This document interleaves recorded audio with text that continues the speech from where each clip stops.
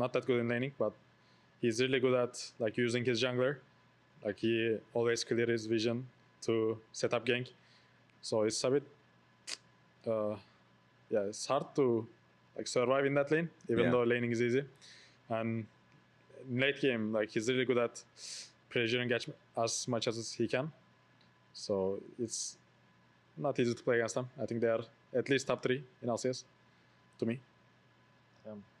Your view? Yeah, for me, like I want Sentinels on DSG, so like I won't say they're like that strong, but like I feel like they're the one who can win anyone, who can lose into anyone. Yeah. So like it's fun to watch them because like they have like 4 previous my teammates there. Yeah. It's always fun to watch them, but yeah, I don't think they're like that strong, but like they can beat anyone. Yeah. I feel like people say that about you guys too on FlyQuest. About like you guys could lose to anybody and beat anybody. Yeah, it's kind of going like that. Like we are struggling against every team, but we are like, I think we are like losing 1-2 everyone. Like we don't get 2-0, I think, the split. Yeah.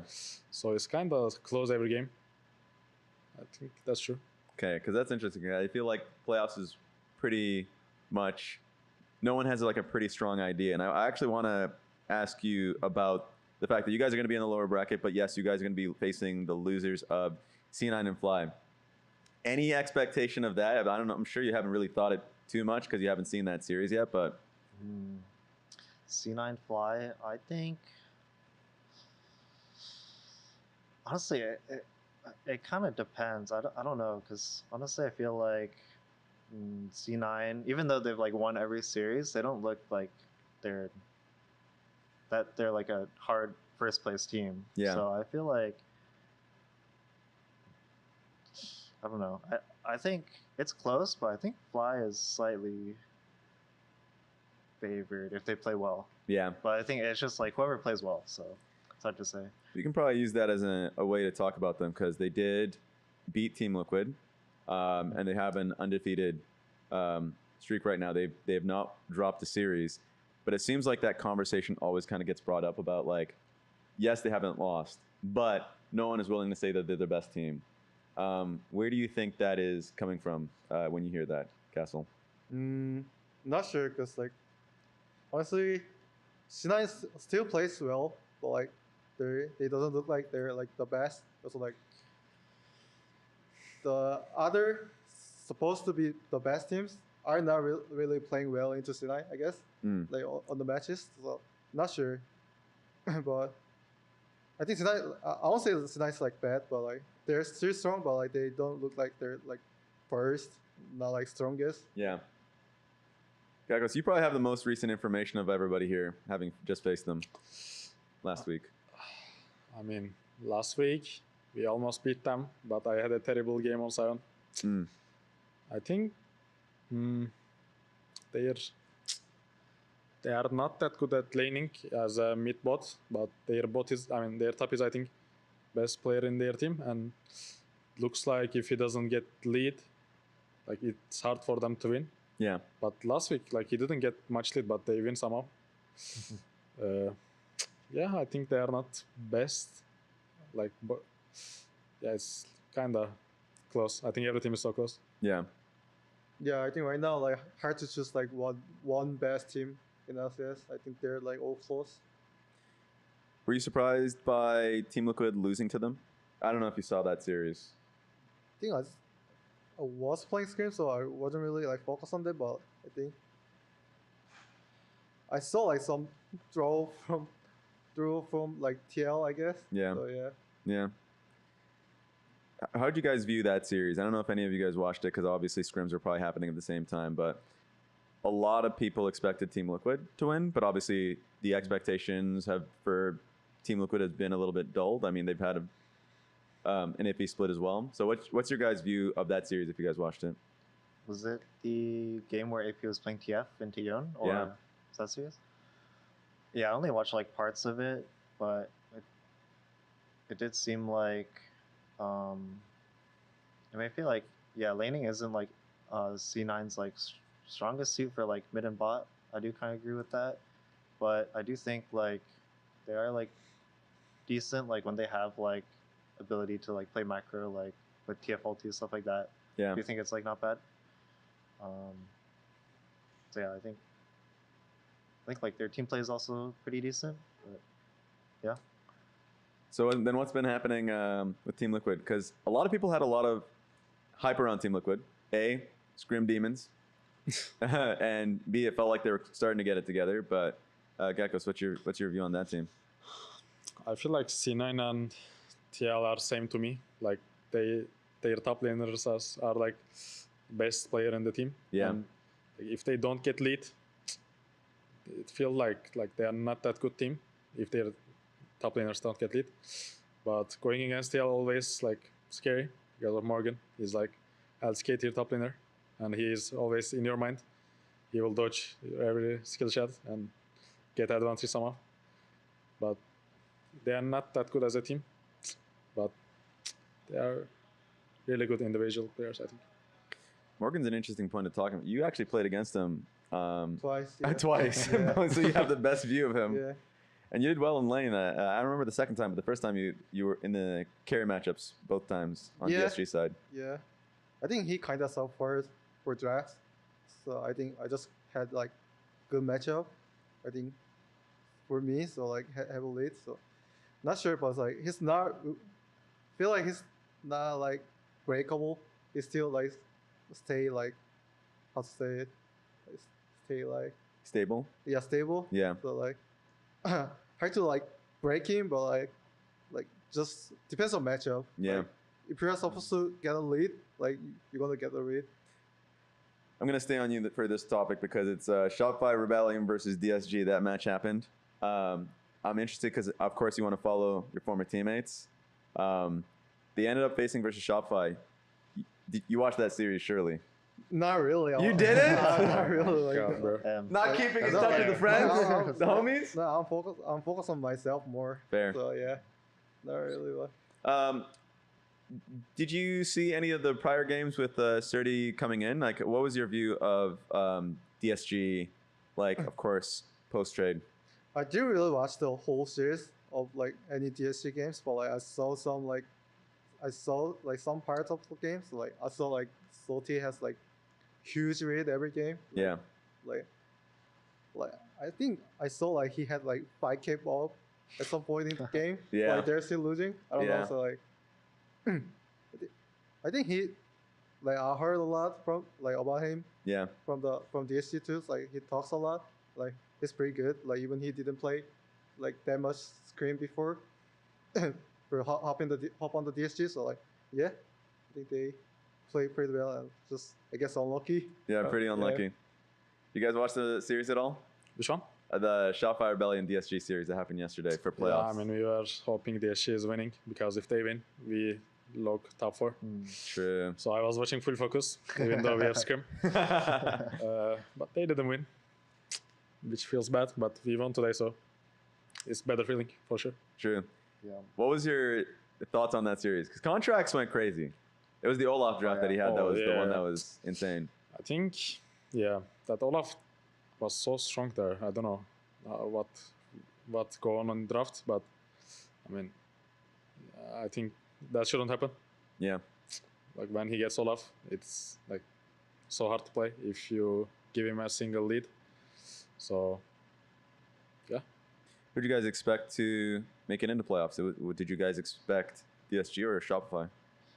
Honestly, I thought DSG was gonna make it in, but yeah, it did seem like Shopify played some League of Legends. Yeah. for once. So, I don't Is that the performance that you see in scrims at all, or is DSG or Shopify the better scrim team usually?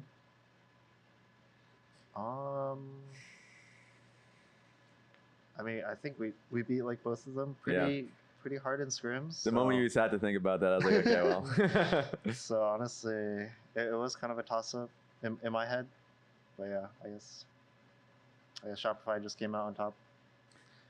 Let's get into the end of split voting because people are already been talking about all pros and MVP stuff.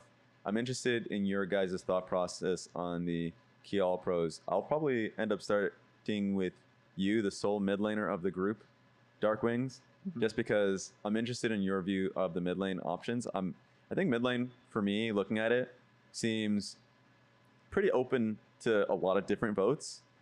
So I'm not sure if you agree with that, or if there's like a set 3 mid laners in your mind that you put above the rest. So like, just like Yeah, your top ranking, 3. Yeah. top 3, excluding myself, right? Yeah, if you want to add yourself, brother.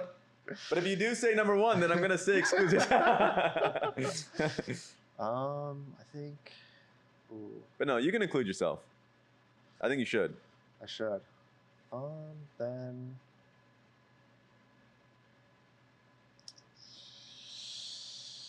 I think overall, I'd say. Remember, Cat Ghost and Castle are watching you. Advocates for their own mid laners. You better say Quad. I mean, Quad. I saw the Oriana game. He should have killed the Silas top lane for free. Oh my god, true! Let's not talk about that. I do think, I mean, Quad and Saint, I do think are like 1 and 2 in my opinion. Yeah. I think. Wait, did you say Quad and Saint or Quad and? He said Quad and Saint, yeah. Quad and Saint, 1 and 2. Yeah, there it is. Okay, he approves. I think. Yeah, not just because they were right next to you guys, by the way. I think No. Quid 3 and then me 4. Okay. Whoa. If I had to. What's the thought process on the Quid 3, or just like your list in general? I think if I'm counting like lane phase, macro, and like team fighting, that's just what I'm thinking about. Because I think everyone has their own strengths. Like I think Saint on like melees is like the scariest, and Quad playing just like I guess mages, like stuff like that. Like he's like on the same level in my opinion. But I think like if you have to like count for like everything combined, then that's my rating. All right. Now I'm interested in the flaming version of you, because you did not put APA in that list. I think, I mean, I don't think AP's laning is bad, but it's just like sometimes it feels a bit AFK. Like in like winning matchups, he's not winning as much as he should be. And yeah, I think, I mean, that's just why I docked him some points. But I think outside of that, like he would be pretty solid. It's just like, I guess maybe I am focusing on laning a bit more than the other aspects, so that's why I put him a bit lower. All right, you guys are my judges. How did you feel about that list? Not sure, honestly. I don't really care about the lanes.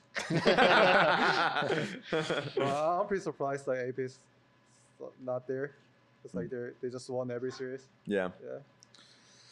I mean, I don't know how mid lane, but when they go side and I match them, Dark Wings Rise is scariest one.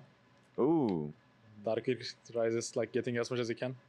Same for APA. Like he plays so aggressive, but sometimes he's getting caught, I think, because he plays so aggressive on side. Other than that, I think I didn't play against as much as against Saint.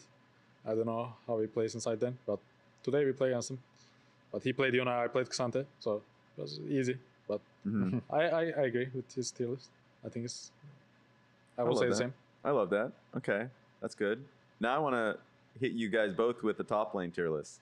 Especially if we have both like top laners here. I think it's very interesting.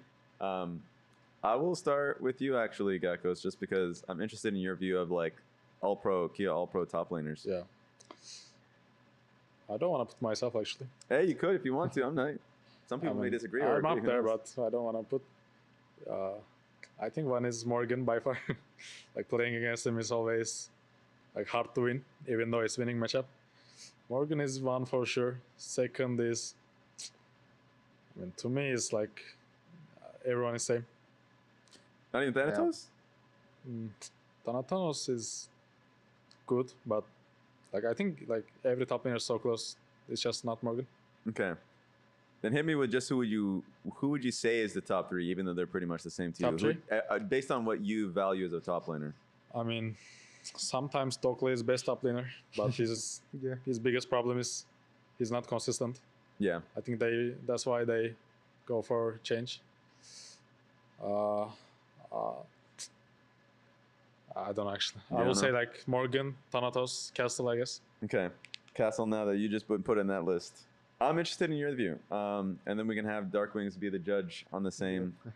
After you guys judged him, what's your top 3 top laners? I think if we include like every practice, then like I can say Morgan, but I think on stage Thanatos plays better. Mhm. So I think I go Thanatos first and Morgan second for sure. I was pretty confident I can be on third, like before I joined Lyon.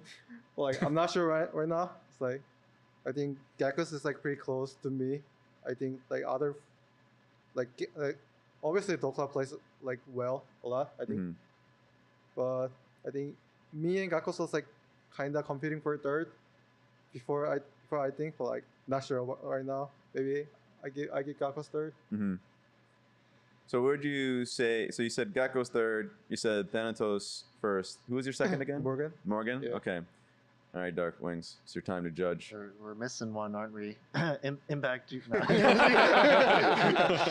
just kidding. I mean, I feel like, I mean, I can see like just based on the laning. Yeah, I think I'd agree with your Me? assessment. Yeah. You don't want me to dare. Yes, yeah. You agree with Castle that Castle's not on the list. Interesting. But like, I mean, well, it's only like right now. I feel like Yeah. Castle has like, I mean, obviously I played with him, so it's like I think Castle's good, but just like right now, I think new teams like, especially like when I played on like newer teams, it's just like you kind of have to understand like, I guess their play style. Like you Yeah. kind of have to mesh with them. So I feel like once you mesh with the team or like figure out like what is expected of you or like what you want your teammates to do and they understand, then it becomes a lot easier to play the game. You see, so I'm not third right now for him, Yeah. I guess. Yeah. It's kind of messed Yeah. up. Not yet. I thought you guys were Not yet, friends. I guess. Not yet. I thought you guys were friends. I believe in Castle. Darkwings, tell me a little bit about of Impact and your view of Impact, because I only asked because in Split 1 he got like most fearless player, aka he played the most different variety champions. He did the same thing going to Split 2. He played a lot of different type of champions, but in the last couple of weeks he's been playing in straight up tanks. What's something that you feel that people overlook when it comes to Impact? I do feel like he brings a lot to like the mid game and like late game of the games. Yeah. So I feel like he has a good understanding of like when he should drop waves and like look to fight or like make like creative like plays. But I also think mainly just his fundamentals like in team fighting is really good, especially on tanks. I'm not sure about like. I mean, I think his carries are good too. Just like his tanks are like he has that. It feels like he has that experience. Like he knows exactly like how like each fight should look. Yeah. I think in the Hui game I played today, I like in the Baron sequence I was like zoning off like this choke, and then I moved over a bit. I was like, oh shit, like I should not move over here, and instantly he was like, Impact was like. I was like, you have to keep that zone. Like, what are you doing here? I was like, oh shit, I already knew that. But yeah, it was like, he has a good idea of like how the fight should go too. Yeah. So, Gagos, it seemed like you were thinking about. What were your thoughts on Impact as a player? Impact? Yeah. I mean, outside of the lane, he's scary one to play against. Because I told you, like, he plays really smart insights. But I was thinking about, like, laning when you asked me in tier list. Yeah. Laning, he's not the best. But yeah, it's always fun to play against him because he has good strengths. And even though, of course, you guys aren't necessarily lanes for other lanes, I'm still interested in your opinion. So you can even be fast if you don't have like an actual idea or reasoning for it. But I'm gonna go through you guys. Just what's your guys' jungle tier list? I'll go with you, Castle, to start. I think Jose first. Mhm. Jose, Inspire. Not sure what third. Flavor, I guess. Yeah. Yeah. Yeah. Gakos. Griffin first, of course. Of course, yeah. Of course. It's my Plus guy. 1,000 chemistry. Hopefully he will pet up sometimes because of this. Yeah, of course. Second, I think Hambak and Inspired. Like, it's always scary to play against Hambak. I think he's really good, actually. Hambak Inspired. And then like I think other junglers are almost same. Yeah. The Hambak first, of course. Oh, of course, yeah. By a large margin. And then, yeah, probably just, inspired. And Jose. Okay. This is the most painful Jose that you just did. You were looking through every jungle to be able to say Jose. Yeah. Is there a reason? No, I was just thinking like. Oh, if any other I was ones? just thinking of the other junglers. Okay, let's go through 80 carries now. What's your thoughts through 80 carries? Let's think about it. I think Berserker first for sure. Yeah. Honestly, not sure about others. I think Berserker first.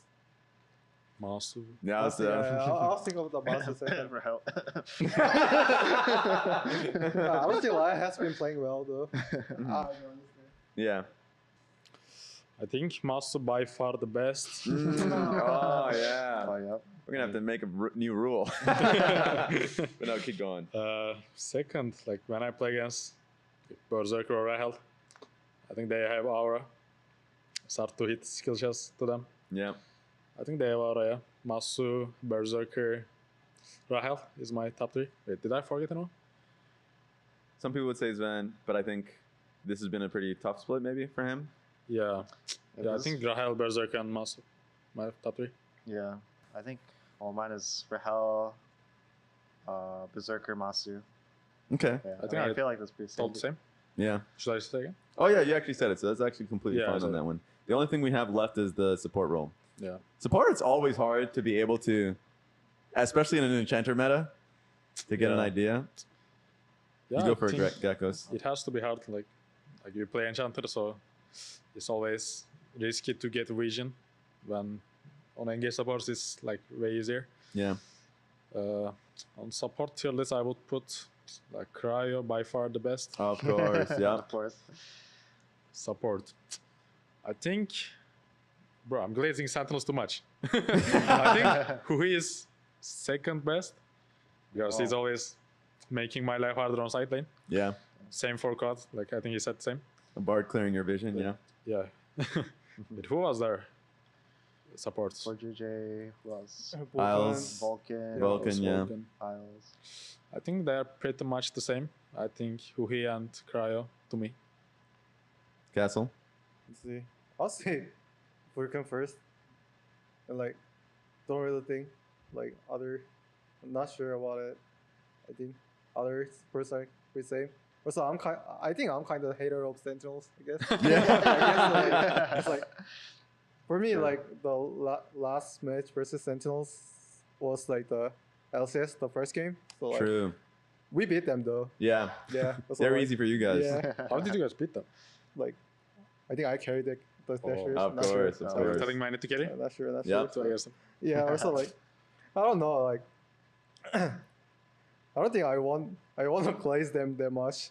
Like, I don't want to glaze them that much. Like, they're like pretty close to me. So not sure. But I guess I'm Sentinels hater. I guess. Okay. Yeah, of course, yeah. Dark ones. Support. I mean, obviously Huhi #1, but if I exclude Huhi, I actually remember getting like completely. I mean, when I'm playing versus Vulcan, sometimes I just like I hate my life.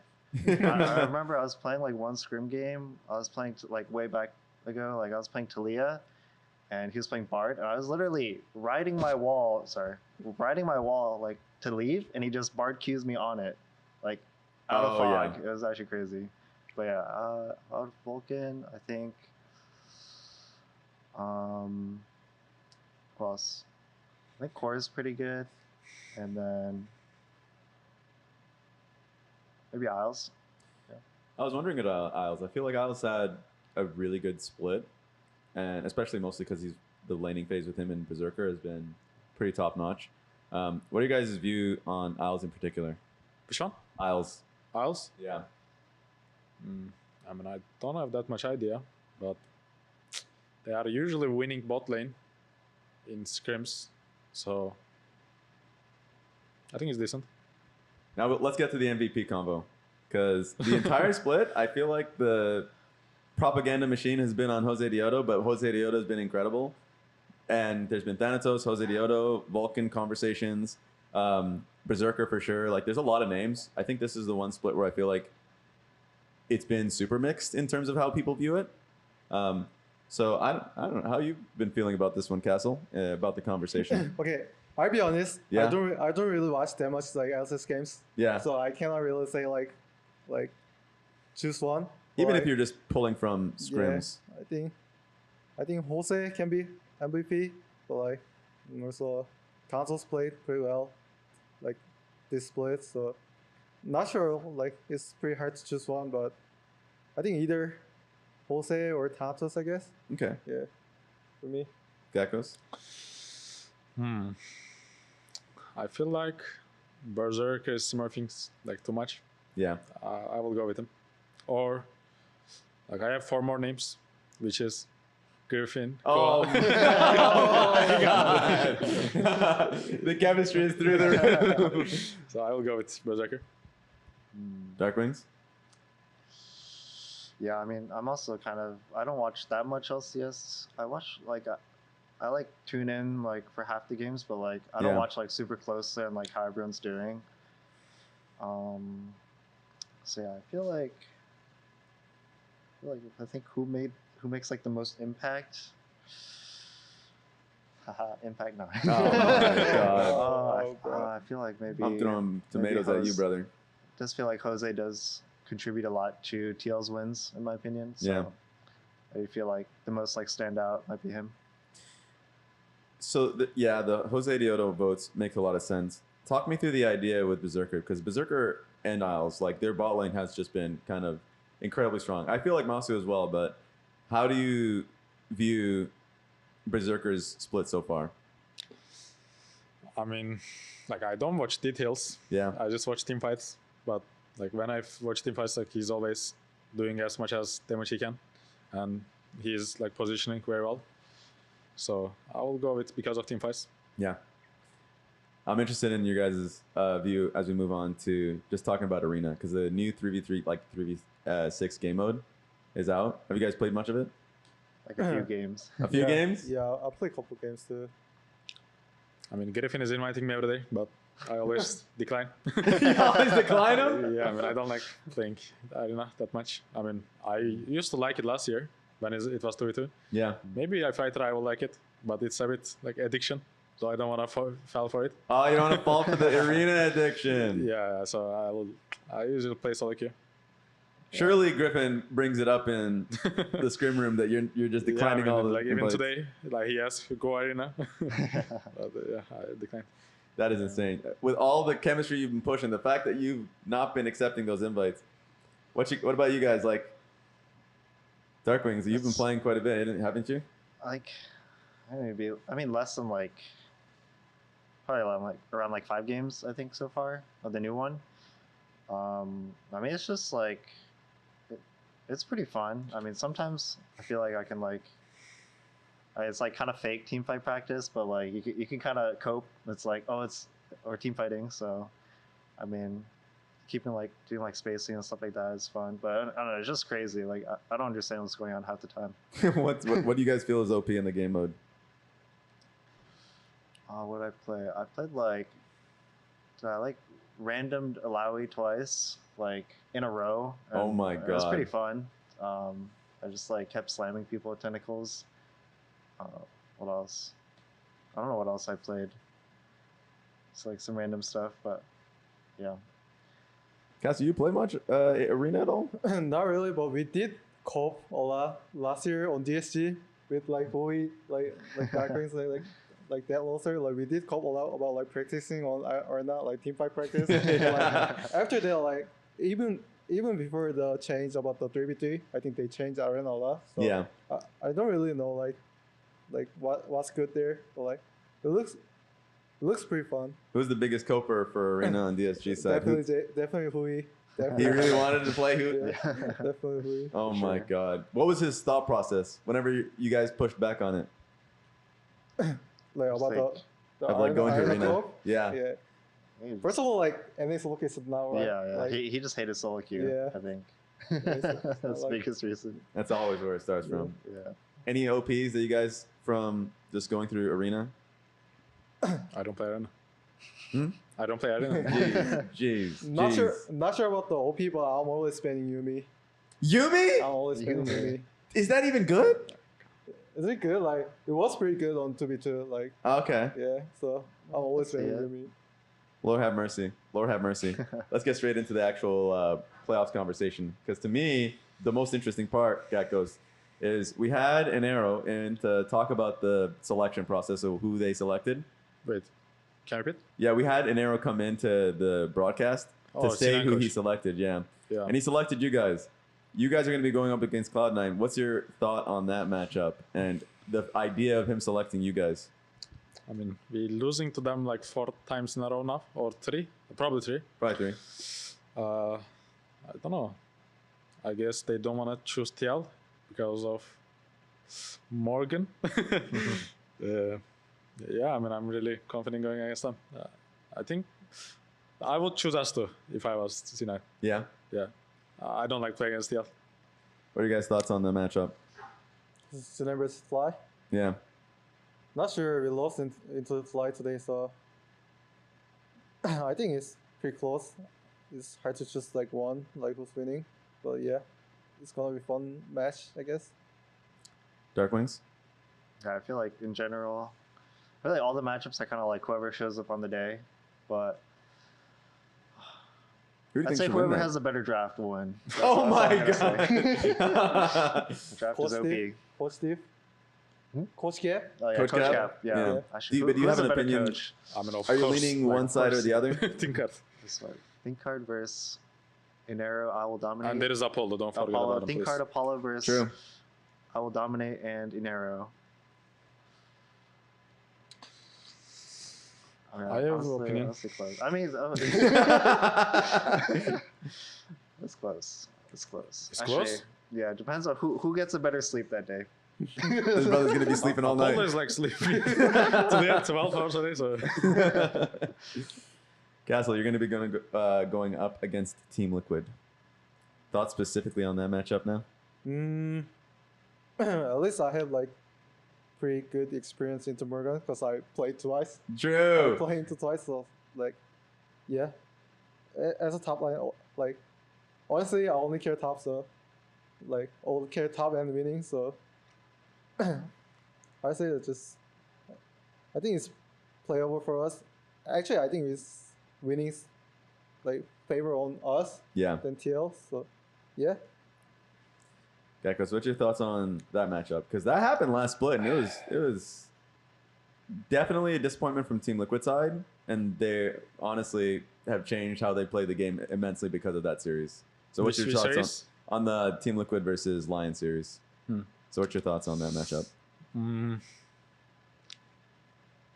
mean, so close, but I will go with Lyon. Yeah. I think TL top laner, I mean, Lyon top laners are really decent to play against Morgan. And if Morgan doesn't get lead, I think they are not good as a team. So I will go with Lyon. Darkwings, I need your thoughts now on this one. I feel like The- for a mid lane perspective, I feel like Saint is way more like crazier than Quid is, I think. Yeah. And it really depends like if you get like the crazy good version of Saint or like the crazy like fucked up Saint. True. But I think I do think Lion will win. Okay. But it's gonna be a close I series. mean, for it sure. depends on, like, I guess, like how Dokla plays. I think like when he played against Morgan, he's always doing good. I'm actually surprised. But I don't know who are they gonna put in. True. I don't even know, yeah. Yeah. When do you... It's always interesting. I know we talked about this really early on, but the idea of like knowing and having some idea and preparation like going into a matchup, like what do you feel like the dynamic is now? Do you feel like it's a lot clearer of when you're going in versus when Dokla is going in? Or are you going to figure that out probably going into the next week? Not sure. I think just right now coaches are trying us to between us two. So not sure about it, but yeah. Also, as a pro gamer, you should always be ready to play like in any moments. So yeah. That's true. I mean, you said you've been in this position before on KT, right? Yeah, I think that experience actually helps me a lot right now. I'm just being ready to play like anytime. Cause like first week, they didn't even tell me I'm gonna put in the next game before the first game starts. So Yeah. but like I was still ready to play like anytime. So like, yeah, I think that experience actually helps me right now. I guess we'll find out on Sunday. Like that's exciting for me. Everybody catch that one next week, Saturday, Sunday. Playoffs begin. That's exciting. Thanks a lot, guys, for joining me on this episode. Thank you very much. I much appreciated. Thanks for watching, everybody. Pros on YouTube and listening on Spotify, Apple Music, or wherever you get your podcast from. See you next week for more pros and final week of. Actually, it's the final week of the regular season today. So that's sick. Appreciate you guys. See you in playoffs. Bye-bye. Bye.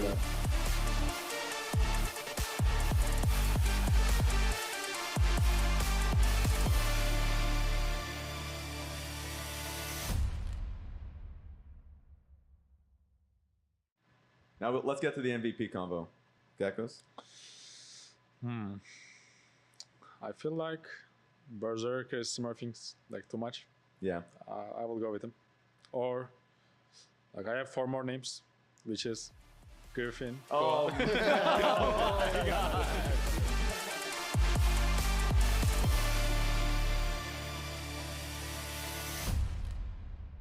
Welcome everyone to this week's episode of Pros. I got FlyQuest, Sentinel Darkwings, and I've got, of course, Castle here with Lyon. Now, I must say, before we get into it, the regular season is complete, which means LCS playoffs and the road to Arizona is on the horizon. If you will like to join us, it's going to be fun. Single day tickets is available right now for spring finals in ASU's Mullet Arena on June 13 and 14. Check out the link in the description for the purchase. It's going to be fun. And you may see any of these players, of course, on those days. Let's start with the final series of the day because that was really fun. It was FlyQuest versus Lyon. And I'm going to start with you, Geckos, just because I think there's been a lot of buzz from a lot of the players and coaches with you guys. I don't know what you guys are doing to people in scrims, but at least last week, when you guys went up against C9, you guys looked amazing. Obviously pretty heartbreaking that you guys didn't get the win. This week, you do come out with this like a strong performance and you take the win. What was your perspective, I think, throughout, especially game 3, when you guys lock in the Nasus? I mean, when we lock in Nasus, I always know it's gonna be free win because like we have almost like 90% win rate with the champ. Like in officials, I think we have 0 losses. Yeah. So like whenever we look it, I know we are gonna win. I just need to, like we just need to help him and try not to win lanes because he cannot help us. Yeah. And like let's play his game, and he's really good at like managing us to help him. So I was really confident after looking at Nasus. What was your feeling coming into the series? My feeling? Yeah. I mean, it's always fun to play against Lyon. They have inspired our old teammate. True. It's always fun to play against them, and I'm always confident going against them. The feeling of going into Inspired, is there any like added knowledge, of course, having been like the 6th man, the teammate with him for a while, that you feel like you have an edge? I feel like I have what? Like an edge, or like you have an extra bit of information having been like working with him? Not really. I think Masu has the most like he knows most about Inspired. Yeah. But I don't have that much yet because I didn't play with him like mostly. So Castle, what was the feeling for you in that series? Because you actually got to start that series. You started that series from the beginning. Yeah. What was your thought going into the series and having played it? Honestly, like, it wasn't really matter for me who I'm playing with, like, against, like, cause like I'm still adjusting in the team, so I wasn't really caring like who I'm playing. Just I'm trying to like just fit in the team. Yeah. As soon as possible, like. So like, yeah. Let's talk about that a little bit then, because when you first came out with the announcement that it was going to be a big risk, no one really knew what it was going to look like. If it was going to be like a 6-man roster or what the idea was going to be, and it came out to be a 6-man roster. How has it felt for you now having some practice with the team, like acclimating? I think like the first week of Scrim, I think I played like completely terrible. Like I was like pretty like ready to take, even though I'm like not playing on that week. But like yeah, I had the chance to play. But, like I don't know, it was pretty like there was like pretty new environment for me. Like they want me to do something differently when I usually do like on the other teams. So like yeah, I think I just needed sometimes. I think I still need sometimes to like adjust to them. But yeah. That's interesting because the identity that you had in IMT and in DSG a lot of the time was, at least my perspective, was you're the strongest on the team. You're playing heavy league carries, like, so I felt as though that was a strength that you'd probably be continuing on going into this team, trying to play towards you. But it seems like that's going to be the opposite. What you're saying that adjustment has been difficult. What adjustments do you feel like you've had to make?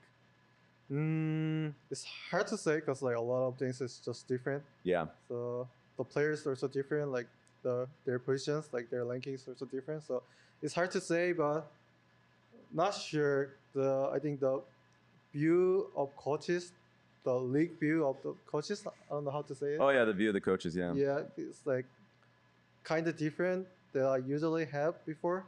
So I think try to adjust it, and like I'm running a lot from it. So yeah, I think I'm on the like learning like process now, like not like adjusting. But I don't know. Yeah. It sounds like it's been hard. Galko, so earlier before we even started this, you said that you were in the same position, right? Like last year. And I know that feeling. Last year, FlyQuest was like had 100% win it, and they were stomping everyone. And they subbed me in one game, and we got stomped. But I'm pretty sure I did well. Like, I was going even I was like a little bit ahead, but we lost that game. But that feeling is so bad. Yeah. Wait, didn't you play versus us on DSG? I played against SR and I lost them. Oh, that's Yeah, but you also, I think at the beginning, the first series, I think played they against blew DSG, but I was like terrible. I just got carried. Yeah. I remember that game honestly. Actually, yeah, both of you guys. The Jax versus Rumble, right? Yeah, I was. You were playing Jax and you were like killing me on cooldown. Yeah, I remember. It was not happy. I was not happy. Well, we lost that game. Yeah, how did I lose Rumble versus Jax? I don't know. Like, I honestly don't know. I just like. I don't know. I remember that game. Like I was like solo killing it 2 times, I guess. Yeah. Yeah, something like that. I don't know. And then I remember a little bit of jungle pressure. At least I remember a little bit. Yeah, I mean everyone was playing to kill me for sure. Yeah. Because like they know how can we lose, and they were trying to kill me pharma. Makes sense. How do they come to the decision of who will start when? Because like for you, they wanted you to start, I'm sure, to have some practice back then. Yeah. How did you know that you would be picked for that specific game, and how do you get ready for that kind of decision? I mean, they were telling me before the match day. Yeah. And I was kind of getting ready. Like they were like putting me in because people was not playing Rumble or Ambessa as much as I do, so they were subbing me in. But otherwise, I think they were really good with Bipa. Yeah. Mostly because of like practice for me. I want to dive into this a little more because because this is probably the most interesting thing for me because you came in as a 6-man. That was announced in Split 2. Yeah. And I'm sure the process of knowing you were going to be coming here, probably going through the whole visa process, and also not really knowing if you were going to get much time to play or even like have a chance to play on main stage. That must have been like a frustrating or tough feeling. Yeah. I mean, at first I didn't know what was going to happen, but I was also really excited to come and play here, like to spend time with them. Yeah. They are like so good team. But the process was not that easy because I had school at the same time. Oh, really? Yeah. But everything went well and I'm here now.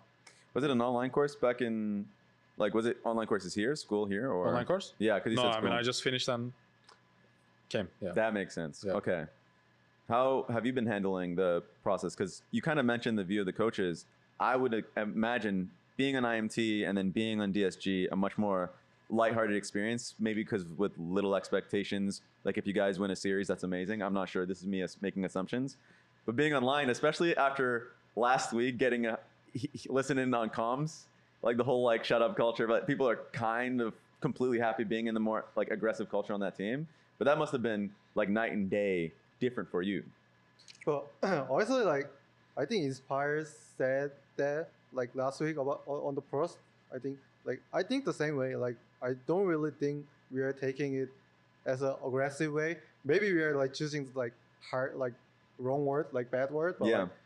like, no one's like taking it as a like aggressive way because like as soon as you are ready to say something right to Inspire or like whoever like say that, Yeah. like then like they're ready to like take it like it's right. So it's been easier for you to kind of still fit into that environment, right? It hasn't been a problem with Yeah, that. I didn't really like know that at the first time, so like I was like, oh wow. So, like, now like I know them like they're like not taking like as an aggressive way. So like, yeah. Yeah. Darkings, you've been here since the first series, watching the games. Yep. Were you able to watch the FlyQuest Lion series? Yeah, I watched all 3 games. What was your takeaway? I thought, like, I mean, this kind of a banger series, but I think the biggest part was kind of like the team fighting for both teams. I think like game 2 was kind of like the closest, where they're just like kind of back and forth team fights. Just like there's like some crazy outplays in my opinion, like Hessel flashing over the JSQ for the engage. Oh, right. That's the first game. That's the first game. Oh, that's first game. Yeah, that's the first game, yeah. Oh, right, first game. That was crazy actually. And then yeah, Gakko's like the Cassante like There's a lot of games. Cassante moment. Yeah, I mean just like Yeah. over the Yeah, series. Was it the like- bot lane play where he like Yeah, flash W'd in as a Cassante carry? That was crazy. Yeah, every time I play Yone into Cassante, I'm like, bruh, like sometimes like when you get the ulti angle onto the Yone as Cassante, it's like, bro, how did he do that? Yeah, that's why I picked Santa actually. Like we were talking about picking Yorick into what was the champ? Anivia. Oh, anyway, yeah. I think Yorick is like better matchup, but if I go Yorick, they have Sejan Lyon. It's so hard to go side. Yeah. So I just said like, give me Santa, but like coaches were not ready for that. They're like, are you sure? Is this matchup okay? I was like, okay, and I think it's way better pick than Yorick. Yeah. It's counters Yone so much. I know. But I The game's also thought going. that the drafts were kind of like, I did feel kind of bad for Castle because I felt like the drafts when he was playing didn't seem that favorable for Lyon. Like it was kind of more high execution on them. I think like the third game, the Nasus, like they had a really hard winning bot lane. I don't know if that was because like, I mean, to me the champions like by themselves 2v2 should be winning. And they were able to stack dragons easily with that advantage, but Nasus kind of got to like free scale in my opinion. Yeah. And yeah, There's a time actually you solo kill the Annie top, Yeah. and then the Nasus comes in. And I'm like, okay, that's fair. Actually, that's true. And from FlyQuest perspective, I think you guys have been growing very quickly. It's been crazy because I remember early on in the split, people would talk about the early scuttle fights. Now, obviously, you have no say in, but you have to tab look in bot lane. You have to F key and see your team losing that. No one asked your opinion on that. How is it tabbing in or like F keying and seeing your team just run the early scuttles? I mean, I try to not focus on that. Yeah. Because if I do, it's gonna be bad for me. So I just don't even press tab sometimes. Yeah. But like every day we are getting better. We are not dying for scuttles. And I mean, I got a lot of confidence too. I remember like last split, I was like, we had a match against DSG, and I was like, how can I play against Castle? This guy is so good. I was so scared, but now I got like way better at laning, and now I'm very confident, and we got confident in like as a team. That's nice. Okay, Darkwings, now that you got to listen in on the at least the discussion about the last series, interested in yours because that one was the cleanest series I've seen from you guys. It was versus Dignitas, yes. Yeah. But walk me through that game and what you're probably the most proudest of in that series. I think the first game when I was playing Anivia against like Rise, we kind of knew that like Exu is kind of like he kind of needs to like look for these like not crazy plays, but like he kind of like reaches a lot for these plays. So when he like ganked me on mid lane, and they like burned both flashes to just get my egg like under tower, I thought like that was pretty like big for the game because we also killed the Ryze after. Yeah. And I just was able to keep my tempo up, and Ryze couldn't like impact the side lanes at all. So I felt like the game was like kind of over after that, honestly. Or it's like we had like a pretty good lead, and we would just be able to like close out cleanly. Second game, I think was a bit closer. I mean, I was like doing pretty well in lane against the Annie. Fox even complimented me after, so nice. Props to him. But also, I had like a few bad like positioning errors, but we were still able to close out pretty easily. Was there a lot of fear about not being able to make playoffs the last couple of weeks because you guys looked really good after lock-in, and a lot of people are thinking of you guys as like a really top team, and of course it's been a rough start of the split. Yeah, I mean, I guess because we qualified to EWC, like honestly, like my thoughts about like playoffs were not as high during the EWC stuff. Also, yeah, when we came back, we were like struggling a lot to find like a team identity or like what we wanted to do for like draft stuff like that. So I think we did suffer a lot in the early weeks. But yeah, now I feel like we have a more like a better understanding of how we want to play early game, mid game, and like late game. So I feel like we've improved a lot since then. True, you guys are definitely playing, I feel like, a lot more like fundamental League of Legends, like straight up Impact. A lot of comments about him playing like Sion, Cassante, Orange, that stuff, and you guys playing pretty effectively around like objectives. Has that been a focus that you guys have had? Of just like being able to play better fundamental leagues? I guess, yeah, for the game, like in game, I mean, we just talk a lot about like how we want to do our macro and just like small adjustments we can make. When we review, we just look at like team fighting macro. That's pretty much it. So, yeah. I'm interested in hearing your guys' opinion of Sentinels because I think a lot of people are confused, but like a lot of people give respect to Sentinels being one of the top teams. But obviously, it's just been kind of hard being able to rate a lot of teams. Geckos, what's your view of when you watch Sentinels games? I mean, we lost Sentinels 3 times in a row. So if you ask me, I'm going to tell they are best team in LCS. Yeah. I mean, maybe even in the world, I don't know. They have some crazy drafts, which makes draft really easy for them. Like their champ pool is like so wide everywhere. And playing against them, like laning is like obviously easy. Like Impact is not that good in laning, but he's really good at like using his jungler. Like he always clear his vision to set up gank. So it's a bit, it's hard to like survive in that lane, even though laning is easy. And in late game, like he's really good at pressuring as much as he can. So it's not easy to play against them. I think they are at least top 3 in LCS, to me. Your view?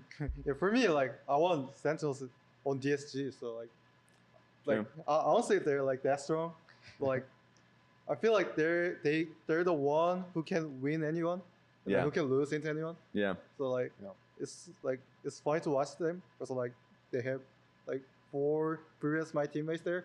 Yeah. It's always fun to watch them, but yeah, I don't think they're like that strong, but like they can beat anyone. Yeah. I feel like people say that about you guys too on FlyQuest. About like you guys could lose to anybody and beat anybody.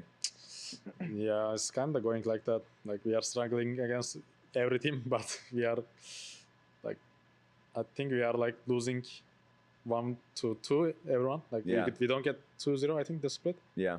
So it's kind of close every game. I think that's true.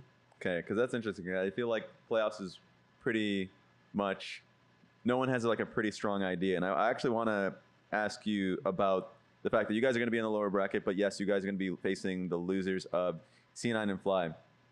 Any expectation of that? I don't know. I'm sure you haven't really thought it too much because you haven't seen that series yet, but C9 Fly, I think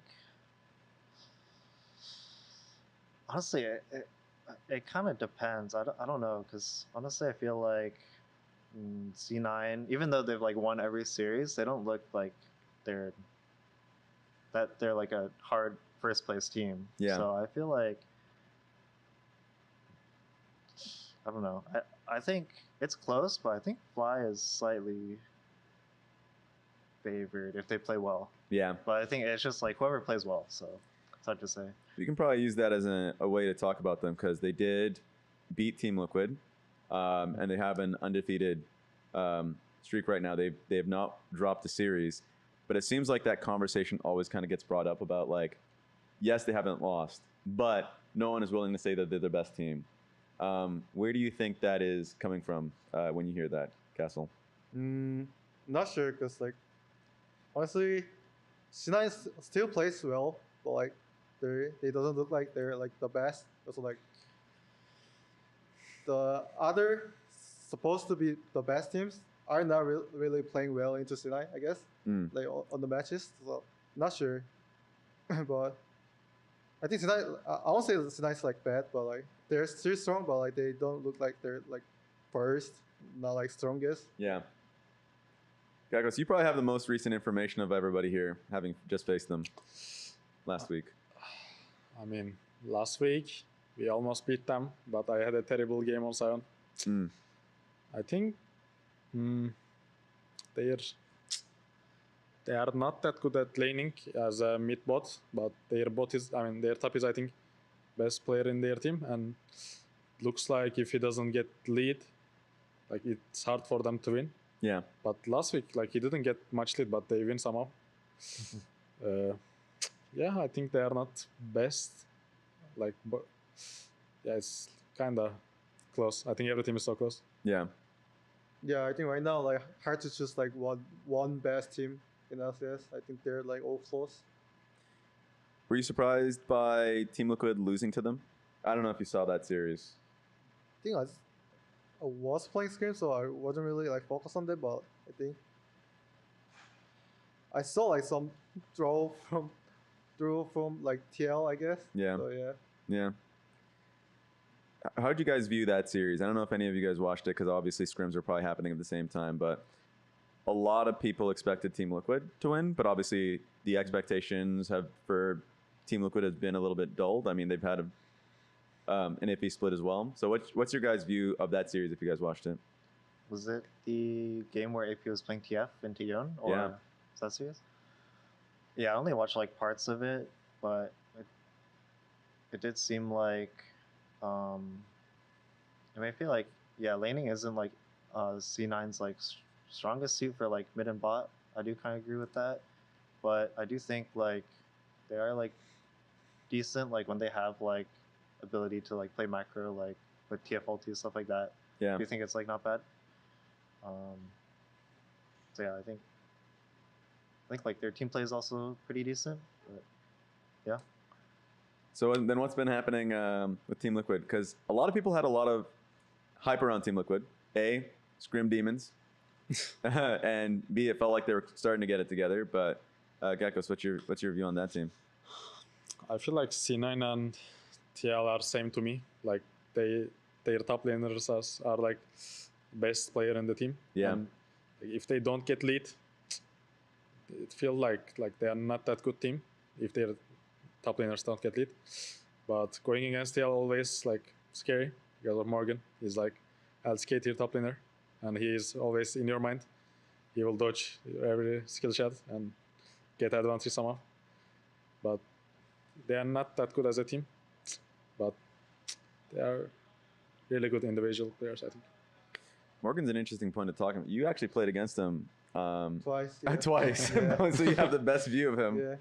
And you did well in lane. I remember the second time, but the first time you were in the carry matchups both times on PSG side. Yeah. I think he kind of suffered for drafts. So I think I just had like good matchup. I think for me, so like have a lead. So not sure, but like he's not. Feel like he's not like breakable. He still like stay like how to say it. Stay like Stable. yeah, stable. Yeah. So like hard to like break him, but like just depends on matchup. Yeah. Like, if you're supposed to get a lead, like you're gonna get the lead. I'm gonna stay on you for this topic because it's Shopify Rebellion versus DSG. That match happened. I'm interested because, of course, you want to follow your former teammates. They ended up facing versus Shopify. You watched that series, surely. Not really. You didn't? Not really. Like, God, bro.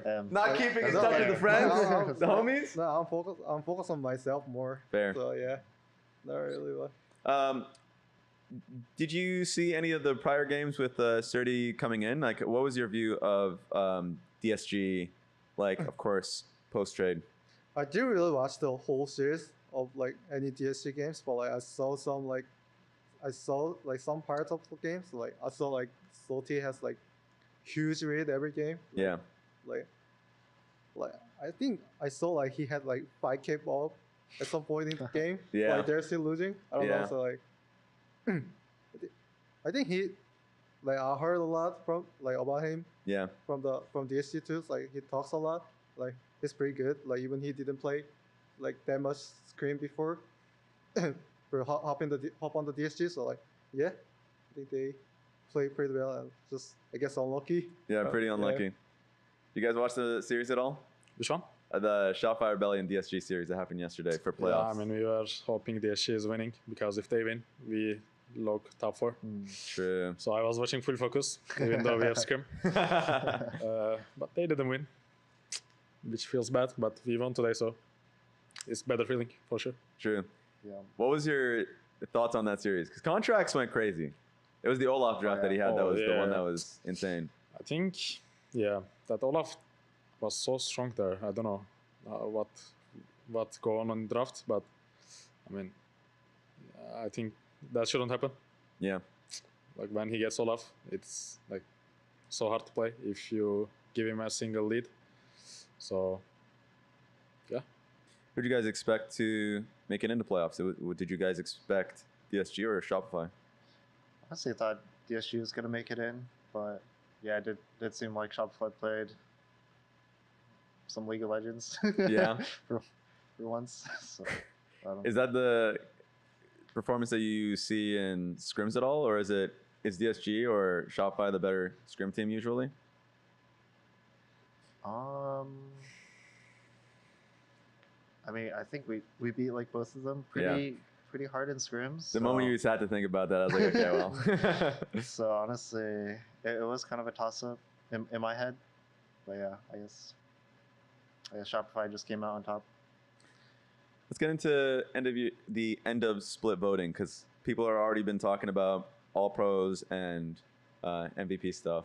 I'm interested in your guys' thought process on the key all pros. I'll probably end up starting with you, the sole mid laner of the group, Dark Wings, just because I'm interested in your view of the mid lane options. I think mid lane, for me, looking at it, seems pretty open to a lot of different votes.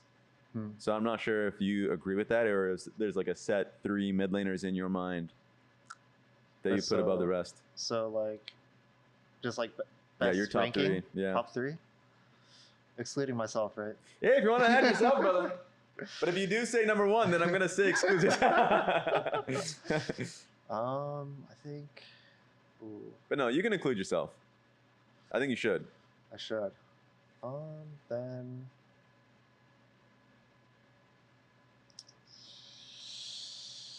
I think overall, I'd say... Remember, Cat Ghost and Castle are watching you. Advocates for their own mid laners. You better say quad. I mean, quad.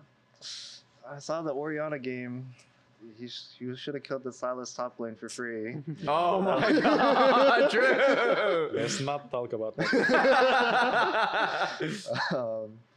I do think, I mean, Quad and Saint, I do think are like 1 and 2 in my opinion. Yeah. I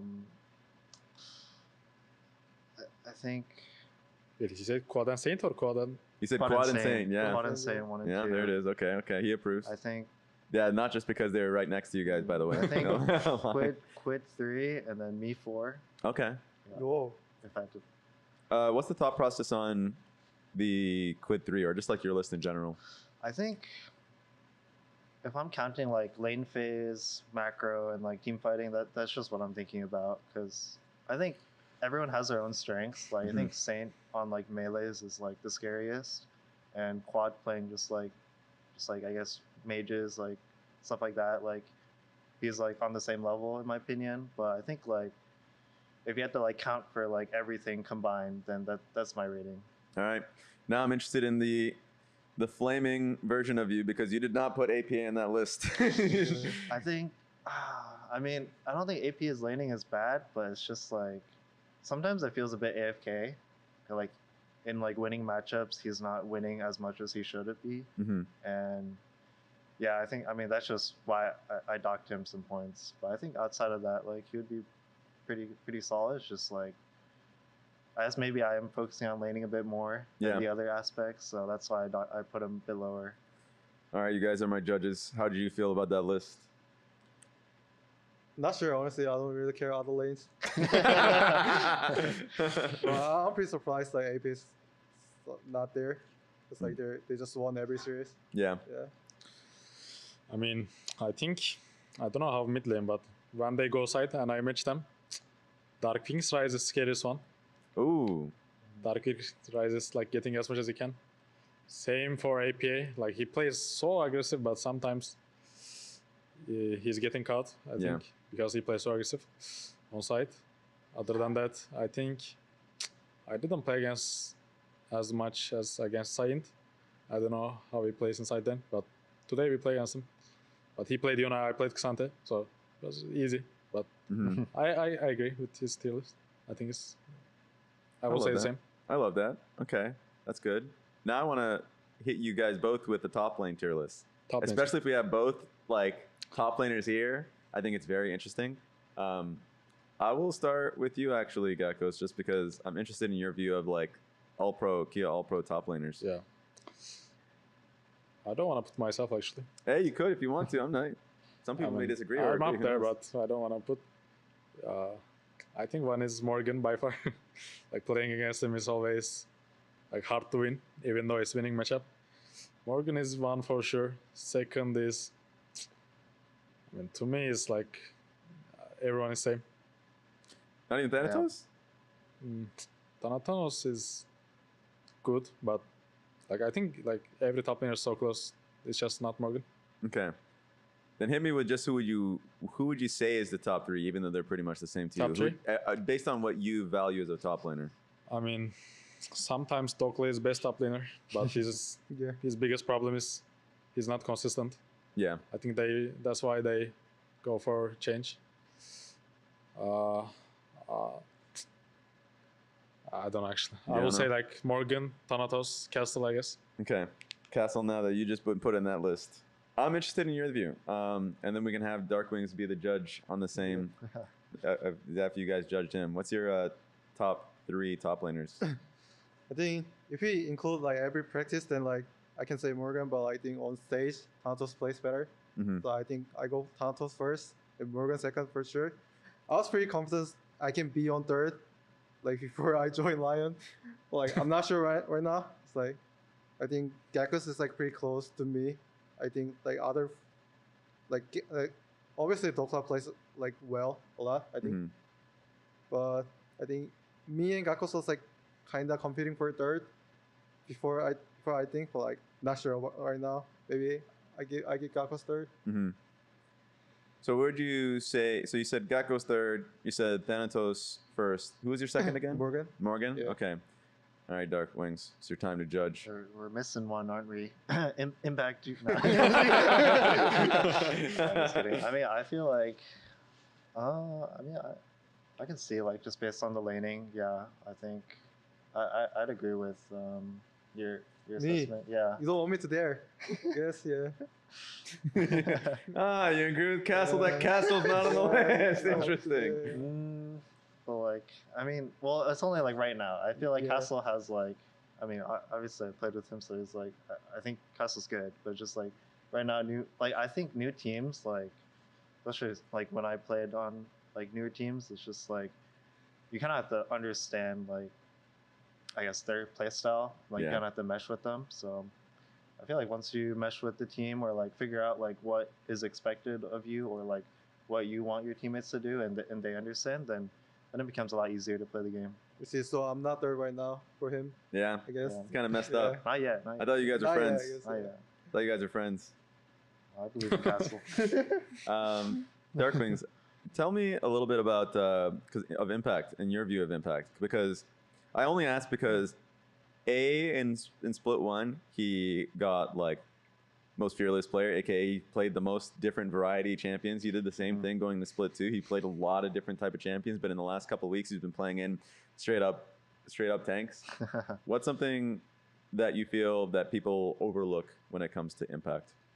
I do feel like he brings a lot to like the mid game and like late game of the games. Yeah. So I feel like he has a good understanding of like when he should drop waves and like look to fight or like make like creative like plays. But I also think mainly just his fundamentals like in team fighting is really good, especially on tanks.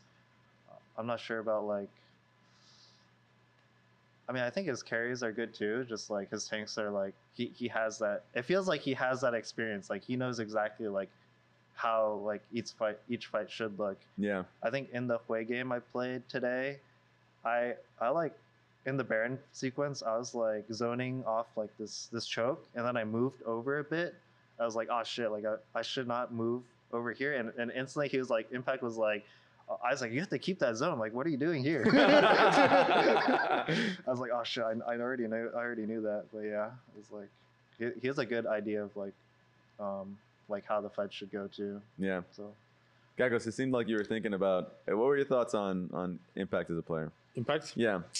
I mean, outside of the lane, he's scariest one to play against. Because I told you, like, he plays really smart insights. But I was thinking about like laning when you asked me in tier list. Yeah. Laning, he's not the best. But yeah, it's always fun to play against him because he has good strengths. And even though, of course, you guys aren't necessarily lanes for other lanes, I'm still interested in your opinion. So you can even be fast if you don't have like an actual idea or reasoning for it. But I'm going to go through you guys. Just what's your guys' jungle tier list? I'll go with you. Castle to start. Think Jose first. Mhm. Jose, Inspire. Not sure what third. Flavor, I guess. Yeah. Yeah. Yeah. Gakos. Griffin first, of course. Of course, yeah. Of course. It's my Plus guy. 1,000 chemistry. Hopefully he will pet up sometimes because of this. Yeah, of course. Second, I think Hambak and Inspired. Like, he's always scared to play against Hambak. I think he's really good, actually. Hambak Inspired. And then, like, I think other junglers are almost same. Yeah. the Hambak first, of course. Oh, of course, yeah. By a large margin. And then, yeah, probably just, yeah, Inspired. And Jose. Okay.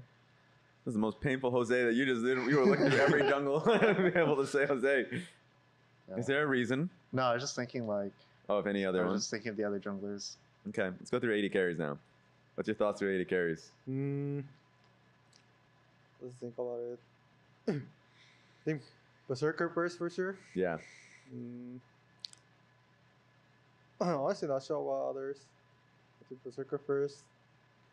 Masu. Yeah, that's I was thinking of the Master second. For help. Honestly, Lyon has been playing well though. Yeah. I think Masu by far the best. Oh, yeah. Oh, yep. We're going to have to make a new rule. But no, keep going. Second, like when I play against Berserker or Rahel, I think they have aura. Start to hit skill shots to them. Yeah. I think they have aura, yeah. Masu, Berserker, Rahel is my top three. Wait, did I forget anyone? Some people would say Sven, but I think this has been a pretty tough split maybe for him. Yeah. Yeah, I think Rahel, Berserker, and Masu, my top three. Yeah, I think mine is Rahel, Berserker, Masu. Okay. Yeah, I feel like that's pretty Told the same. Yeah. Should I say again? Oh, yeah, you actually said it, so that's actually completely Yeah, I fine said on it. that one. The only thing we have left is the support role. Yeah. Support, it's always hard to be able to, especially in an enchanter meta, to get an Yeah. idea. Yeah, You go I for think Geckos. it has to be hard. Like you play Enchanter, so it's always risky to get vision when on engage supports it's like way easier. Yeah. On support tier list, I would put like Cryo by far the best. Of course. Yeah. Of course. Support. I think, bro, I'm glazing Sentinels too much. I think who is second best because he's always making my life harder on side lane. Yeah. Same for COD, like I think he said the same. A bard clearing your vision. Yeah. Yeah. But who was there? Supports. For JJ, who else? Isles. Vulcan. Vulcan, yeah. Isles. I think they're pretty much the same. I think Huhi and Cryo to me. Castle. Let's see. I'll say Vulcan first. And like, don't really think like other. I'm not sure about it. I think other first are pretty same. Also, I think I'm kind of a hater of Sentinels. I guess. Yeah. I guess like, it's like for me, Sure. like the last match versus Sentinels was like the LCS, the first game. So like, True. we beat them though. Yeah. Yeah. So, They're like, easy for you guys. Yeah. How did you guys beat them? Like, I think I carried the Dashers. of not sure. course, of So you're course. telling mine to carry? Not sure. Not Yep. sure. So I guess Yeah. Also, like, I don't know. Like, I don't think I want to glaze them that much. Like, I don't want to glaze them that much. Like, they're like pretty close to me. So not sure. But I guess I'm Sentinels hater. I guess. Okay. Okay. Yeah. Of course. Yeah. Dark Wings. Support. I mean, obviously Huhi number one, but if I exclude Huhi, I actually remember getting like completely. Just I mean, when I'm playing versus Vulcan, sometimes I hate my life. I remember I was playing like one scrim game. I was playing like way back ago. Like I was playing TLAW, and he was playing Bard, and I was literally riding my wall like to leave, and he just Bard cues me on it, like out of fog. Yeah. It was actually crazy. But yeah, out of Vulcan, I think. Who else? I think Core is pretty good, and then maybe Isles. I was wondering about Isles. I feel like Isles had a really good split, and especially mostly because the laning phase with him and Berserker has been pretty top notch. What are you guys' view on Isles in particular? which one? Isles. Isles? Yeah. I mean, I don't have that much idea, but they are usually winning bot lane in scrims, so I think it's decent. Now let's get to the MVP convo, because the entire split, I feel like the propaganda machine has been on Jose Diodo, but Jose Diodo has been incredible. And there's been Thanatos, Jose Diodo, Vulcan conversations, Berserker for sure. Like, there's a lot of names. I think this is the one split where I feel like it's been super mixed in terms of how people view it. So I don't know how you've been feeling about this one, Castle, about the conversation. Okay, I'll be honest. Yeah. I don't really watch that much like LCS games. Yeah. So I cannot really say like choose one. Even But if you're just pulling from scrims. Yeah, I think Jose can be MVP, but like also consoles played pretty well, like this split. So not sure. Like it's pretty hard to choose one, but I think either Jose or Thanatos, I guess. Okay. Yeah, for me. Geckos. I feel like Berserker is smurfing like too much. Yeah. I will go with him. Or like I have 4 more names, which is Griffin. Oh, Koa. oh my god. The chemistry is through the roof. So I will go with Berserker. Dark Wings? Yeah, I mean, I'm also kind of I don't watch that much LCS. I watch like I like tune in like for half the games, but like I don't Yeah. watch like super closely and like how everyone's doing. So yeah, I feel like if I think who makes like the most impact. Haha, Impact 9. Oh my god. I feel like maybe I'm throwing tomatoes at you, Jose. brother. Just feel like Jose does contribute a lot to TL's wins, in my opinion. So Yeah. I feel like the most like standout might be him.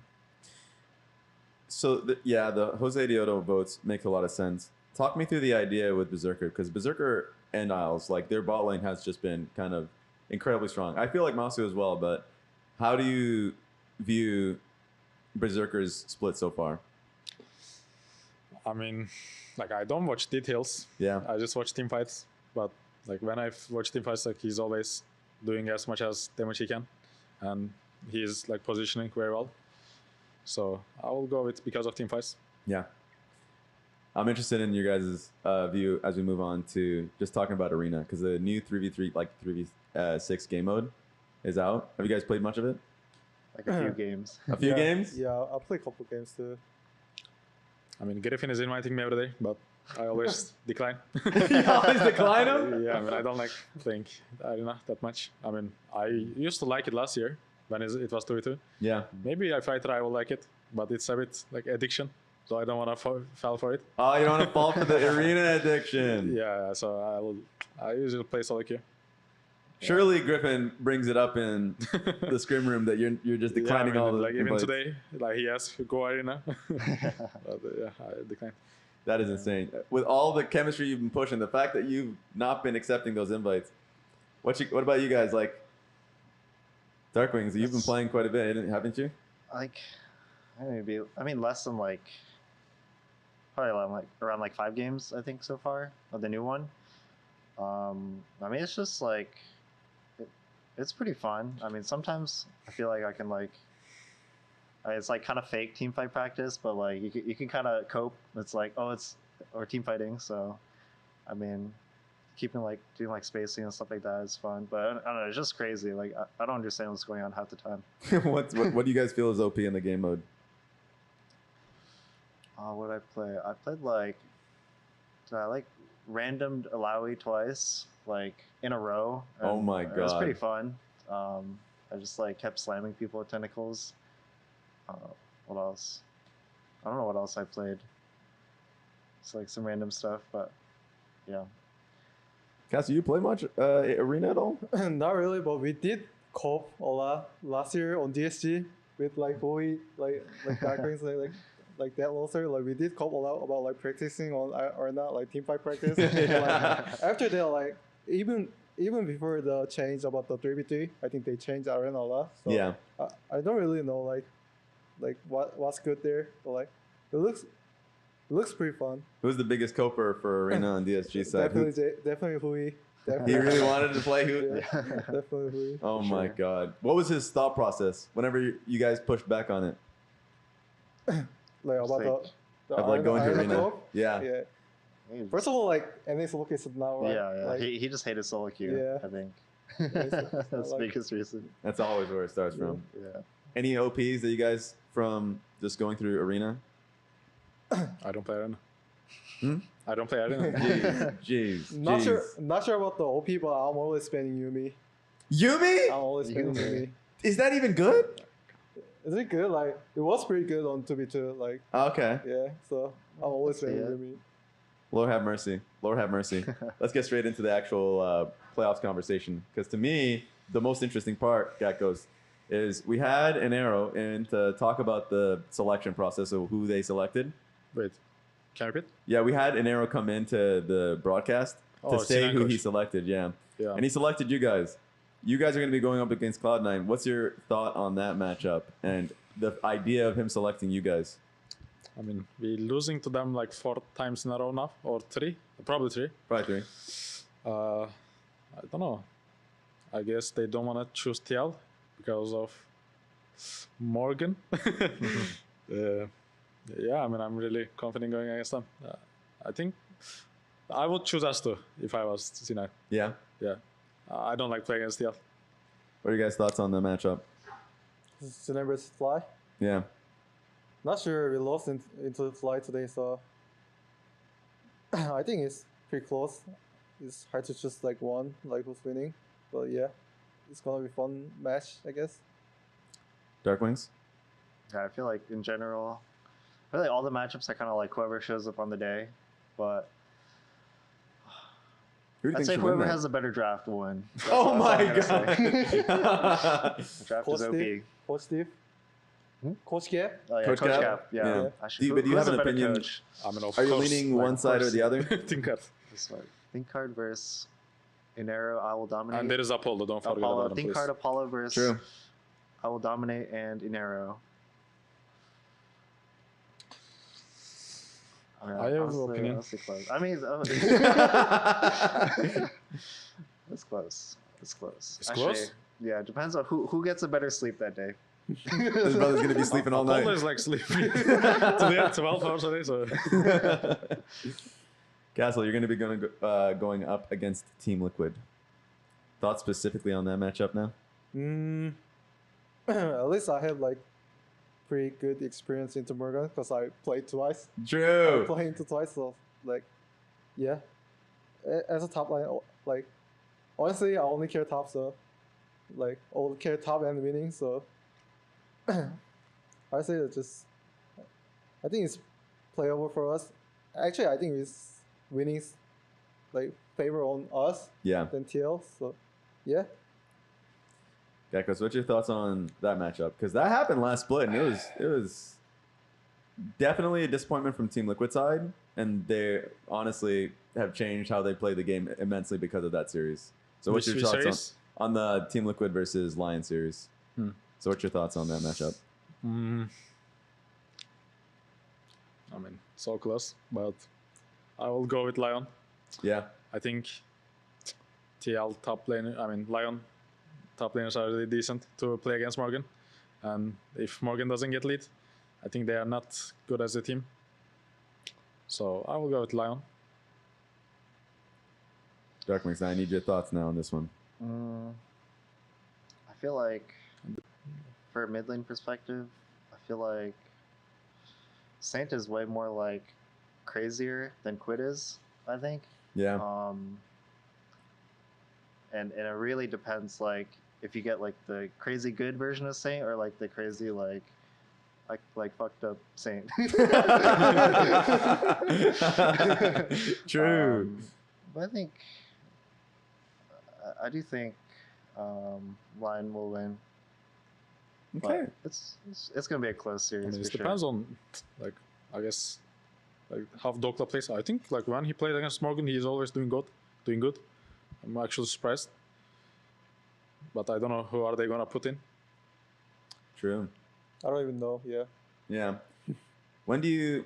It's always interesting. I know we talked about this really early on, but the idea of like knowing and having some idea and preparation like going into a matchup, like what do you feel like the dynamic is now? Do you feel like it's a lot clearer of when you're going in versus when Dokla is going in? Or are you going to figure that out probably going into the next week? Not sure. I think just right now coaches are trying us to between us two. So not sure about it, but yeah. Also, as a pro gamer, you should always be ready to play like in any moments. So yeah. That's true. I mean, you said you've been in this position before on KT, right? Yeah, I think that experience actually helps me a lot right now. I'm just being ready to play like anytime. Cause like first week, they didn't even tell me I'm gonna put in the next game before the first game starts. So Yeah. like, but like I was still ready to play like anytime. So like, yeah, I think that experience actually helps me right now. I guess we'll find out on Sunday. Like that's exciting for me. Everybody catch that one next week, Saturday, Sunday. Playoffs begin. That's exciting. Thanks a lot, guys, for joining me on this episode. Thank you very much. I much appreciated. Thanks for watching, everybody. Pros on YouTube and listening on Spotify, Apple Music, or wherever you get your podcast from. See you next week for more pros and final week of. Actually, it's the final week of the regular season today. So that's sick. Appreciate you guys. See you in playoffs. Bye-bye. Bye.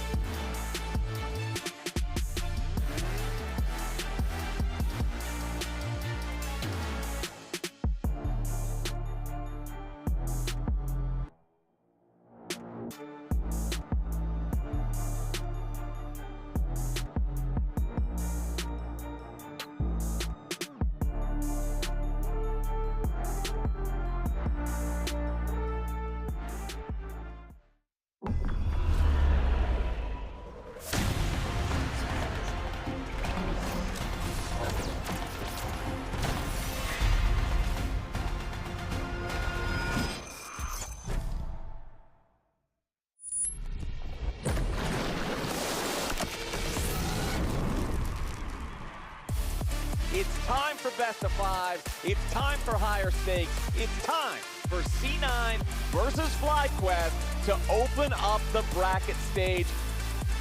I'm coming around, guys. I don't want to get this completely though. Yeah. We're chasing Victor. Zeno flashing river yet? Victor's not flashing river. Guys, looks in.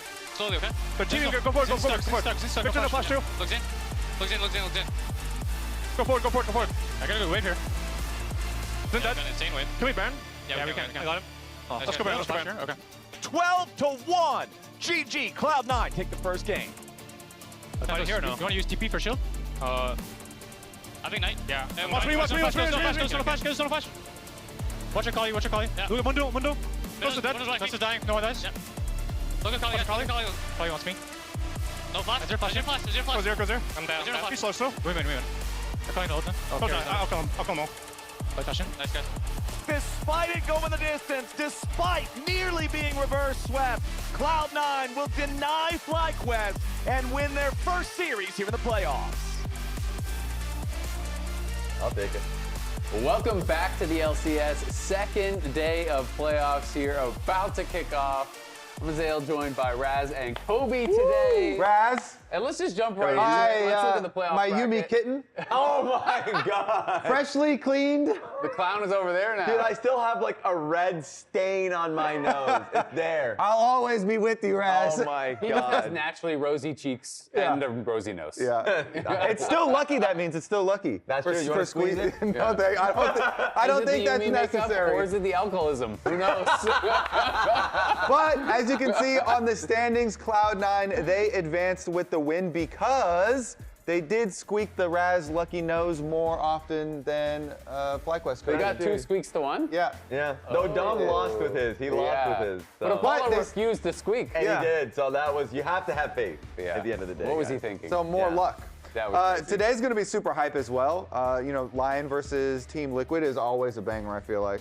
Yeah, this should be really, really good. I feel like all the matchups amongst our top 4, I think, are going to be amazing. Even 5, maybe? Yeah, maybe even 6. Who knows? Whoa! I'll give you 4 for sure, though. And I'm guessing 3 of those top 4 teams are going to be at ASU's Mullet Arena June 13th and 14th. Get your tickets now. What are you doing? You've been slacking on your tickets. If you haven't bought them already, scan the QR code. You're embarrassing yourself. Oh my God. I see you don't have your phone up. Scan that thing What right are you now. doing? God, what are you Your friends doing? are going to make fun of you. Oh no! I'm making fun of you Little right Timmy now. desperately wants to go for his birthday. You're not going to buy him tickets? That's messed up. That's no. crazy. up. There's gonna be surprise mullets there too. Yeah.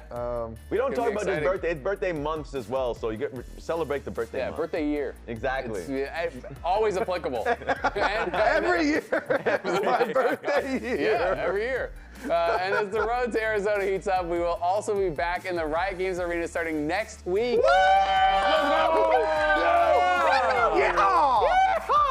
Head to lcs.tixter.com to get your tickets now for those matches next week. That should be a lot of fun.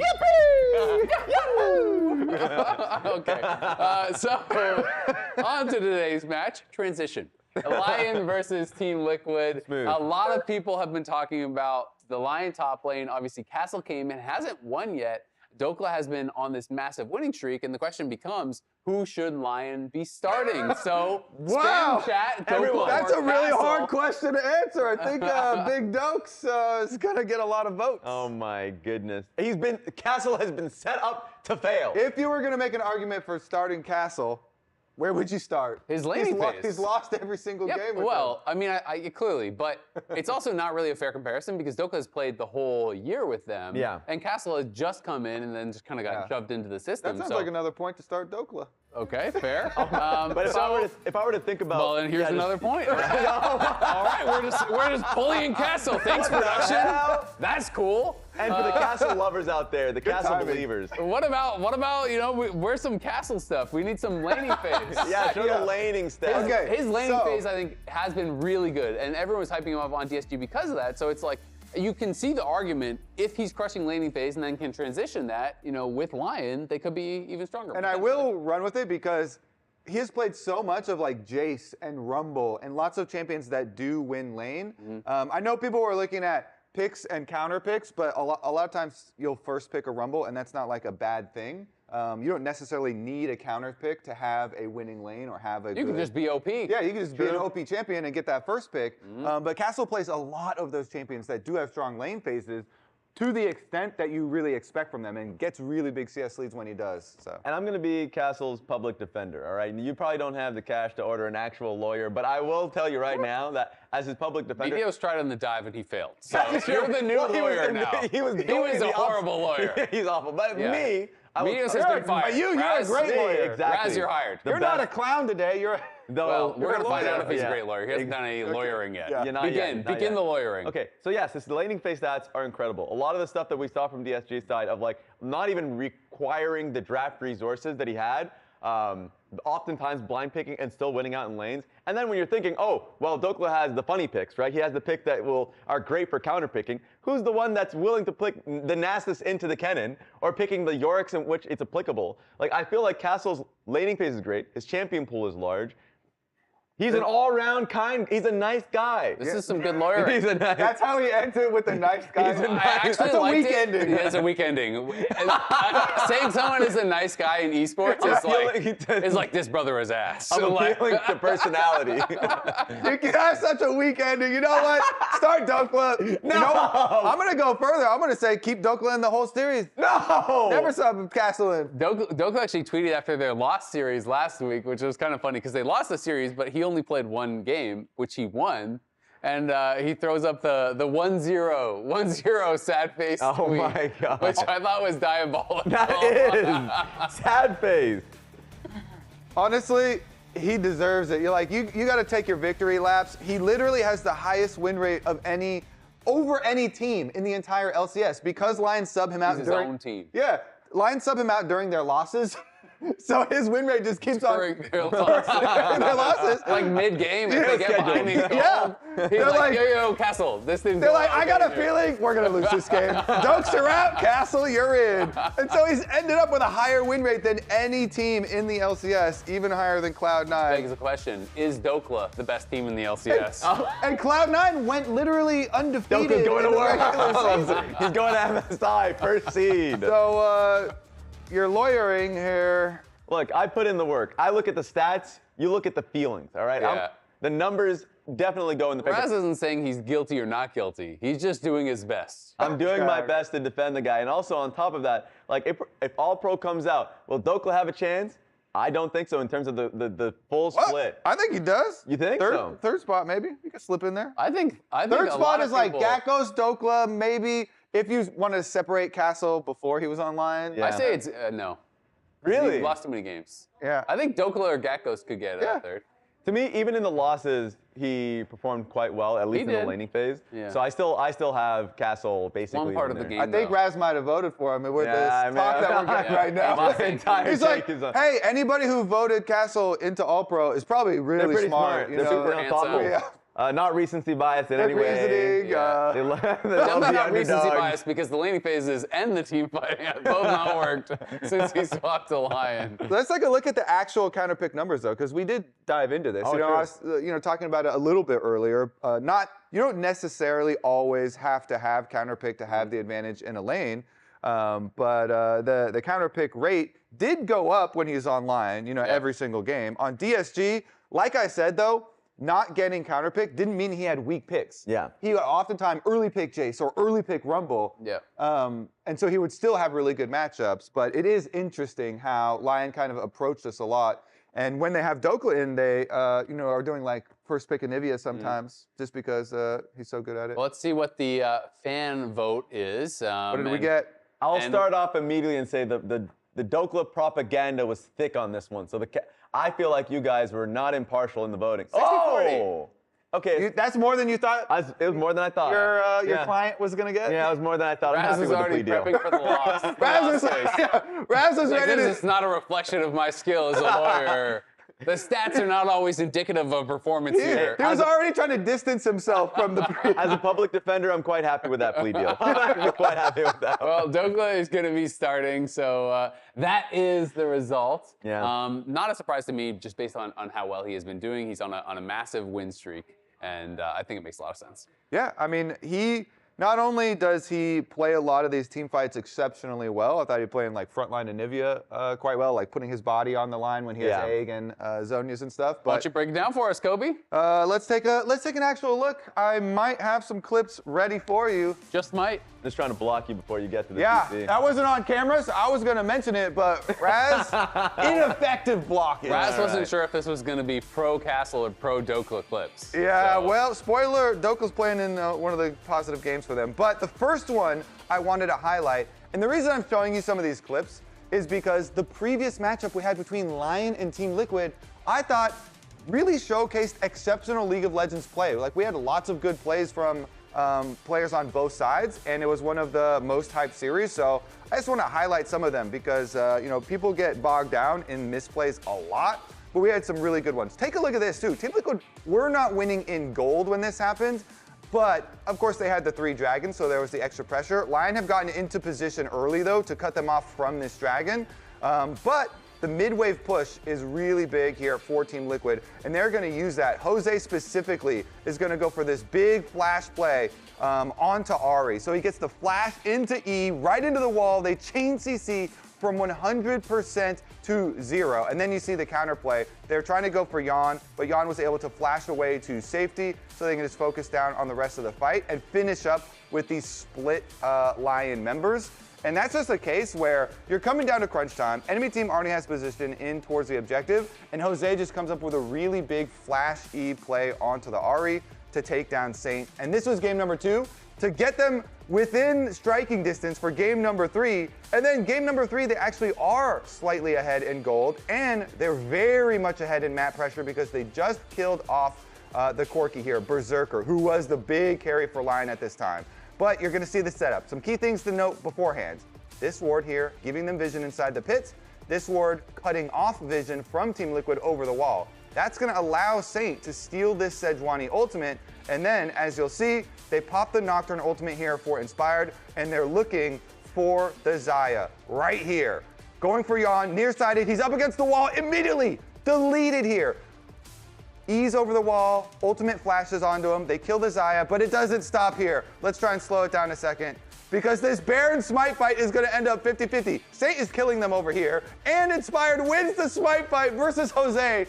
Fair and square right by the Baron, both of them trying to combo damage onto it, and it's this clutch play in the game number 3 that eventually give Lyon the win. But I want to show how it was so close, actually, this series. Yeah.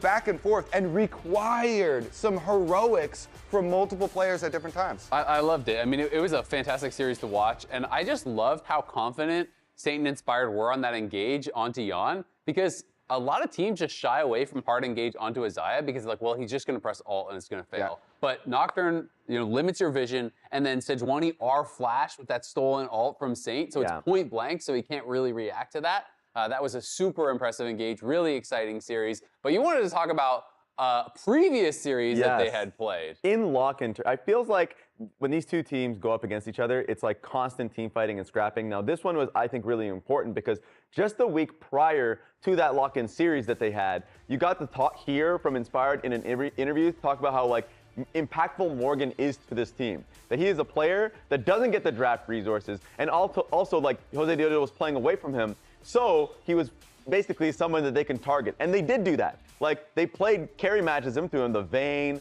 the Varus, like they played range carry matchups, recognizing that he was going to be going towards more obvious picks. Even in this game, where you got the Vayne lock-in, expecting that the lock-in of an earlier champion within the draft was going to mean that the Camille Galio was going to be relevant, but then immediately locking in the Vayne to pick him into it. I thought that was a really like a draft masterclass into Team Liquid. Yeah, no, absolutely. And I think, there has been some criticism of the way that TL drafts, or at least saying that they are predictable. Nero talked about TL drafts, and this is something that I kind of wanted to look into because a few people had been telling me, yeah, TL, it's a weakness of theirs, they're drafting, or at the very least that it is pretty predictable. And he said, we feel that TL are really easy to prep versus, we think they have a lot of draft issues with what they want to do. So he said this, I went back and looked at some drafts, and I looked at basically their drafts against a lot of the playoff teams. So against 5 of the other playoff teams, 4 out of the 5. This is their game 1 draft from the A lot regular of Ash season. Seraphine I'm them. seeing. This is a lot of Ash Seraphine. And I mean, Daejeon and Zin. it's basically, yeah, exactly. It's Ash Seraphine, it's Zin, but it's also, the idea is basically the same bot lane and then just swapping back and forth on these junglers. And then every game except for one, where they did go the earlier Rumble, it's basically a comfort pick for Quid here on 4, and then they use the 5th pick pretty much always to round out the composition. It's less that they're using counter pick for Morgan for lane matchups, and more that they are answering picks or compositional picks. So I don't think that this is necessarily like bad, because Ash Seraphine is very strong, Zen and Pantheon are very strong, but it is clearly a very easy pattern to follow. And it makes a team like Lyon, who is more creative, I think, in draft and was willing to utilize that creativity to punish them in lock-in playoffs, it could give them a pretty big advantage potentially. Especially because Ash Seraphine has been so prevalent, people are concocting more and more counters. You know, early on we had like the Bard Caitlyn laying into it. Then we're getting a lot of the Lucian Melio now, the Ezreal Karma, you know, so there actually are a plentiful amount of things. If you are so stuck in your tier list of, these are our best champions, this is what we're going to play, then you could definitely get countered. Yeah, and even just looking at Morgan's picks throughout the splits, a lot of the times, even if he's getting counter pick, he's picking, as you mentioned, to round out the draft, which doesn't mean that he's getting a good lane. Yeah. Like his lanes a lot of times, I remember the one specifically that he had Castle when versus Castle when Castle was still on DSG. Like he's picking Gragas and Ornn. Like a lot of picks are like, yeah, great for the composition, but now you're losing lane and it's actually becoming a weaker point of your draft for your team. Yeah, I mean, he basically does just, if you look at his champions, it's all the most meta champions, right? You know, he's going to be playing Gnar, Renekton, you know, Rumble, like, and then he has, you know, champions like Ornn and Sion and Gragas and stuff. It's pretty much just the most standard meta. So TL really isn't doing anything surprising. Again, it doesn't mean that the comps that they come out with are bad by any means. Yeah. But it does mean that when you're in a best of 5 in playoffs and teams have a specific plan for you, unless you kind of flip the script, they are going to be very ready for what you're bringing out. And I feel like on top of the draft, Lyon players are very good too. A lot of them are in the discussions for these all-pro spots that we were talking about, like Berserker, probably the best AD carry, Saint performing like the best mid laner. So a lot of things I feel like stacking up in Lyon's favor. I will say, though, that Jose, I think, has been performing incredibly well in the regular season. Yes, you know, they did lose their series against those other top 3 teams, but Jat is going to be standing by with a couple of head coaches who may have some familiarity with each other. Spawn and Rainover. Thanks. We got Spawn, head coach of Team Liquid, Rainover, head coach of Lyon. Also, a working history. Maybe won a couple titles together. Now playing against each other today. I want to start with you, Rainover, since you've been able to have the upper hand the last couple times against Team Liquid. Also going with Dokla today. What are some thoughts about going up against TL today? Oh, I mean, I respect TL. They're a very strong team, so I expect today's game is going to be not easy, but it's going to be exciting. Every time we play each other, the game's pretty exciting. Games goes late game as well, a lot of team fights as well. So I'm expecting a lot of good games today, a lot of fun games today, What was some of the thinking of starting Dokla today over Castle? I mean, I cannot say the most details, all the stuff, but I do think Dokla has pretty good advantage against Morgan in like some champion pool as well. And then recent games against him, he did perform pretty well, so it was pretty easy to decide starting with Dokla. All right, Spawn.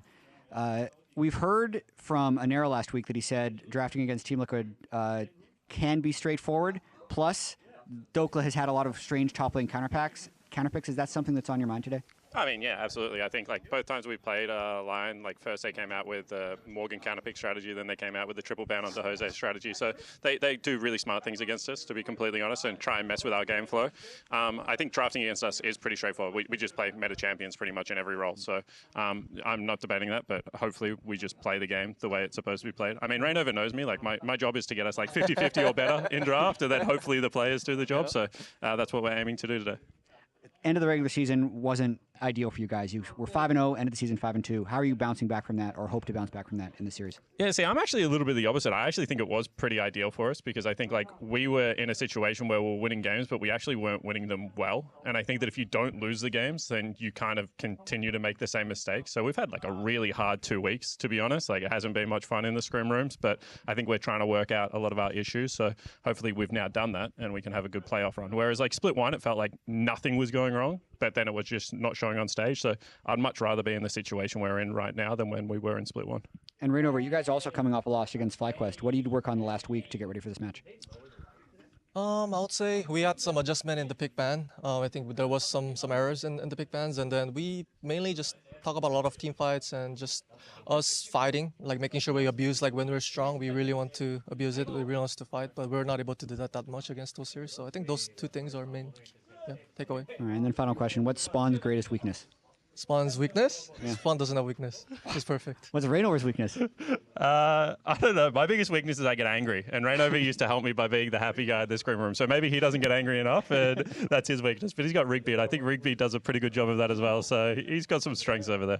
All right, great to hear from both of you. Good luck today. Let's send it back to the lounge. Thanks. My weakness, I'm angry. I love that. He's always angry. Every time we get the coaching thing, He's a water bottle abuser. he does. And a table abuser.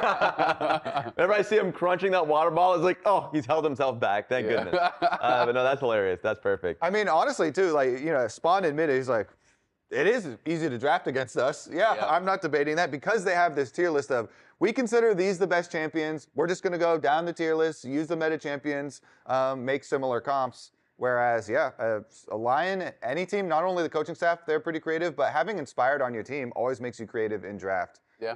And I mean, you can draft the exact same way every single time and win the split easily. Lots of teams have done that in the past where, think about all the double lift teams. It's like everyone knows what you're going to do in playoffs. You're going to draft a tank top, and you're going to draft, double lift to carry bot, and you're going to just scale and team fight, and that's how you're going to win, right? Yeah. So a lot of teams have had success with that, but draft is a force multiplier, right? And if you're a team that is playing at a high level and you get an advantageous draft and you're getting these counter picks, then it gets pretty hard. But we wanted to talk a little bit about some series predictions in a different way. So we're going to give you our 90, 50, 10 predictions. That is 90% chance this is going to happen today, 50% chance it is going to happen today, and then a bit of a long shot, a 10% chance that it is going to happen today. Dude, my predictions suck Kobe, these days. You're going to be kicking us off. Me first? Okay, well, first up is the 90. The most likely to happen.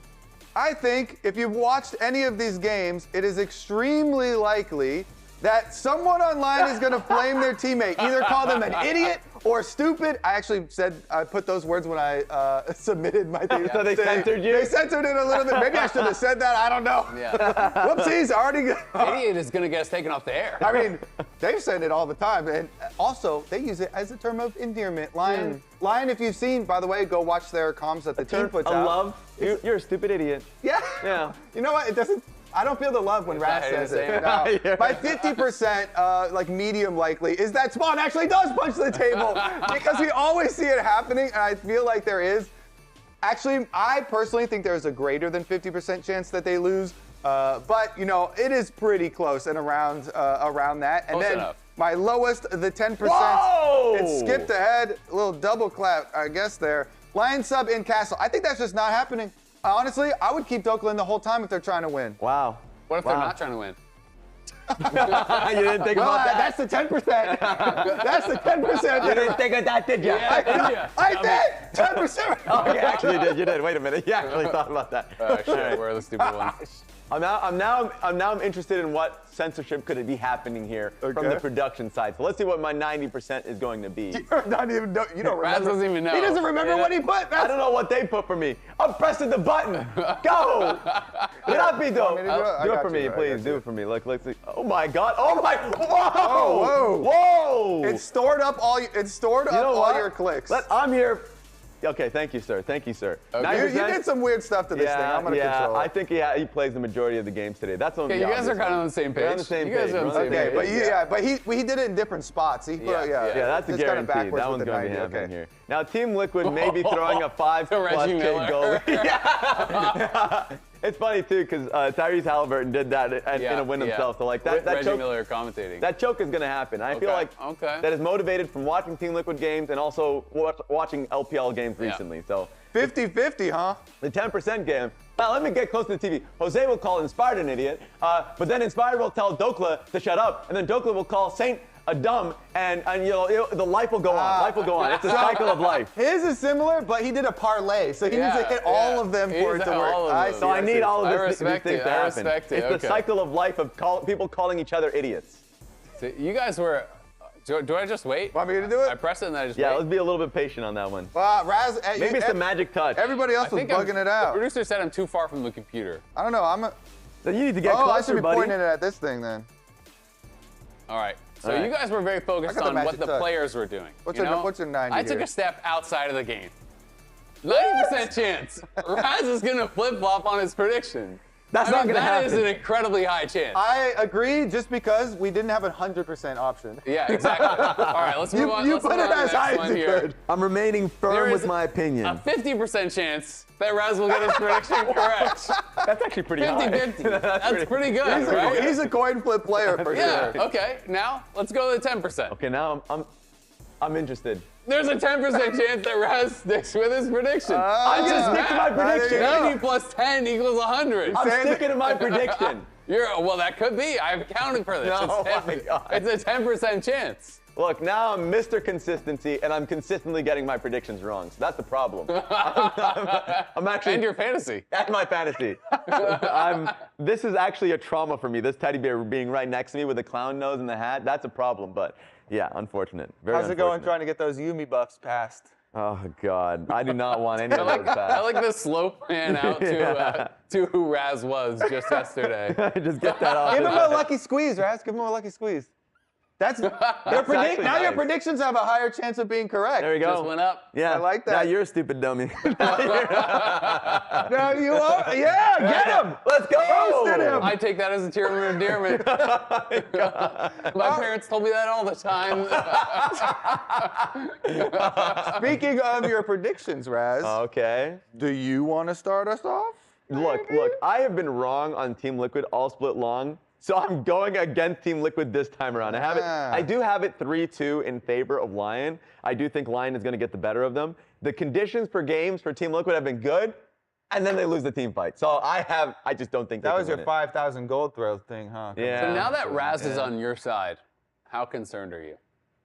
I'm more concerned than previously. Yeah. But at 90, least 50, or 10. Yeah, which one? Or the 70 or the 30. But I went harder on it. I went 3-1 online because I have a lot of confidence. Like I said before, and I have another clip too. I could show the Berserker pentakill from last time where he's able to use his Hex optics to space out the enemy team. I feel like Berserker, best AD carry in the league. Saint, I think, is the best performing mid laner in the league. Inspired, I think, is the best jungler in the league. Okay. Dunkla is, I think, the biggest, best sub in the league. Best six man. Best six man in the league. I just think Lyon, I think they have advantages like almost everywhere over TL. Honestly, wait. Isles does also have an advantage. I'll put Isles over Core JJ in my all-pro voting. Yeah. That's what. You know what? Make it a 3-0. Boom! 3-0. Spawn's going to be pissed at me. Yeah, Spawn, okay. Spawn, whenever I predict against him, they get to my DMs. He's like, are you stupid? What are you saying?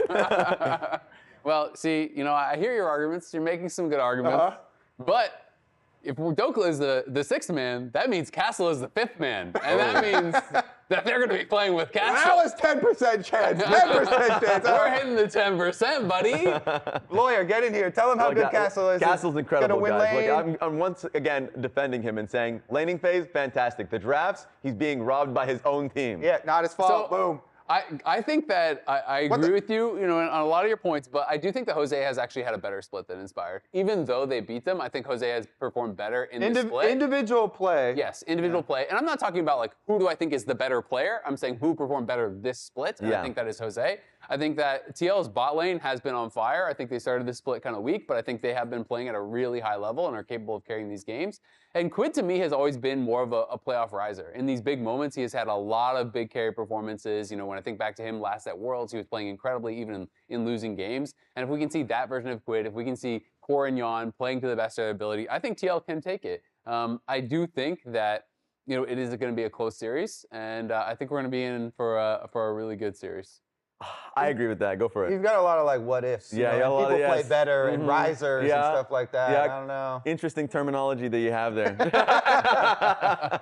I These things happen. The one thing that concerns me. I'm predicting They are going to happen now. They are going to happen. Right now it's going to happen. 90% chance that my 10% will happen. You always hear about, by the way, you always hear about this mystical world in Scrims where Morgan is stomping people. Even in like the pros episode where Gakos was talking about how he favored Morgan instead of Thanatos, all these conversations. It could be the day. It could be that's why I have a 3-2 in favor of Lyon. But the question is, are you guys lovingly, the audience members, stupid idiots? Ask yourselves that question while the show starts. Why would they ask themselves that?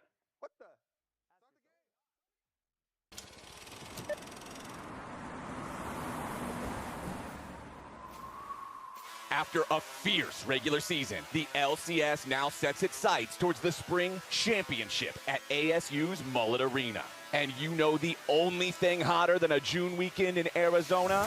The LCS playoffs.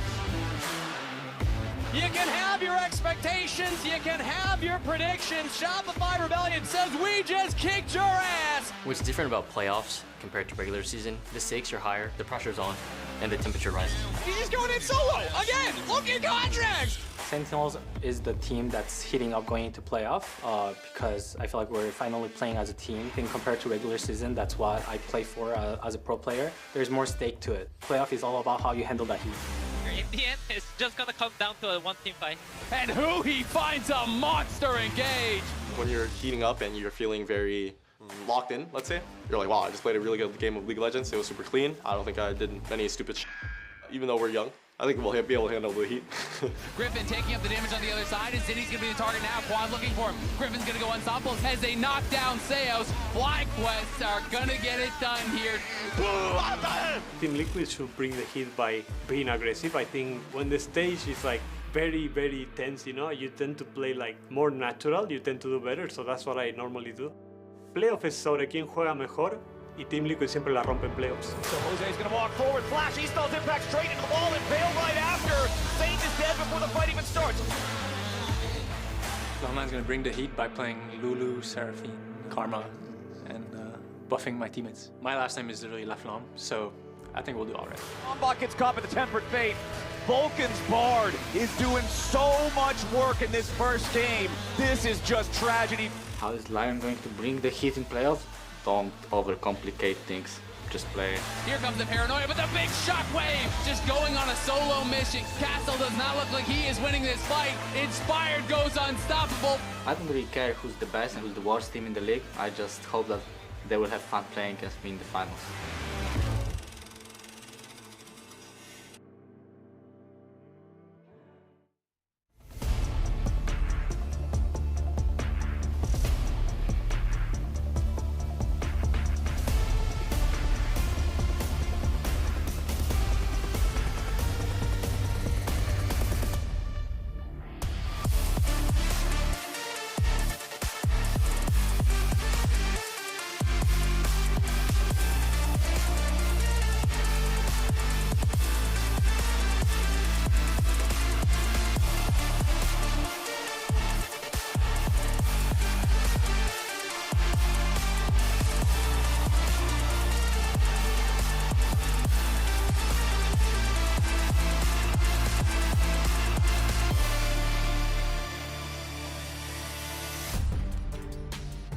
Ladies and gentlemen, welcome back to the LCS and day 2 of our spring playoffs. It's all best of 5s from here on out until we find our teams that we'll be sending to Arizona to find out who from there we'll be sending to MSI. Woo! Yesterday, Yay! we got a full 5 games between C9 and FlyQuest in our opening BO5, and now today, Lyon and Team Liquid go head-to-head. And I'm hoping for 5 more because the top 4 seem very strong in the LCS this split. We also got a couple of fresh haircuts I saw. Inspired had a nice haircut, and Yon, it's finally out of his eyes. So we don't know if his performance is going to increase. Focus up. The funniest thing was watching chat every week he was on pros or when they showed him on camera and just being like, how can he see through his hair?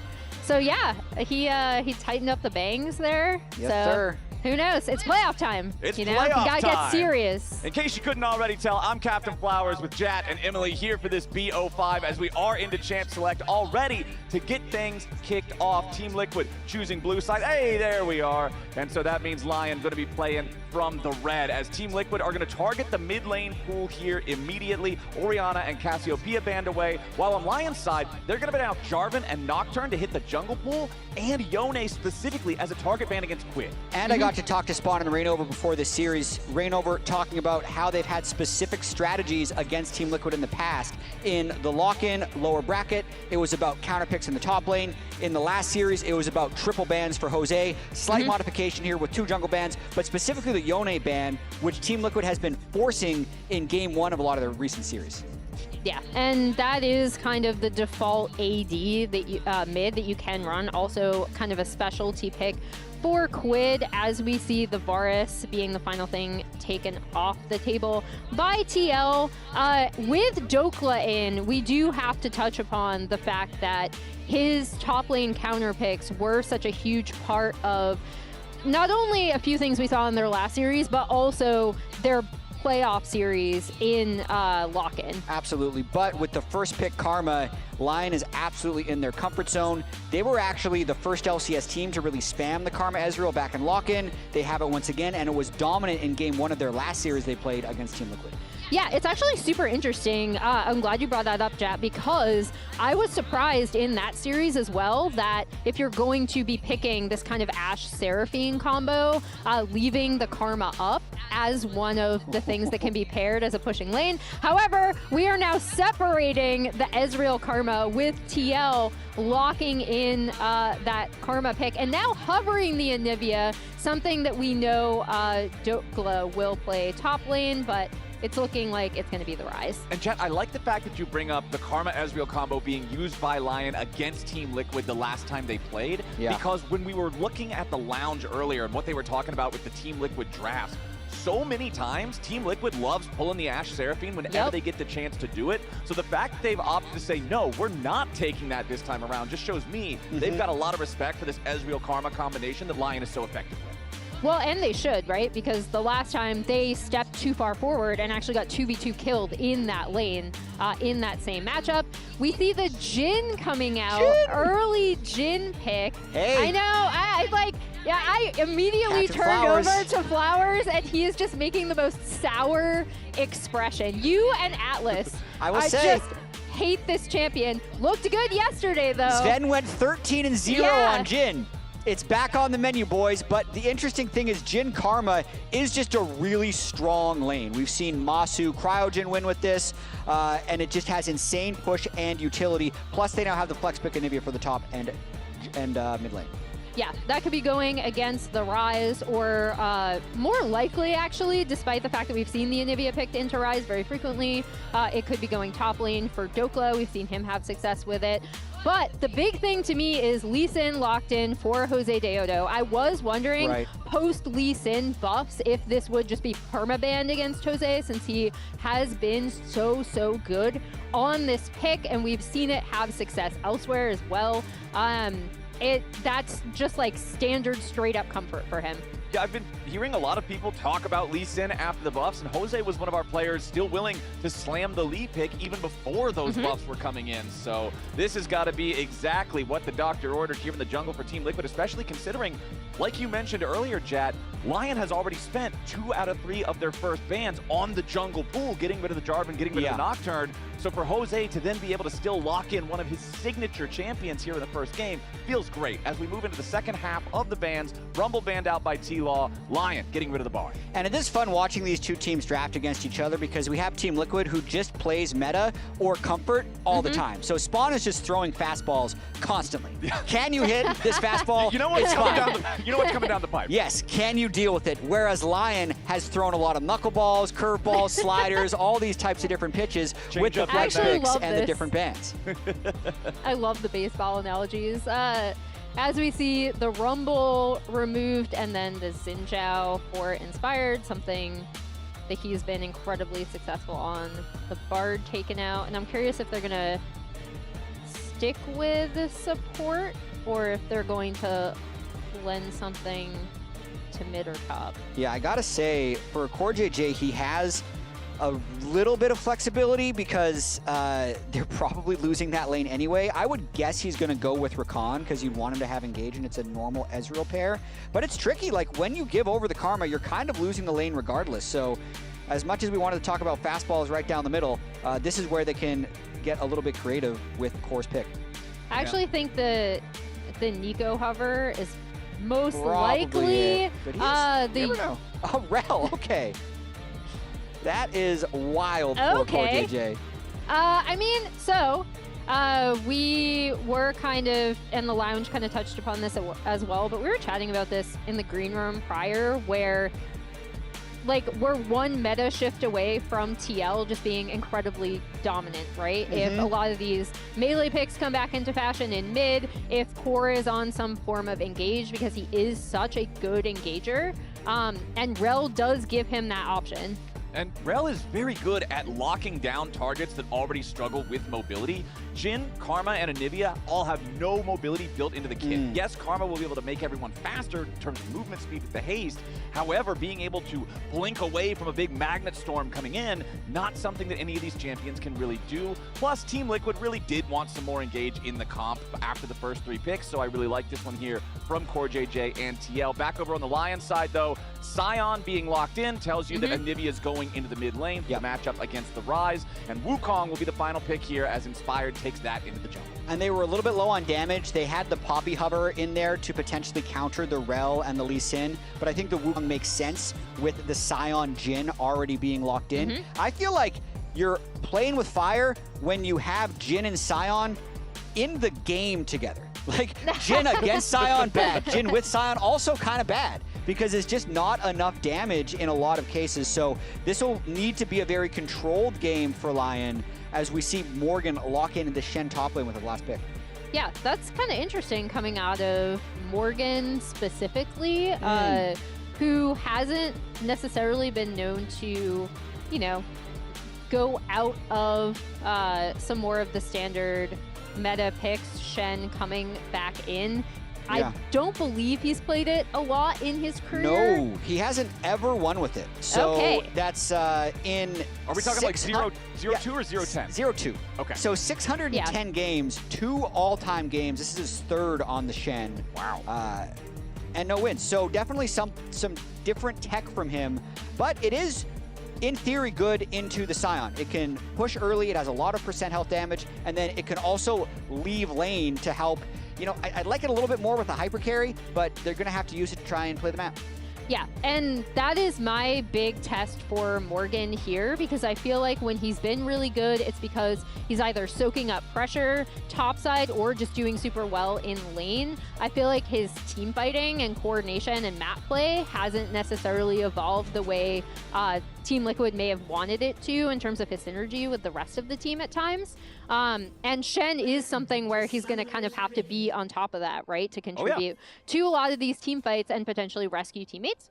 So kind of an interesting test for him, but if it does work out, they do have the double globals in their favor, right? Like, they should be able to spread the map really well and also respond to potentially overloading sides. I mean, not just the double globals with the Stand United plus True Shot Barrage, also the additional semi-global with the Realm Warp. There's a lot of mobility to move around the Rift here for TL, as we'll see an early ward dropped in the top side river by Inspired. As now Jose Diodo will go ahead start chickens. Inspired going to start his own red. Yeah, I'm also told we got some footage of Quid's warm-up routine, which producers are going to throw up on the bottom left of the screen. No audio in this, just trying to stay warm. Yeah, get the blood pumping. pumping. The energy going. Yeah, get excited. Yet another Rise game, run it back. The kind of only mage that they're very reliably willing to pick for Quid, but with the Deathfire touch, definitely not as good as the Phase Rush variant into the Anivia mid. No, he's doing, like, what, balance? Was he balancing on one foot there? No, he's on top of his assistant coach. He's sitting on the coach human chair. See, yeah. Okay, so now then he was doing like high kicks. All right. I respect it. Gotta stay warm. That's a coach doing whatever he needs to do to make sure his players are set up for success. Job security, baby. Oh my Who god. else is going to be willing to do this for the players? Huh? All right, Jose Daejeon here, level 3 on the Lee Sin. Going to walk around through the tri-brush here, perhaps. Is seen on top of a ward. Berserker of Isle is going to have to respect this one and immediately back away. So Jose returns to the tri-brush. Ooh, he's just going to reset and probably buy some items to go do more combat, because if you do the 3-camp bot side into bot gank, you can often get set really far behind. So he may as well go back, get a longsword, and then go to clear his top camps. That's a way you can pull that gank off without completely screwing your game. Yeah, and as we see him headed over to that top side, oh, it's my match of the week, which is actually a new tradition. Yeah, it's a new tradition because I'm just Emily needs to tell us her match of the week. Emily, why is this your match of the week? Why is this the big dog? So I was actually looking forward to this rematch just because of the ways that Lyon have approached TL, and kind of the two coaches talked about it as well in your interview chat, where specifically their draft choices, and also the fact that just TL always have this kind of, we have this thought process around them that they still have a lot that they haven't necessarily shown us thus far on stage. However, it's now going to take a lot to beat yesterday's 5-game banger, so I might have picked the wrong match this week, sadly. I disagree.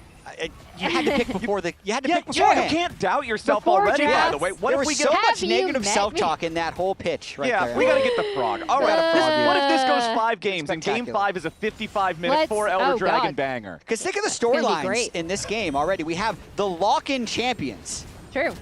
As we see an invade from Jose, and Inspired still on the map with some items, going to take these Raptors now. Yeah, Inspired brings Isles right behind him to invade Jose. And it's just that easy to walk in, steal the camp away, get a little bit of extra tempo. And that's an extension of the early gank that Jose pulled off. It meant he was slow back to his Raptors. It meant that Inspired pre-called to have his Karma there so that he could make that invade and now go back to his own camps. And Inspired also with more stats in hand. He's got the longsword that Jose has, but because he cleared more before going for his first recall, he's also got the Ruby Crystal. Just makes it even less desirable for Jose to want anything to do with some PvP for those chickens. As heading back down into the bottom lane here, it is Berserker with a nice tidy CS lead. Yeah, and as we were saying, Team Liquid has been great in scrims. Right now, they're just the champion of scrims, but they're actually against the ones who actually lifted the trophy back in lock-in, which is a difference, surprisingly. Yeah, I would prefer to be the second versus the first. Yeah. Scrimbucks have... they've always been one of those really dangerous currencies that's very volatile, oftentimes end up being worth nothing more than the paper that they're written on. It was really interesting to hear from Spawn, though, and just be like, it's been a rough week in scrims. I don't know if that means, like, in actual result or just in, like, the conversations they've had to have afterwards. But he did say that he actually thinks that having the on-stage struggles they've had recently could make them a much better team in the long run. The way that I understood it was definitely more towards like having to have those tough conversations, because he specifically said, yeah, scrims are not fun this week. Like, we're not having a good time playing scrims, and that generally means you got to have some hard truths in there, as Dokla is very low on mana up here on the top side, so Morgan is going to feel plenty comfortable dealing with him here in this 1v1, you would have to think, but the wave is pushing towards Morgan, so Dokla will take the opportunity to recall. Yeah, Dokla, both of them have their TP so they can get back to the wave. Morgan has the wave in a better state and is actually ahead in this lane, even though it shows him as down in CS, since there's so many more minions for him to collect. And Jose coming up here to maybe try and get a cheeky play onto Dokla, who wouldn't have mana to ult away, but I believe he's just going to walk it off. Oh, Dokla does take that extra second there. Jose Daejeon jumping forward with the safeguard. Slows him down with the Tempest. Sonic Wave, Resonating Strike, flash out from Dokla to live with 15 HP. Woo! Same reaction, very close call there from Dokla. Starting with the Doran's Helm, not shield, so a little bit of scaling as well. Ends up getting away. If that wasn't a recent buff to get a little bit extra health on the Helm, he would have died on that game. But now we see the response from Lyon, Inspired taking that early first Drake.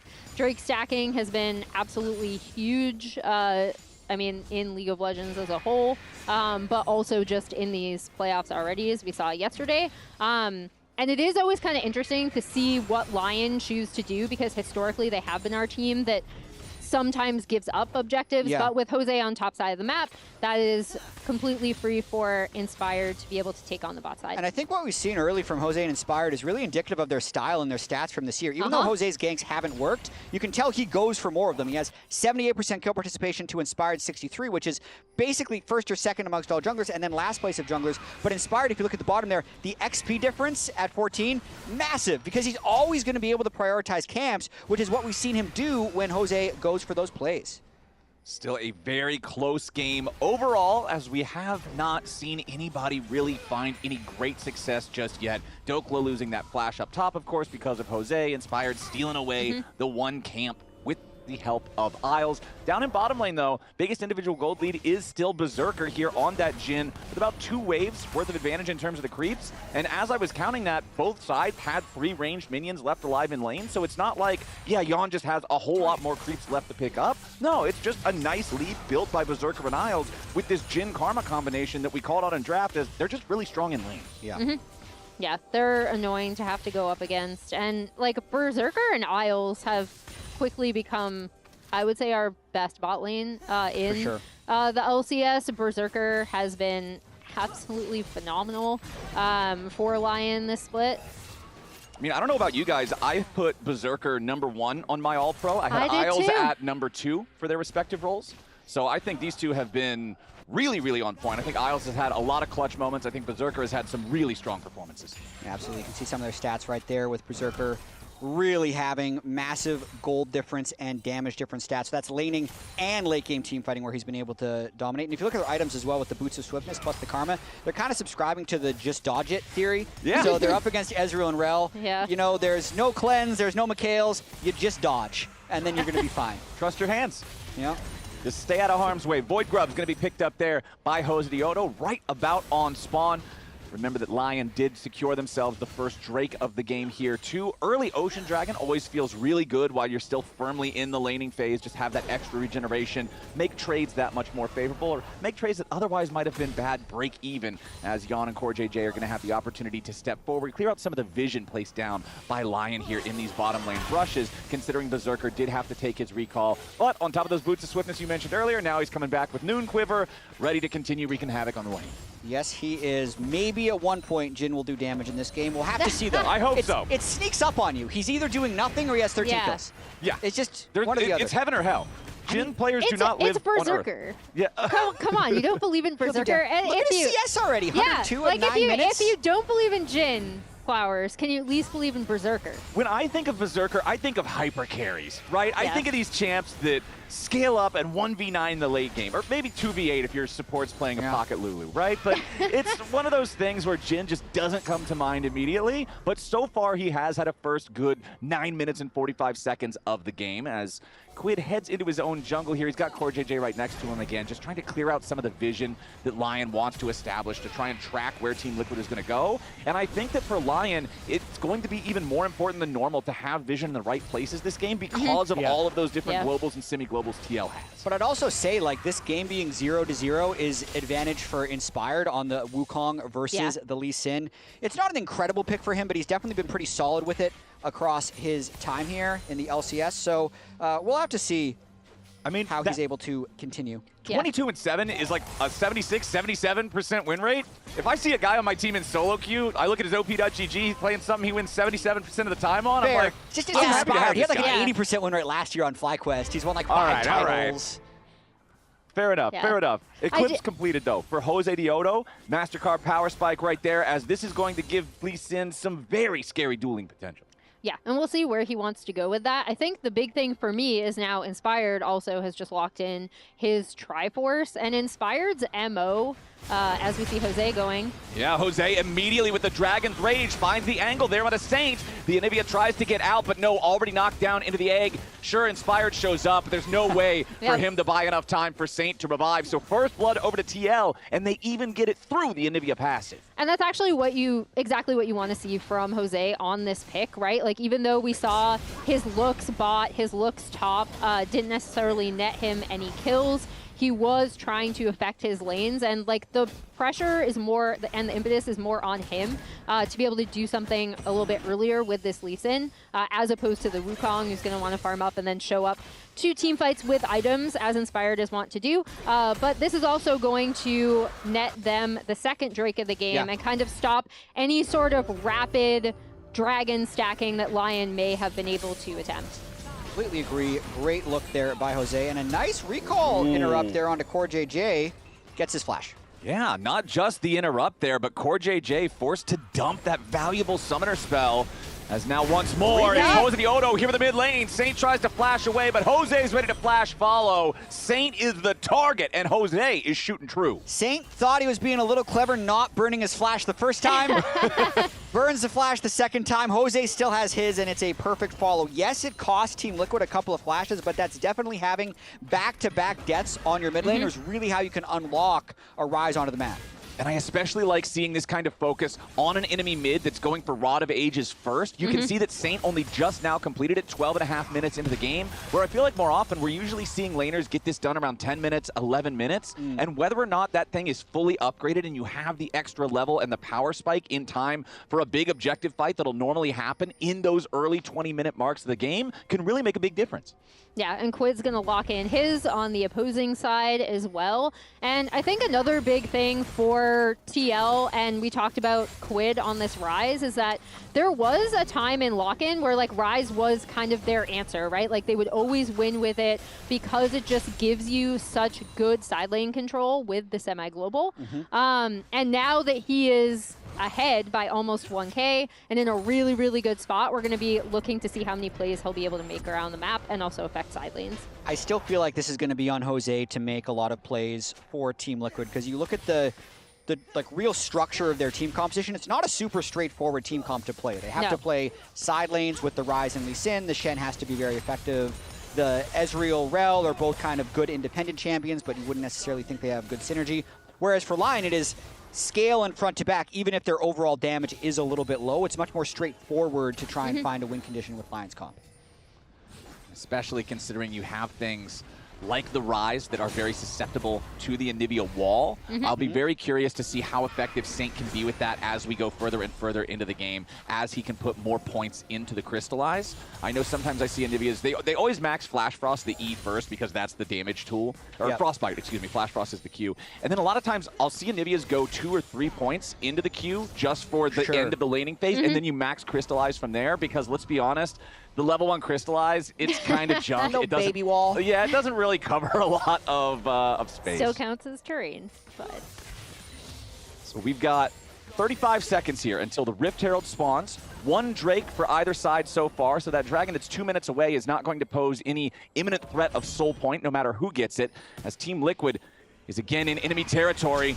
Saint could be once more in danger, but a nice Flash Frost there finds a stun into Jose Daejeon, buys time for Saint to get away. Yeah, they're really trying to attack Saint as much as possible, especially while his Flash and Egg are down.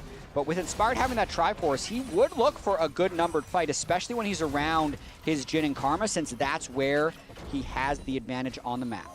Exactly. Hex Optics already completed for Berserker. This has just become the go-to first item rush for the vast majority of AD carries. Turns out in a game where range is one of the most powerful stats, an item that increases your range is really, really strong. Yeah, it feels great as we see TL moving up into this top side of the map on Jose onto Herald.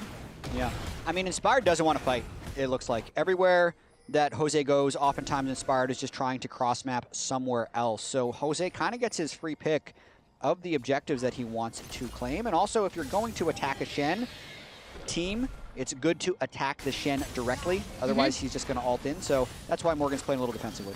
Exactly. The only person that cannot receive Stand United is Shen himself. Nobody is going to stand united with Shen. They only want Shen's help. What does that say? It says like that Shen needs to find better friends. Yeah. He clearly doesn't have the best judgment in terms of who he's hanging out with here. But Team Liquid does have about a 600, 700 gold lead here for themselves so far over the course of this game. And honestly, it's 1.1 thousand gold individual lead for Quid thanks to that pressure from Jose Daejeon. Yeah, it's putting all of this onto Quid, and as we take a look at the map in terms of like where the setup is, Lyon has done a really good job of getting a lot of deep vision behind the Drake, which should allow them to spot any movement from lane to lane or any sort of setup as we see them continuing to fight over vision as Drake is about to spawn. Yeah, Team Liquid has some pretty good side lane pressure at the moment, crashing the bot wave that Lyon has no one to catch, and then Morgan also crashing that top wave, but Inspired is pretty gung-ho about just either starting this Drake or getting a fight on this Drake right now. Okay, Team Liquid are going to summon up the Herald, common play that you see to at least create a different point of pressure as the Drake fight begins. TP about to arrive from Dokla, as the Infernal Drake is already secured. Team Liquid not going to go for a fight on this one, instead just allowing that Herald to crash into the mid lane. A little surprised that Dokla actually TP'd in there because Morgan was preemptively proxying the wave, so has a huge amount of free time on that top lane now to really put Team Liquid ahead in gold. Yes, good Drake secured by Lyon, but it cost them a lot of gold. Yeah, and it also gives TL this kind of mid pressure as well. They'll be able to take this tier 1 mid turret down for Yawn and then potentially rotate up towards this top side. Jose and Inspired already here. Yeah, Dokla's trying to clear out the waves, uses Decimating Smash to get rid of most of it, but because it's a cannon wave, there's still enough time for Morgan to move up there and just take the turret. That's now a 2-0 turret lead for TL, as Lyon have yet to acquire a structure for themselves. Big fight here. Here we go. Quid going in with the Realm Warp, tries to find his way into the back line, and Inspired is caught out. Cyclone ain't getting him away, and Berserker has already died here too. That's your Fed Jin out of the picture before the fight really even continues kicking off. Jose Diodo once more, speaking of kicks, finds the angle on Saint yet again. It's the carries on Lyon, absolutely eviscerated as Team Liquid invades the enemy jungle beautifully. Beautiful macro from Team Liquid to set that one up. It was all accumulated pressure from the original Drake give that they gave to Lyon. The top lane collapsed, the mid lane collapsed, and then rather than resetting, they continued to invade the jungle. And the big thing actually happened when Yawn gets the flank on a Berserker. He takes 60% of his health before Morgan's ult even arrives. Yeah, and you knew that he felt so comfortable having Morgan in his back pocket. This kick from Jose onto the Anivia is also beautiful. And even though Dokla is going to be able to get out here, it gives all the pressure in the world to TL. And I love the fact that Jose also committed the flash there to make sure that he hits Saint at the right angle, because if he doesn't commit the flash, you knock him kind of into the terrain a little bit. It's sort of wonky, and you most likely don't get the kill. So Jose just finding these plays over and over again. And I want to give some credit to Morgan, right? And also just TL's communication overall, because I was like, this is going to be a pick where it's going to be a test of how well he's able to synergize with the team, something that we've seen him struggle a little bit with prior during the split. But that was beautifully set up, taking advantage of the fact that Dokla did commit the TP to the Drake fight. I may have just cursed him, though. Yeah, Morgan now finding himself under pressure as Lyon wants to send a 3-man play up here. They will at least force the flash out of the Shen, but they won't get themselves a kill. Before. Meanwhile, hold on.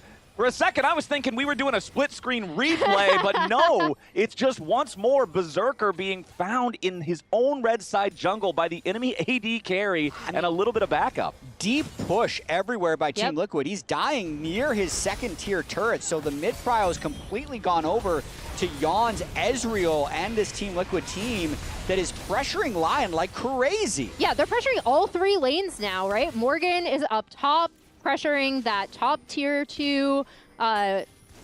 Quid is on bot side, pressuring bot tier 2, and then you have the push in the mid. This is really well set up by TL. Yeah, and a lot of it is off the back of Jose. So a reminder for everyone, you can still vote in your Kia All-Pro for your All-Pro First Team Jungler. We've already voted. It's a regular season award, just to be clear. I think people will still be influenced by the games that they see in playoffs, however, and Jose putting on another Lee Sin show. Exactly. Our votes are already cast, but the window is still open for all y'all to cast your own for a few more days, as we do have a 6,000 gold lead for TL. They've been able to find a great amount of use out of the Void Grubs they got early, too. That was one thing. Remember that Jose took those on spawn. Lyon took the first dragon. Normally, the Grubs are less valuable, but it's still a down payment objective that you want to profit off of later, and I think TL has found a lot of success from them. Well, it works really well with this team, right? And the split push pressure they've been able to set up. I feel like I've never been able to say that correctly. It's a on the tricky first one. Try. So that's a nice tongue twister. But yeah, like the way that they have actually set up the map has been so impressive. And every time they have been able to get a catch onto someone, they're immediately pushing in their side waves, and they've had a lot of pressure mid as well. And they've gotten a lot of global gold off of that. Everyone with pretty even gold leads. You can see the top 4 gold in the game are all Team Liquid players, so they've really been popping off there. And Quid on his rise, doing about as much damage as Yon. The big thing here is that Lyon just hasn't been able to find fights where they've been able to do really any damage. And I feel like that is well demonstrated by the damage chart, because the highest damage in the game on Lion's side is Dokla, because he's up there playing the tank punching game with Morgan. If the carries aren't able to out DPS the tank punching tanks, you've got a bit of an issue. As Yon, nice sidestep there on the Deadly Flourish, even though he was slowed by the trap, doesn't get caught out by that one. We do have the Infernal Drake live right now, and Jose Diodo is already working on taking it out. Yeah, I mean, TL are just pushed up so far on the map that it is incredibly easy for Jose to just get in there, make the Drake stack being even once again, with that third Drake that they gave up actually being the big breaking point where they really broke the map open. And yeah, this turret is gone. And there's just not good ways for Lyon to counteract it right now. The Jhin wave clear isn't that strong. Also, Jhin doesn't do that much damage, especially well behind. Morgan's Shen also now has a lot of damage with the Dusk and Dawn being completed if he's trying to go up against Dokla in the side lanes. And then Saint is just not very mobile, so he has to stay under his turrets against the Lee Sin wherever Jose decides to pop out. You know, my entire life, ever since I was a little kid, I've been allergic to mosquitoes. Maybe that's why I don't like Jhin, because he does about as much damage as a mosquito does. It's a long-standing hatred between me and Mr. 4 over here. As Berserker, that lead that he had early on in the game, remember, he was the one who was like the point of power for Lyon because of how strong that laning duo was. But now, after getting caught out a couple of times, both times, like you said earlier, Jat, in his own jungle in a place that should not be as dangerous as it was, you would think. No, he has fallen behind. Yon has been the beneficiary of the kills, and now it's a 2,000 gold lead for Yon over Berserker. Yeah, and Jat already touched upon it, but this is also kind of a symptom of the fact that Lyon haven't really been able to set up their front-to-back team fighting for the Jhin at any point in time, right? Because of the way that TL have been playing around multiple waves. And now Saint once again finding himself the target of Jose Diodo. Sonic Wave resonating strike, setting it up for the Dragon's Rage. Saint with a flash over the wall, but immediately Shattering Strike into the crash down coming out from Core JJ. Magnet Storm blocks up both enemy solo laners, and yet again, this Anivia egg makes a nice omelet, but it won't do much more. Team Liquid's eating good. Yeah, the Anivia has not been able to set up at all to kind of create space with her ultimate, and now TL are immediately onto the Baron after that pick. Team Liquid far too mobile for the Anivia to have any effectiveness, and Lyon still killless in this game 1 of the upper bracket spring playoffs. Team Liquid is looking very sharp. Is this a scrim or is this stage? Yeah, maybe those scrim bucks went up in value. Overnight, they just shot straight to the moon because this TL is here to compete. Nearly 8,000 gold lead, 24 minutes, 45 seconds into the game. There's very few ways to lose a game from this point. You've got to be trying. You think? Yeah. I mean, I think the most impressive thing to me is that a lot of this is classic TL from the way that they've been using globals and semi-globals to spread their opponents around the map, not get them into a position where they can set up for their front to back. And there we go. Wake up. This was the question, right? Wake up, Team Liquid Alienware. This was the question. Would they stay asleep on stage? Apparently not. Apparently they've learned a way to channel their scrim power again into this stage game. With this Baron, let's see how much they can break of Lyon's base. Well, they're pressuring 2 different spots at once. Make it 3 as Morgan is up there in the top lane. Just doesn't have the wave crashing into the tier 3 here just yet. But Yon, as the main cannon here for the squad, is going to be the first to take down his assignment as that tier 3 turret falls in mid. Now everybody except for Morgan grouping up down here in the bottom lane to siege the tier 3 there. Inspired, seeing if he can maybe make a move, try to find the angle here onto Morgan. And that's going to be the sign for the rest of Team Liquid to look for something in the enemy base. They know they're going to lose their top laner, and sure enough, the shutdown credit goes over to Inspired's Wukong. Team Liquid not going to take out the inhibitor itself here in the mid lane. Instead, just going to go ahead and retreat for now. So not a super effective Baron power play by Team Liquid. Inspired able to get a little bit of cash in off of Morgan's Shen. Always smart to attack the Shen in any situation. That's the only play that had a chance of working for Lion. So at the same time, you do wonder if Team Liquid should have been, if they're going to play two lanes that are next to each other, because then at least they'd be able to collapse if they get engaged on like that. So I think a bit of a mistake there by Morgan. Well, I mean, that was the thing, is they weren't even playing two. It was a full 3-lane play, right? You had like a little bit of pressure in bottom side, most of the pressure in mid lane to actually crack the turret. And then Morgan was so far back because he still had to get the wave pushed up. But now it's Dokla in danger. Core JJ, he'll be here to body block it. That feels bad, man. Oh, but never mind. That feels good. Dokla survives here with the shield. True shot barrage, not going to snipe him either. Well played from Big Doke. Couple of small missteps there by Team Liquid. Core didn't want to take the KS away. Yeah. So Dokla's able to escape. Baron power play only plus 1,200. So pretty much just the gold from the Baron is TL's advantage from that one. But Infernal Drake coming up. They're going to try and stack more towards Infernal Soul. Yeah, they were able to crack the base, but not take an inhibitor, and now they should have free reign over this Drake, as you already mentioned, because they're already pushed up with Morgan having pushed up that bot wave. But there's a streak on the line. Oh, yeah. Dokla, 9-0 in his last 9. Yeah. Could it end? It's kind of looking like it. I think it's much more likely than not to become a 9-1 here, as Team Liquid will go ahead and secure themselves soul point here with this Drake. Even though, like you pointed out, Jad, the Baron was, well, let's just be frank, it was underwhelming, right? You get one tier 3 turret from a Baron when you're 8,000 gold ahead. I mean, just make it like a really long game. That's our best chance. I mean, he's right. He's not wrong. You've got Anivia, you've got Scion, you've got these characters that can scale up and become absolutely obnoxious as the game goes forward, so you want to try to pump the brakes a little bit, but that's much easier said than done. Yon has 4 fully completed items, including his armor penetration here with the Servelda's Grudge. In mid lane, Quid has the Actualizer completed. It's just scary. And Jose just locked in his GA, right? Which is going to make him even more of a huge threat to displace priority targets in TL's fights. Vandal Pipes also completed here for Morgan, considering you've got both your AD carry and your jungler wanting to get out as many attacks as possible. I think there's value in that one. Also with the Battle Shen Dusk and Dawn build, he does a deceptive amount of damage himself, as Inspired wants to jump in after him. Does have Dokla coming around here from the side, but you can see that Dusk and Dawn Titanic damage that I'm talking about right there, as Inspired, thanks to Dokla, isn't going to be under any real pressure, and that's yet another pick for Lyon on to Morgan. Both kills so far have been finding the Shen in the side lane. Yeah, the comeback would have to be a bunch of small plays like that before one big fight where they collect a huge amount of bounty gold. Because objective bounties have been up for a while. The big thing will be if Lyon can find their way in to being able to contest this Infernal Soul. Because as much as you want to make it a long game, I think going up against Infernal Soul, max item Ezreal, and Actualizer Rise that's too long. No. Yeah. And TL were able to take care of that top tier 2 in the meantime, which should allow them to continue this kind of deep vision push to really control the map, and hopefully, again, making the most of the fact that Morgan did die in that side lane, getting a little bit more map pressure topside.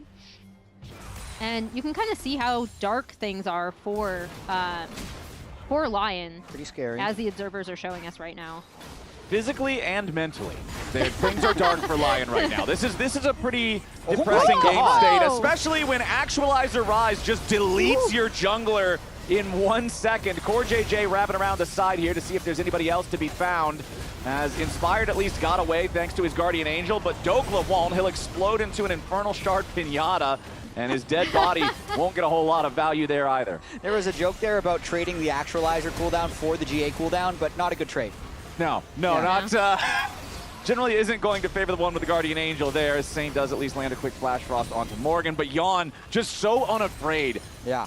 No issue whatsoever with using the Essence Shift to go forward. Chunk Saint down to half HP. Jose Diodo, Sonic Wave. No Resonating Strike here, as Team Liquid heads over to Baron, knowing Dokla is still dead for the next 25 seconds. Yeah, Baron number 2 likely uncontestable by Lyon, unless they want to feed themselves to TL. Looks like Inspired's thinking about a steal. Okay.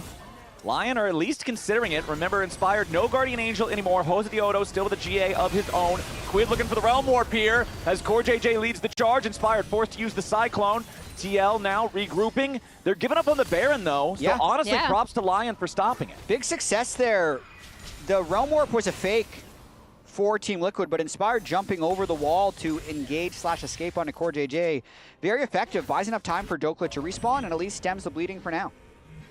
Yeah, and it will allow them to get more vision on the bot side of the map with Inspired picking up that Scuttle Crab right around the Drake area. So at least getting something down there that they'll be able to have more eyes towards this bot side. And any vision that Lyon can get down to try to set up is going to be huge. And Summoner Spell check for Lyon. Everybody has Flash, which is good if you're trying to do a game-deciding fight.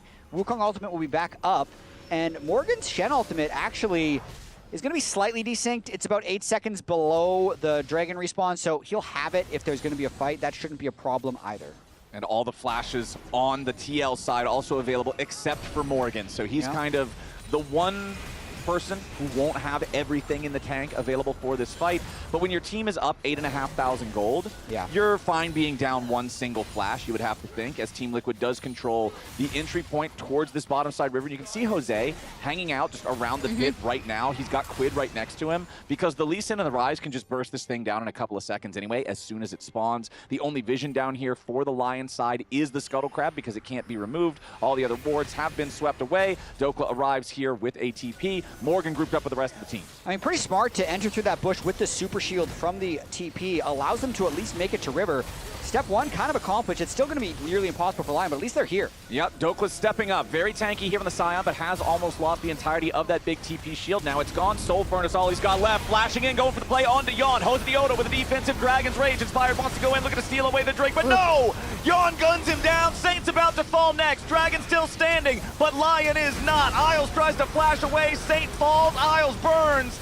Everybody on Lyon is getting hunted down in this Team Liquid Safari, and there's nothing left to stop them. Berserker's the only one standing, and TL's gonna march it down mid. Statement game one by Team Liquid. They control 4 Drakes. They only give up 2 deaths. If Lyon plays the controlled game, Team Liquid pressured the crap out of them here, and they're gonna take game one, Flowers. They'll just march straight towards those Nexus turrets. Berserker throws a trap at the stairs because if he steps out of that fountain, he is done for. Team Liquid. Spawn said it was a rough week of scrims. It wasn't a lot of fun, but they were fixing problems, and it certainly paid off here in game one. And it was how they did it, right? By playing the map, by forcing Lyon into some bad decisions around vision, around minion waves.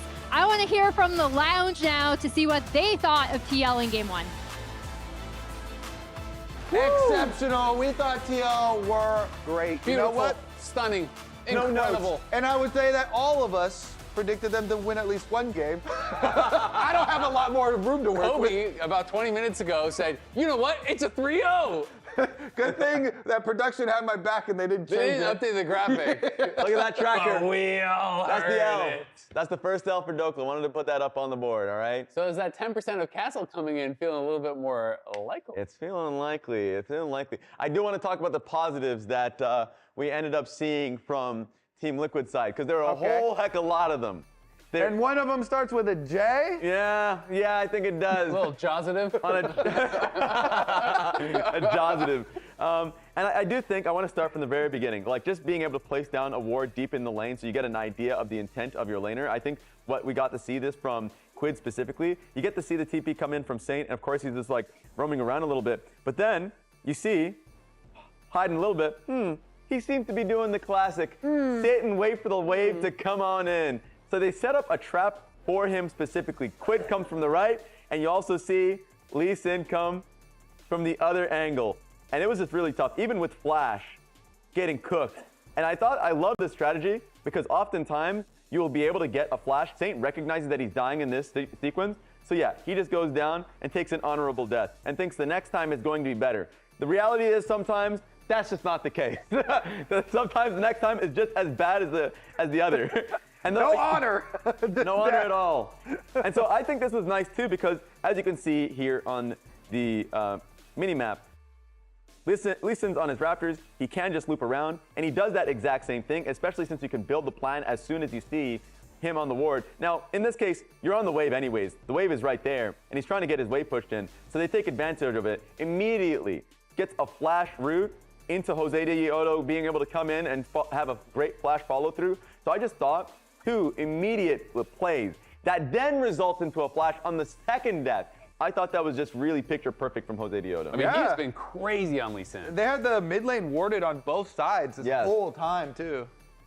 And this one is going to be my Pagoda moment of the game. This was just a really good moment from, once again, a player that starts with a J. It does start with Quid getting a nice realm warp because they were looking to contest and take this fight around red buff. So Quid just says, okay, I'm realm warping right on top of your carry. I'm just going to start with another look at the minimap because Lyon just doesn't recognize that wave is being pushed in here. Oop, the best line of all time. Yeah, the yawn flank with the Ezreal comes in. It's pretty hype. So he's threatening. The Daejeon. Threatening Berserker here, and then you get to see the realm warp come through, and so the team is right on top of the carries. I really love this play from Jose Daejeon.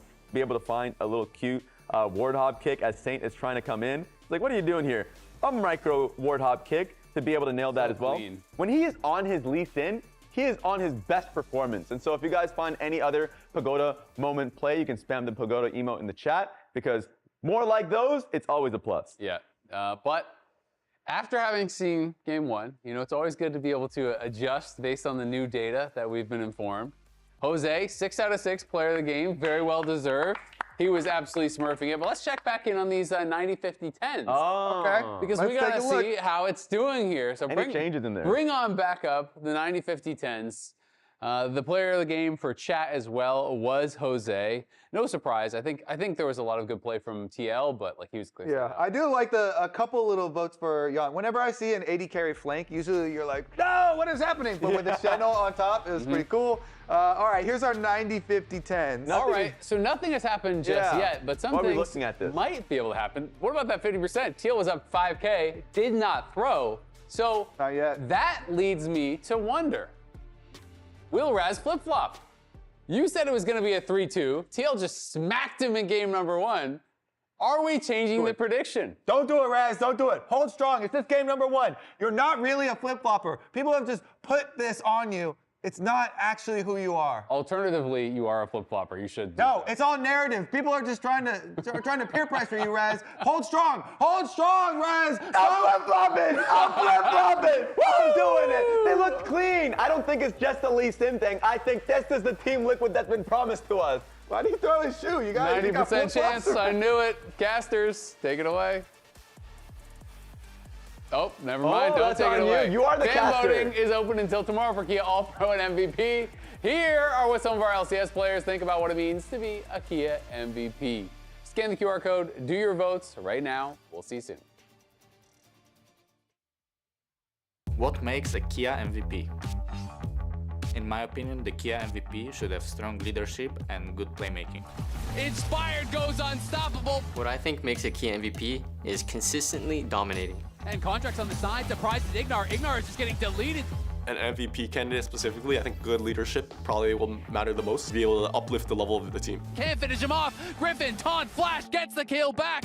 You have to be a good laner. Thanatos is about to try to give Fudge another death, chasing after him here in the 1v1, and he just claps him. This person should be able to play different styles. FBI's immediately quickness up, charm down. Jose Daejeon with the double kill for Team Liquid. Laning matter, team fight matter, of course everything matter, but I feel like it's most matter to me is like inspired to people. Like everyone think they're MVP. Instant think attack player. Is into a twisted advance, actually not have enough damage. Flash away from FBI to follow up from Inspired.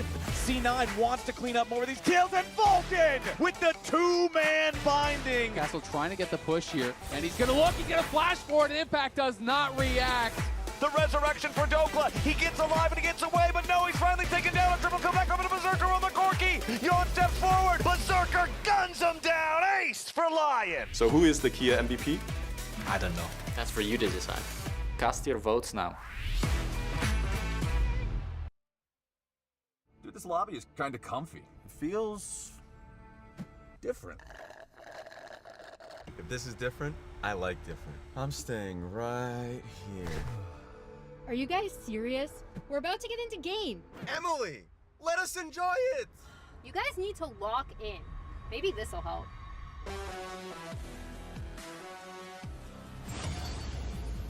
Oh no, not already.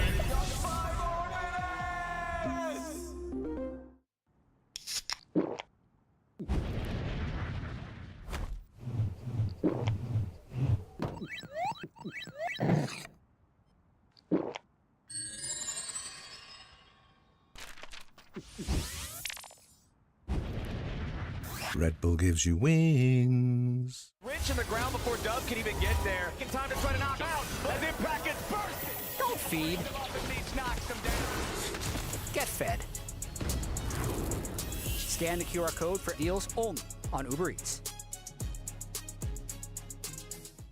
Hello? Whoa. Mama Gurgan 85 lives here? Yep, that's my mom. The absolute legend who went from gaming on her phone to ruthless online streaming slayer with no mercy for any living thing is your mom? Hey guys. Apples with peanut butter? How is this possible? With AT&T Wireless and Home Internet. Hey, text me if you need anything. Level up your connection with AT&T Wireless and Home Internet, now available across the nation. No, she's so nice in real life.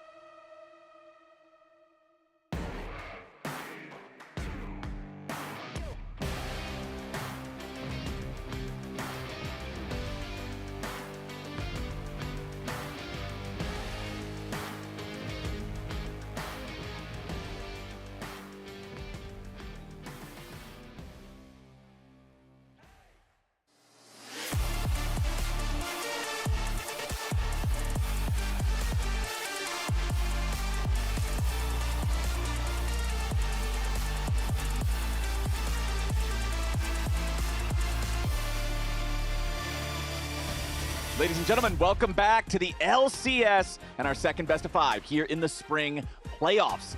Game number 1 between Lyon and TL was very favored for TL. It wasn't one of those things that was a total wash from minute 1. It was actually a pretty slow, pretty controlled early game. But Jose Diodo's Lee Sin, I know all 3 of us voted him player of the game in that one. He was making all Unanimous. sorts of moves, and when it finally came time for the big team fight that would really break the game open, it was Team Liquid getting it done. Yeah, it wasn't a total wash from minute 1, but I'd say from minute 9, essentially the moment he killed Saint. There's 8 minutes in between them. And then killed Saint again and again and again is when that game became over. If you can see, Dokla still here. Yep. They've not decided to jump in with Castle. He had won several games in a row. They're not going to do a quick swap here. Exactly. He was one away from getting the 10 in a row streak, and then Team Liquid just cut him down right there. But Lyon going to keep him in here for the second game.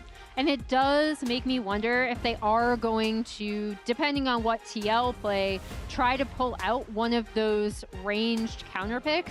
They have chosen first pick for themselves, so that would be something they kind of have to engineer during the draft. But that was such a huge part of their strategy going into TL previously. So already, this draft is looking very, very similar to game number 1 in that the first 4 bans are exactly identical. It's Orianna and Cassiopeia banned out by TL. It's Jarvan and Nocturne banned out by Lyon. Of course, now things are going to change up a little bit. It's the Ornn banned away by Lyon, so they don't want to deal with that tank up there in the top side. TL has one more to go. Remember that last time around, we did see the Yone banned by Lyon in place of the Ornn, so Quid now has that open and available to him, and there it is, the Varus once again. Yep, taking away the Varus. And now I'm curious, with Ashe Seraphine up and with Lyon having first pick, if they're going to pick one of those. Nope, they're going with the Rumble for Dokla. Dokla back in his comfort zone of Scion Rumble. When he first re-emerged on the scene with Hunter Thieves, he would play these 2 champions and then Cassante as his third crazy pick. He's had, strangely enough, online, he's been the counter pick guy, but he's kind of back to his roots here. And I like how you bring those champions up, because back on that 100 Thieves roster where it was originally like General Sniper, when Rumble and Scion are so strong in the meta, it was Sniper struggling to play those power picks, not finding the efficacy on them that 100 Thieves wanted. And it's like, wait, we got this guy right here that can kind of just make these happen. So Big Dokes back on the Big Rumble over on the TL side. Unfortunately, no more of the iconic Lee Sin here for Jose Diodo, so he will be switching over to the Vi in game 2. Pretty early to pick Vi, but it's also a takeaway from Inspired, who has played it a lot this split. It's really about playing side lanes aggressively. When you pick the Vi, you're winning a lot of 2v2s or 2v1s on side lanes. So Team Liquid are going to try and just continue with what worked for them in game 1. Yeah, and they're going to be locking in the Lucian. Yon, a very well-known Lucian player, also kind of a takeaway from Berserker, and they're going to immediately lock in the Senna Nautilus. Divorce Court bot lane. It's Lucian versus Senna. Who's going to come out on top? And it's going to be Melio, most likely, to pair with that Lucian. Really, really strong pairing. I fully expect the cover to be real. Yeah, should be some bot prio for Team Liquid if they are able to get the Lucian going. But a lot of CC being locked in for Lyon with the Senna Nautilus. That's, again, like a big team fight composition. I think they wanted game 1 to be a team fight comp, but they just lost too much control in the mid game. And Melio loves it when the enemy team has a lot of CC, because Breath of Life can then get so much value, particularly if they have AoE CC. Senna and Nautilus, both mostly individual targets, right? It's pretty easy to walk away from whoever the Senna route is going to latch onto. Nautilus' stuff is all single target as well for the hard CCs. But now we're into the second half of the draft, with the bottom lanes drafted for both sides, but a difference in the other picks, considering Rumble's definitely going top, Vi's definitely going jungle, so we'll see how that influences the bans, as Team Liquid is going to focus the jungle role yet again, banning out the Xin. Yeah, I think the Xin takeaway is still really, really good. I mean, it's just a super strong pick right now in the meta, but also Inspired has been phenomenal on it. And then taking away kind of the automatic CC you get with the Annie mid, over on Lyon's ban side. Yeah, so for Team Liquid, it's like finding a pick for Quid that can play fast, because the Ryze can play fast, the Yone would be able to play fast. I think even with the Yone not being banned, taking the Rumble away is often a bit of a soft block for Yone, since you always want to have Rumble Yone as a pair if possible. When I'm thinking about Quid's champions, the Annie was going to be the one I call out. That's why they banned it away. So I'm thinking maybe something like Aurora would still be the similar slot for Team Liquid. And the Trundle ban here tells me that Team Liquid has got to be looking at a tank top laner here in this one, because otherwise I would be like, oh, okay, maybe they're trying to open up for a Sejuani, but you've already got Vi, and she's definitely not going anywhere other than jungle. So I'm expecting some sort of a tank pick here in top for TL, as Akali will be the last ban there for Lyon. Another good ban against Quid. Even though he hasn't played Akali this split, you hear other teams talk about just never giving Team Liquid a good angle to play Akali. So that also means that Saint might just want to lock in a control mage if they're forced to pick blind. All right, TL, what are we going to go for here? I would assume it would have to be the top laner, since you already know you're going up against the Rumble and you want to get value out of that 5th pick for a mid lane counter pick as well. So what's our tank going to be here? Not a tank at all, actually. Okay, it's going to be Ambessa instead. Bruiser. Blind pick Bruiser. So that, well, not completely blind pick. They're going to be going up against the Rumble. Morgan's had a very strong Ambessa when he's been able to cook with it. Yeah, and speaking of the kind of Sej-Yone combo, that is something that obviously Saint and Inspired could go for on their side, and something we've seen them have success on, Yone being kind of still the only AD standout really in the mid lane currently. So we'll see what Inspired wants to lock in. Could be the Sej. I'm once again betting on the Sej, but it could be something else. I mean, Pantheon's up if they wanted a little bit of pseudo global. It would be a good denial for Jose, but the comp just makes so much sense. Like this is a really nice blind pick 5v5 if you're Lyon. How would you like to play Yone with this, please? Yeah, exactly. There's so much setup for him, and I feel like we've talked so much about how good Inspired is on this Sejuani. He's such a playmaker on it. And there we go, the Aurora, kind of the default as we go down Quid's champions that he's played, something that fits in this composition and what he'll be going for. I think pretty important for Lyon to win this one, not just because they're already down 1-0, but they've taken a lot of champions away from Team Liquid, the Team Liquid want, right? Taking the Quid, Yone away, even though Saint is 2-0 with it, and then also having it with the full Rumble setup team comp for melee mid. Would be really nice if Lyon's able to even the series with this comp. I definitely favor the Lyon composition in this one. I feel like just the combination of Sejuani with the 2 melee solo laners and the combo of how those AoEs overlap and interact with the ults seems so strong.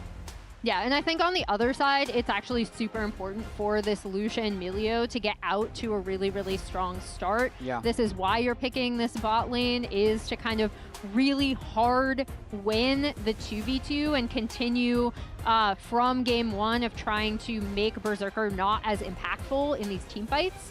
So I'll be really, really curious to see if there's any bot lane intervention early on from either of these junglers, particularly Inspired, to try to make sure that Senna and Nautilus are able to get through the initial early laning power of the Lucian Milio.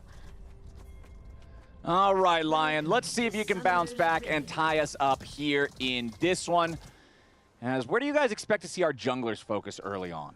Bot lane. Bot lane? Okay. That's where I was going to expect as well, considering you do have the Lucian Milio, and it's really important for Lucian to stay ahead of things. But just wanted to make sure that I was not barking up the wrong tree here. You never know, though. The junglers could also just focus on each other.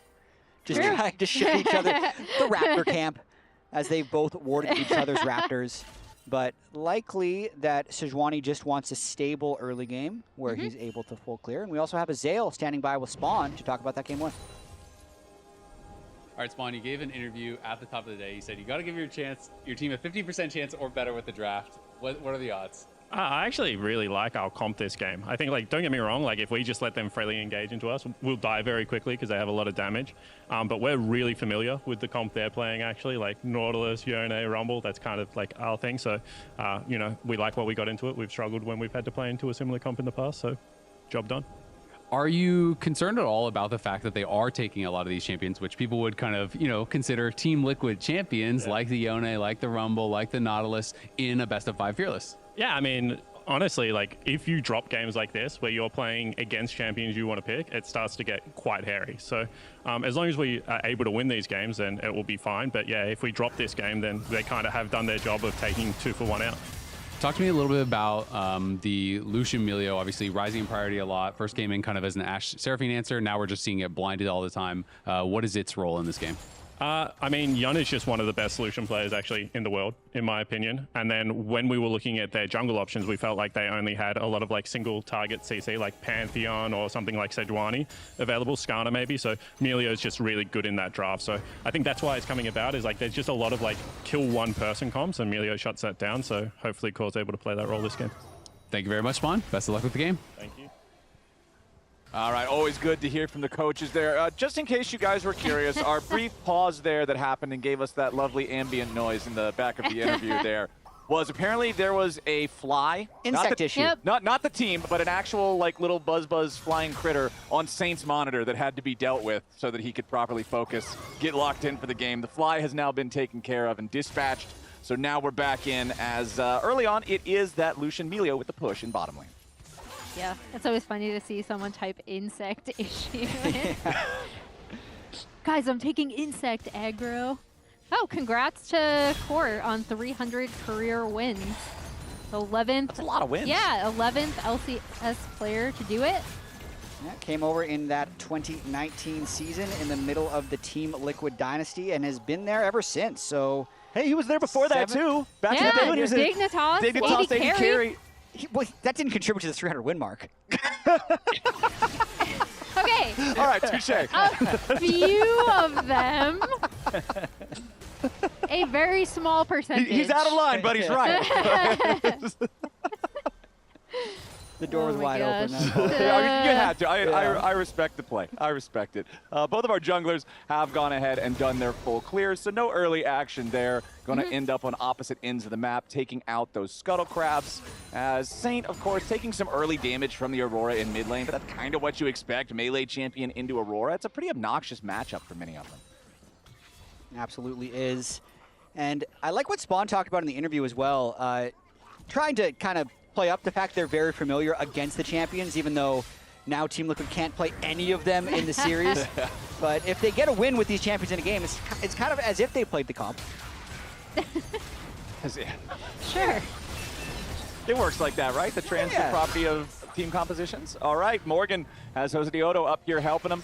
Looking to make the play onto Dokla, who's mostly just walking it off. Jose Diodo, immediate flash on top of Dokla. Point blank vault breaker. Dokla gets away with the first blood. The patience from TL pays off. And once again, it's Jose Diodo getting involved with a solo lane to make the moves happen. I mean, just such an aggressive early play right there. All with the early flash to force the flash out of Dokla and then do the skill check on if Dokla flashed, then you start charging the Vault Breaker, but then to just snap engage it like that. A lot of just mechanical outplay there. Dokla didn't flash, didn't dodge, and Jose landed everything in order to get that kill.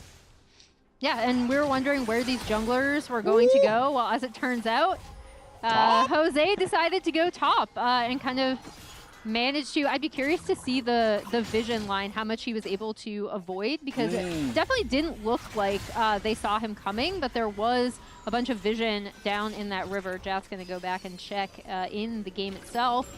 Yeah, he went straight through it. Yeah. Jose queued over the wall onto vision, then flashed early because his Vault Breaker wasn't actually up yet, and then point blank Vault Breaker as soon as it was off cooldown again. So Jose was just a really clean gank. Nice. Yeah. Really won the mind game on Dokla, actually, because if Dokla just flashes early, he's totally fine. Yeah, he's just chilling. He gets back over to the turret. He hangs out for a second. As soon as Jose leaves, everything's fine. But not the way it went down, as Jose Diodo is going to start up Drake #1 4 seconds after it spawns.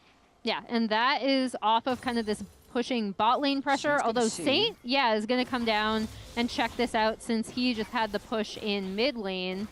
Yeah, but bot now lane's headed up. Jay is rotating over. Quid is rotating over. Saint, it looked like a good idea, but as soon as Team Liquid rotates, you got to back away.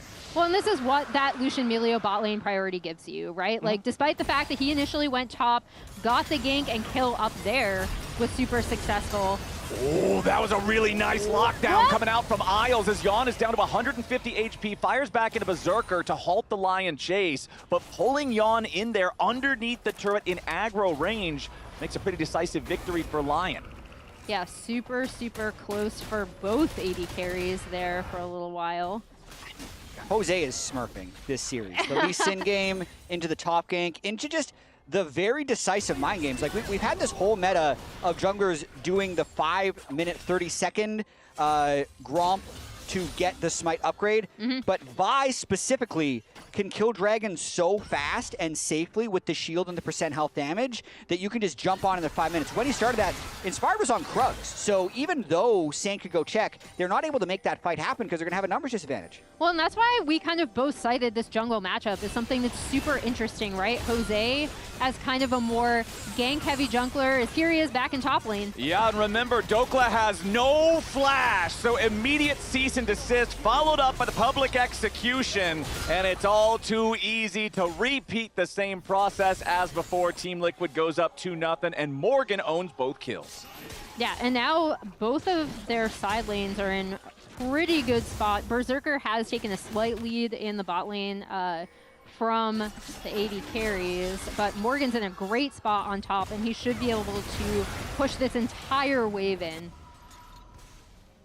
Jose Daejeon off to a great start here in the second one after having a phenomenal game number one, as this wave is just going to get munched up by the turret. Dokla trying to get back as fast as he can, but will lose out on a few minions here. Morgan up to over 600 gold lead here for himself. Despite the fact that the farm is even, he's just got the kill advantages.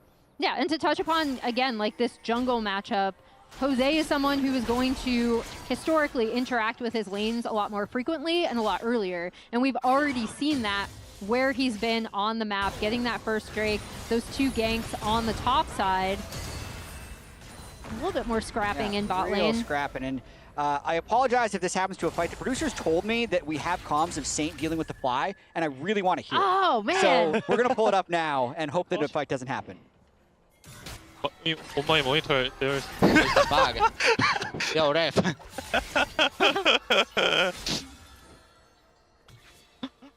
It's scary. Yeah, it's so scary, yeah. Okay, ready? Yeah, I'm ready. I like how he just sits there and points at it. Berserker just cracking up. Can't believe he paused for a fly. Okay, well. That was worth it. Yeah. No, that was a good call. Good call. We didn't get a fight during it, so nothing lost. Nothing lost. Hanging out, having a good time. Inspired is on the Void Grubs, so the opposite story being told here in game 2 as what we got in game number 1. This time around, it's Lyon controlling the Grubs while TL have that first drink. But I think it's just Team Liquid controlling the game right now. They have minor gold advantages in every single role. It's another game where Jose has been able to make a much larger footprint on the map than Inspired. Inspired does have Protoplasm Harness, which is one of the strengths of these junglers that don't have to go Sundered Sky. It's the faster early power spike. But what's he going to do with it? Where is he going to find a fight to make use of this item? And especially since both the kills that TL have found so far, the gold has gone to Morgan. Yeah. Look over at Dokla. He went for the full-plated steel caps already. His first full item is not going to be online for a very long time. While Morgan already has Pickaxe and Caulfield's Warhammer in inventory, we're going to have a pretty big item power discrepancy here very soon in top lane. Yeah, and as we see Jose kind of prepping for a lane gank, he will get spotted out by that ward in the brush. So Dokla should be able to play this a little bit safely. Andy sweeps. Now he sees it. Okay, he was suspicious. Dokla's movements once Jose He's arrived. backing off a little too much. But yeah, once again, getting Morgan into a really good position and relieving any sort of early pressure this Rumble may have been able to have.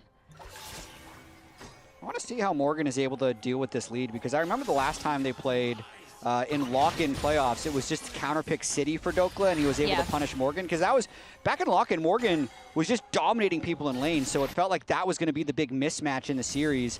But here, just with the standard picks of Scion Rumble, Morgan's been able to play a very standard game, right? His Shen was effective, and maybe he could take over with this Ambessa.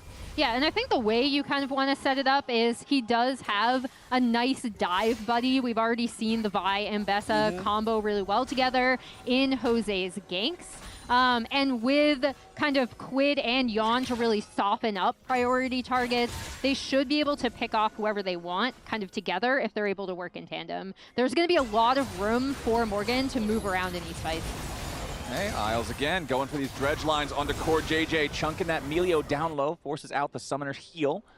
but Team Liquid still not in too terrible of shape as Inspired starts up Drake 2. So he has the item Power Spike, and they chunked the bot lane a little bit, so Inspired wants to create a fight here, but look where Morgan has arrived from. He's actually based, and he's right back on the map. Yeah, Isles goes in for the dredge line onto Yon as he and Core JJ just try to keep this enemy bottom lane distracted. Jose Dioto, Vault Breaker forward in Inspired's direction. Morgan has showed up to the fight now with the Eclipse in inventory. This Ambessa is very, very powerful. He also has his teleport ready to reset back up to the top lane after he helps out with this. I really like the movement from Morgan and TL. Yeah, when he has that Power Spike, it ends up being massive. So even though Jose didn't have the item, he brought the top laner with the item. So that's just as good. And Dokla doesn't try to match TP for a fight.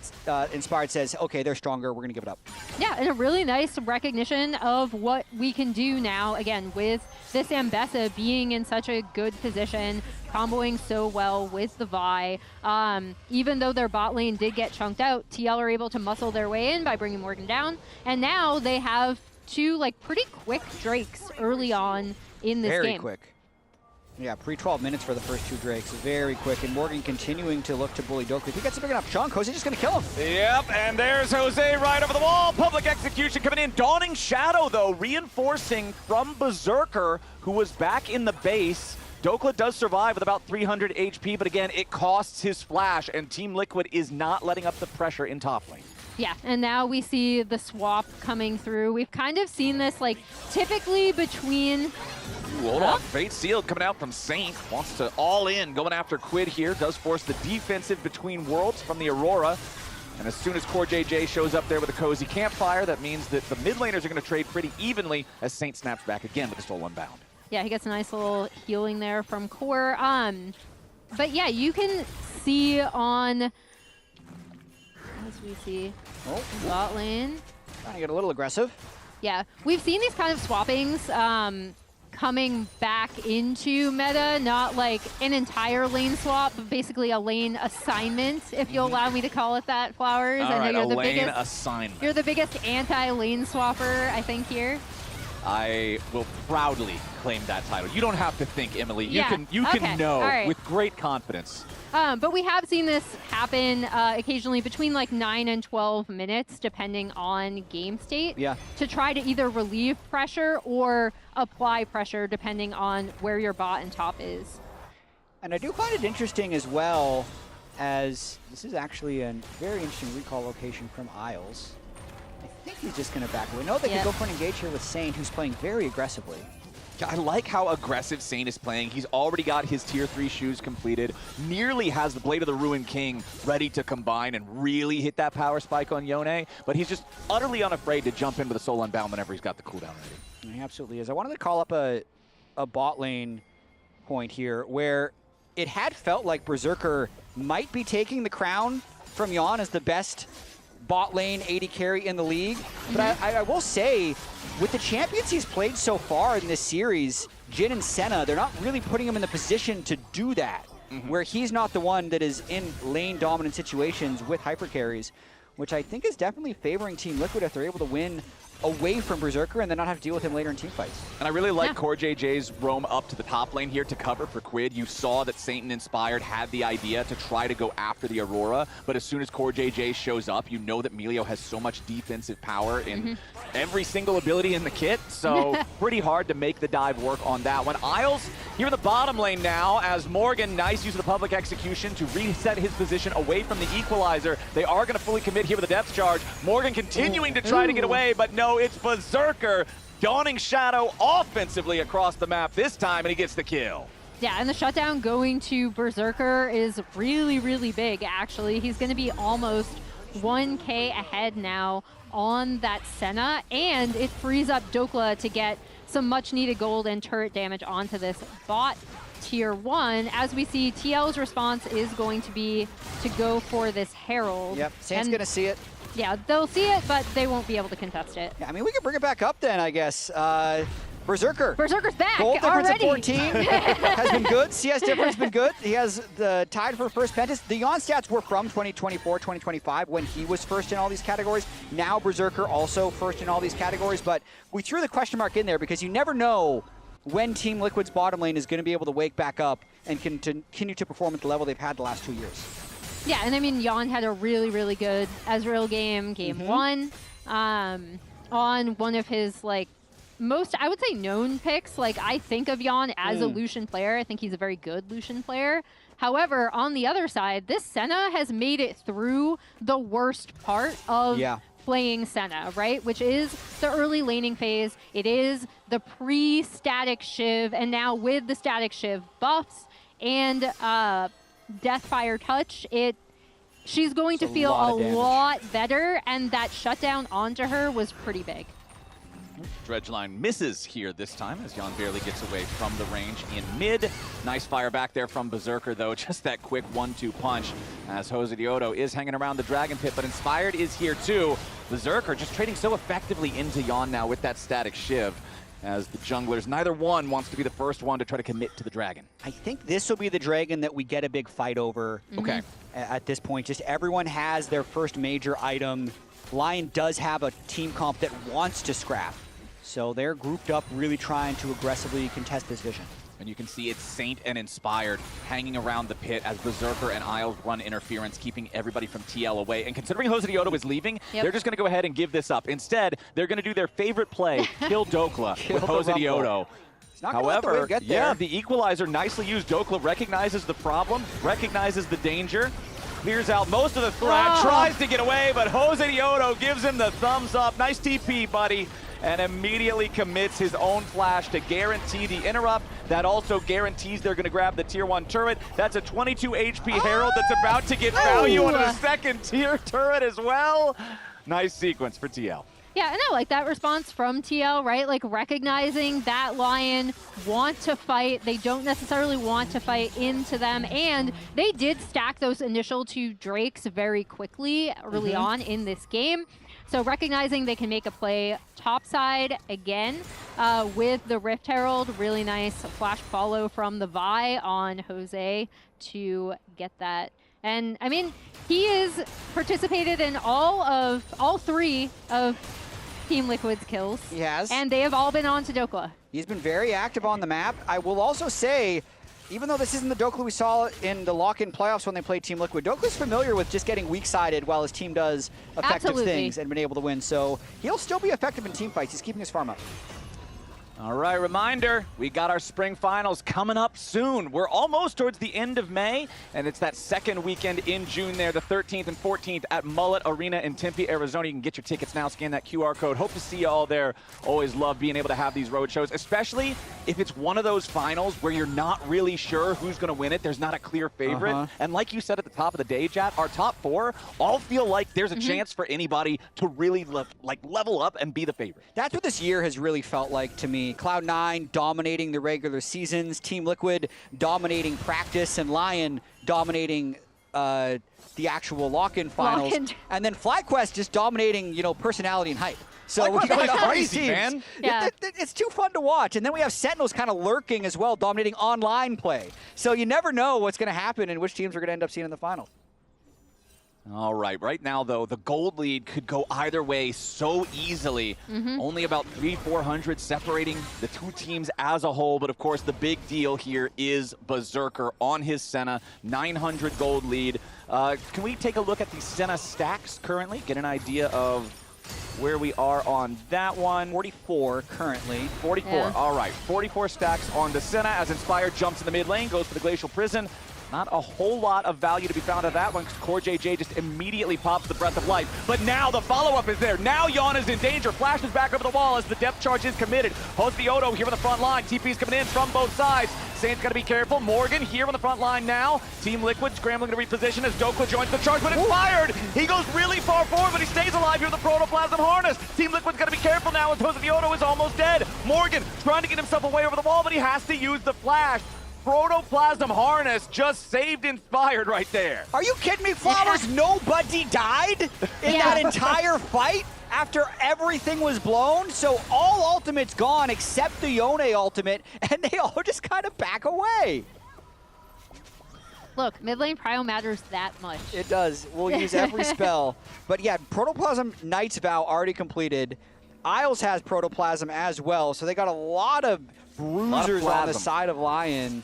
And Team Liquid doesn't necessarily have that one-shot potential Quid still sitting on just the Proto Belt and components, and then Yon building up as well. Yeah, and as we saw, Berserker is like slightly behind in terms of actual like Senna stacks compared to average, but he's still in a really nice position. There we go. Speaking of nice position, Lyon find themselves a pick on the enemy support as they were ready and waiting for Core JJ. Unlucky that one went over to Isles, but a really good look right there. All of Core JJ's CC break was burned in that last fight, and now they're just trying to accelerate the game off this. Senna teams with Baron I love because they can stay at very high health. Okay, Morgan's trying to take out the tier 1 turret down in bottom lane here at the same time. Is going to collect that one, but this Baron down to below half HP. Team Liquid going to pick up another tier 1, this time in mid. And it looks like the Baron's going over to Lyon, no contest. Yeah, really, really nice call from Lyon, immediately getting that pick, turning on to Baron. TL recognizing they really don't want to fight this unless they're as 5.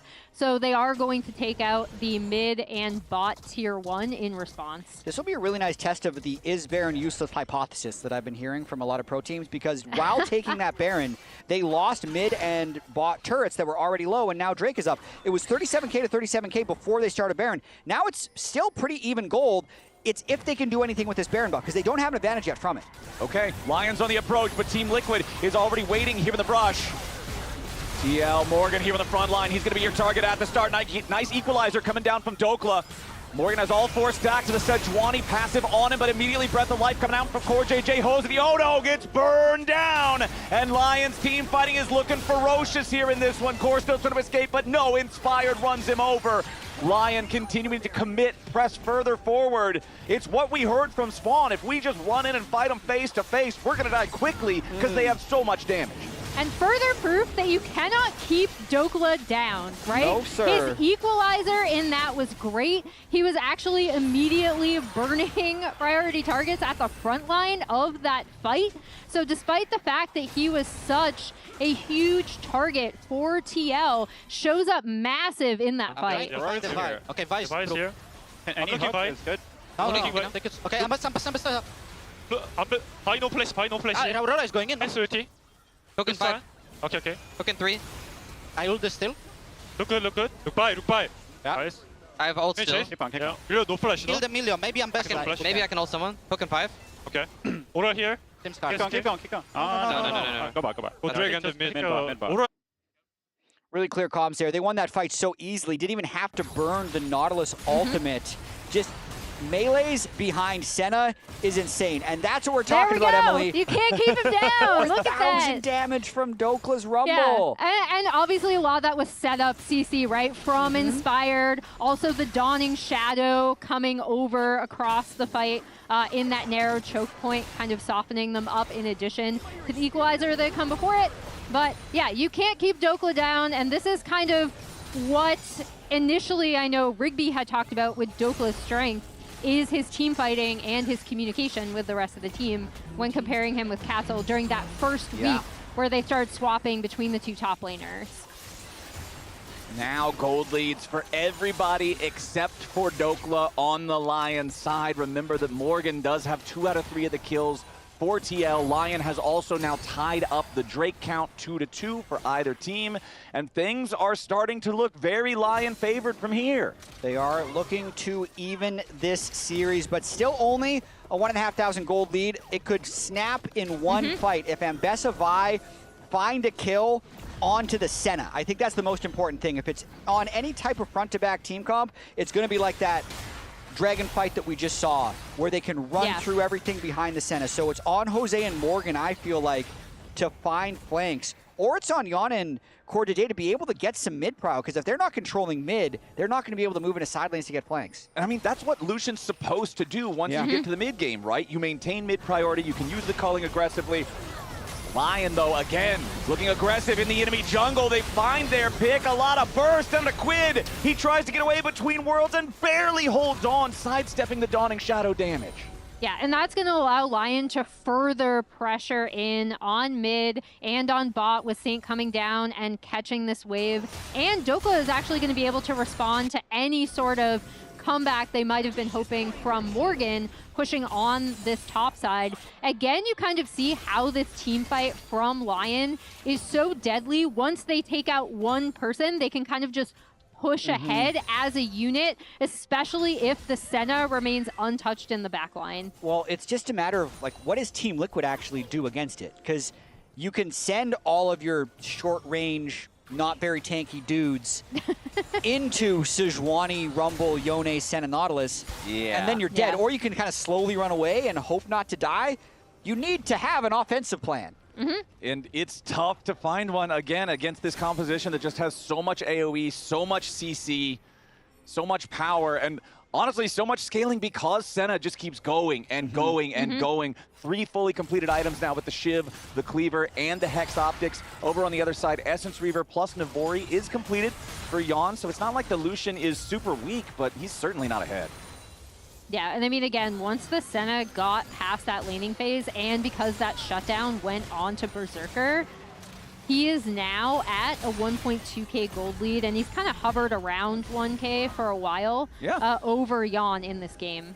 That shutdown really was the start of it. After that, he was up to like huge. 900 gold, but now Berserker going to be your target. Here's Jose doing exactly what we were hoping he'd be able to do, but Berserker gets away for now. Morgan going into the back, continuing chasing after the Senna. Berserker staying alive for now. Morgan getting locked up. Beautiful defensive play coming out from Lyon. Protect the president, and the whole Secret Service shows up. Berserker gets away, and Morgan gets buried.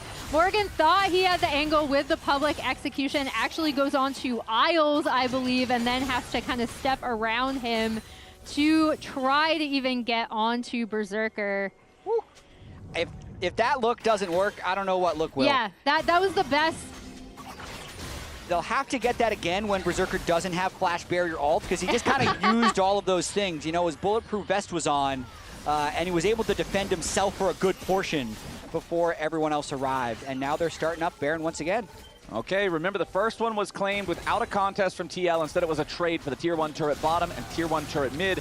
This time around, TL decide they do want to fight for it as Lyon tries to jump over the wall and answer that challenge. Quid under pressure from Dokla off to the left side of the fight as Saint once again tries to jump back over the Baron wall. Jose the Odo locked up inside the chicken pit. Saint jumps in, and Jose's fate is sealed. Team Liquid trying to get one back onto Dokla, but he's already gone golden here with the stasis. Dokla staying alive. Saint has to reset here with the Soul Unbound as Berserker's down to almost no mana. Morgan still looking for a little bit more. Lyon low on health bars. Team Liquid recognizing they gotta try to find something here, but all they're gonna do is lose Quid. Dokla goes on a killing spree, and Saint's right back into the fight. Now Morgan's locked up here on the front line. The Mbessa might just die too, and Berserker takes him out with a killing spree. Team Liquid can't find their mark. They just don't have the damage until Yon finally gets it there with a cozy campfire. Dredgeline hits him though. Isles lands the shot, and Yon got.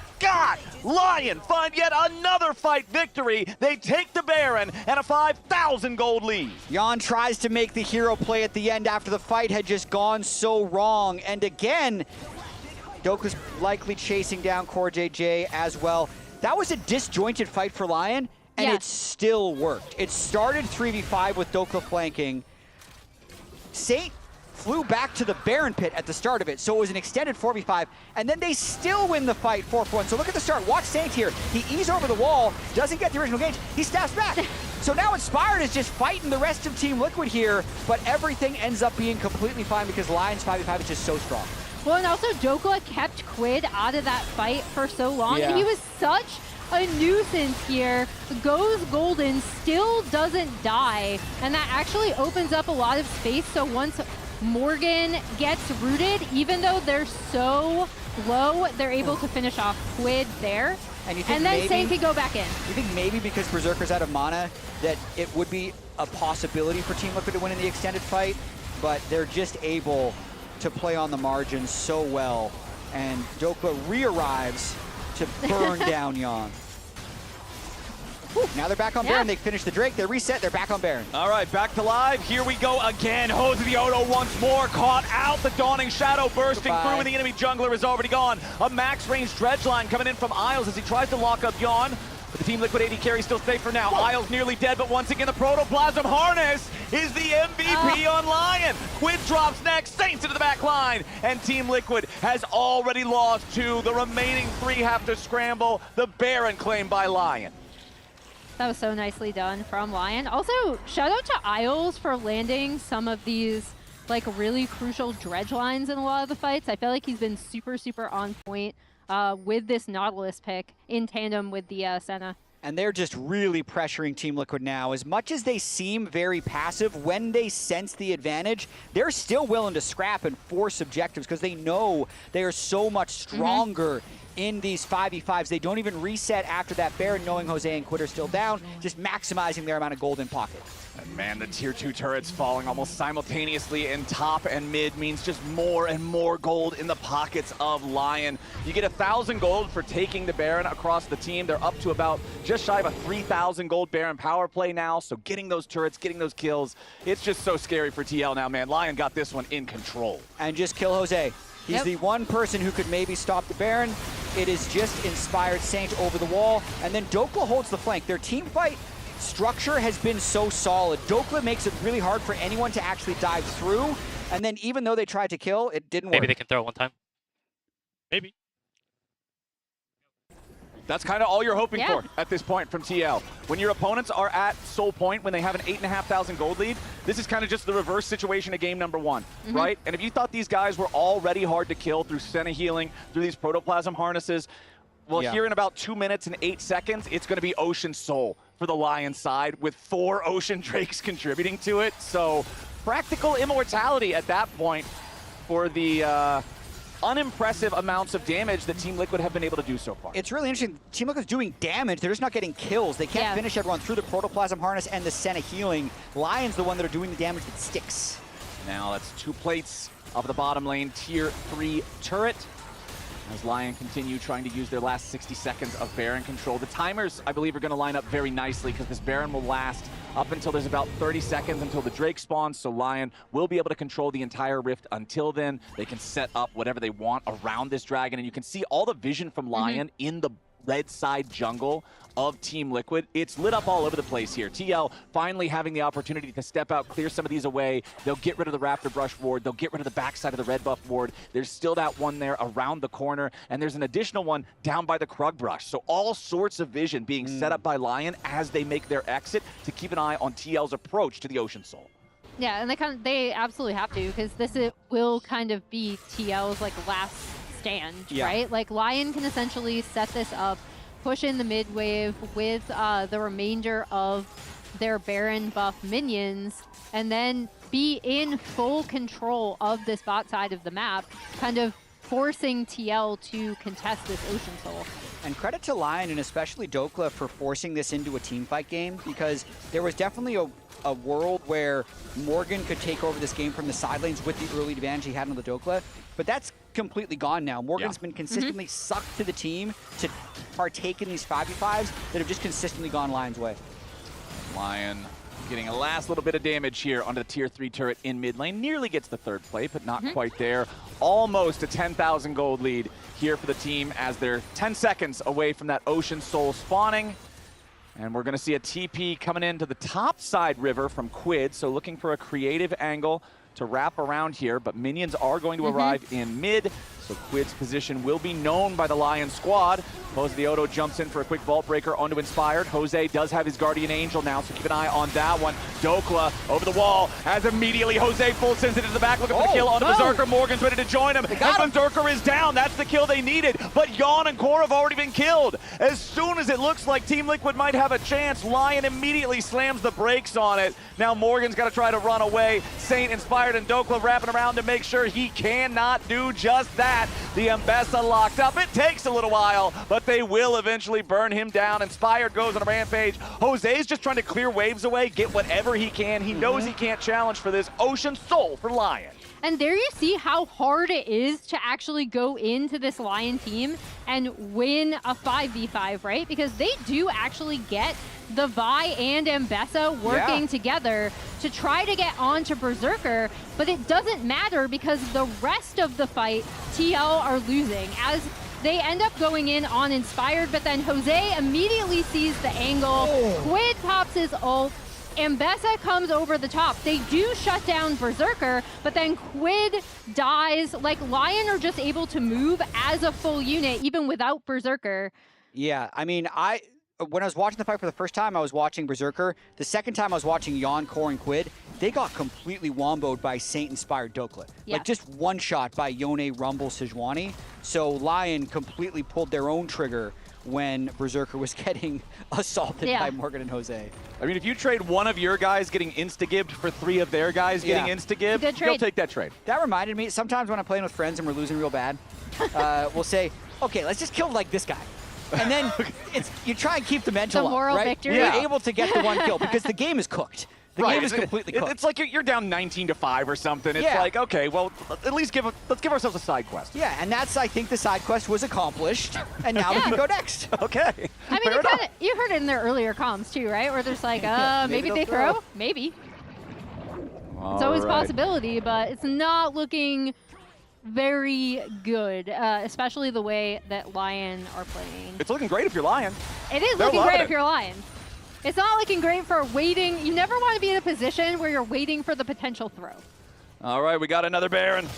And Lyon are immediately ready to just jump in. They are daring Team Liquid to come and try to answer this. Isles just maintaining space. Berserker right next to him, culling, finds a lot of damage onto the Nautilus, but honestly, Isles is still pretty much okay. We'll be able to eat up a couple of these yummy honey fruits. As now Saint jumps over the wall, wants to try to put a little pressure onto Core, not gonna get a whole lot. Baron aggro still being maintained by Lyon here. They got the Baron down to about 7,000. Keep your eyes on Dokla over the wall.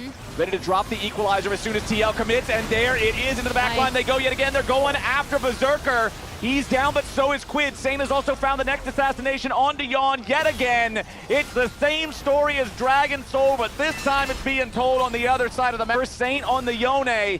Can he make it a quadra? The Soul Unbound's about to run out. No, the kill credit goes over to Dokla, I believe. But Lyon's going to be happy with that. It's only Core JJ left alive. Baron is not needed. They can take this one straight to the Nexus. Berserker was just a distraction. Saint was zeroed in onto Yon, and the rest of Lyon was assassinating Quid. So Lyon display some awesome team fighting to even this series. Team Liquid had a great game number 1 where they took things over and never let that lead go, kept setting up great play after great play. Now here in game number 2, it's Lyon team fighting, forcing TL to play their game, and Lyon just being better at it. 19-6, 15,000 gold lead. One last kill to add some insult to injury as the Nexus falls and Lyon ties it up 1-1. And what a great display from Lyon to recover, also to kind of take away a lot of picks from TL and beat them with said picks.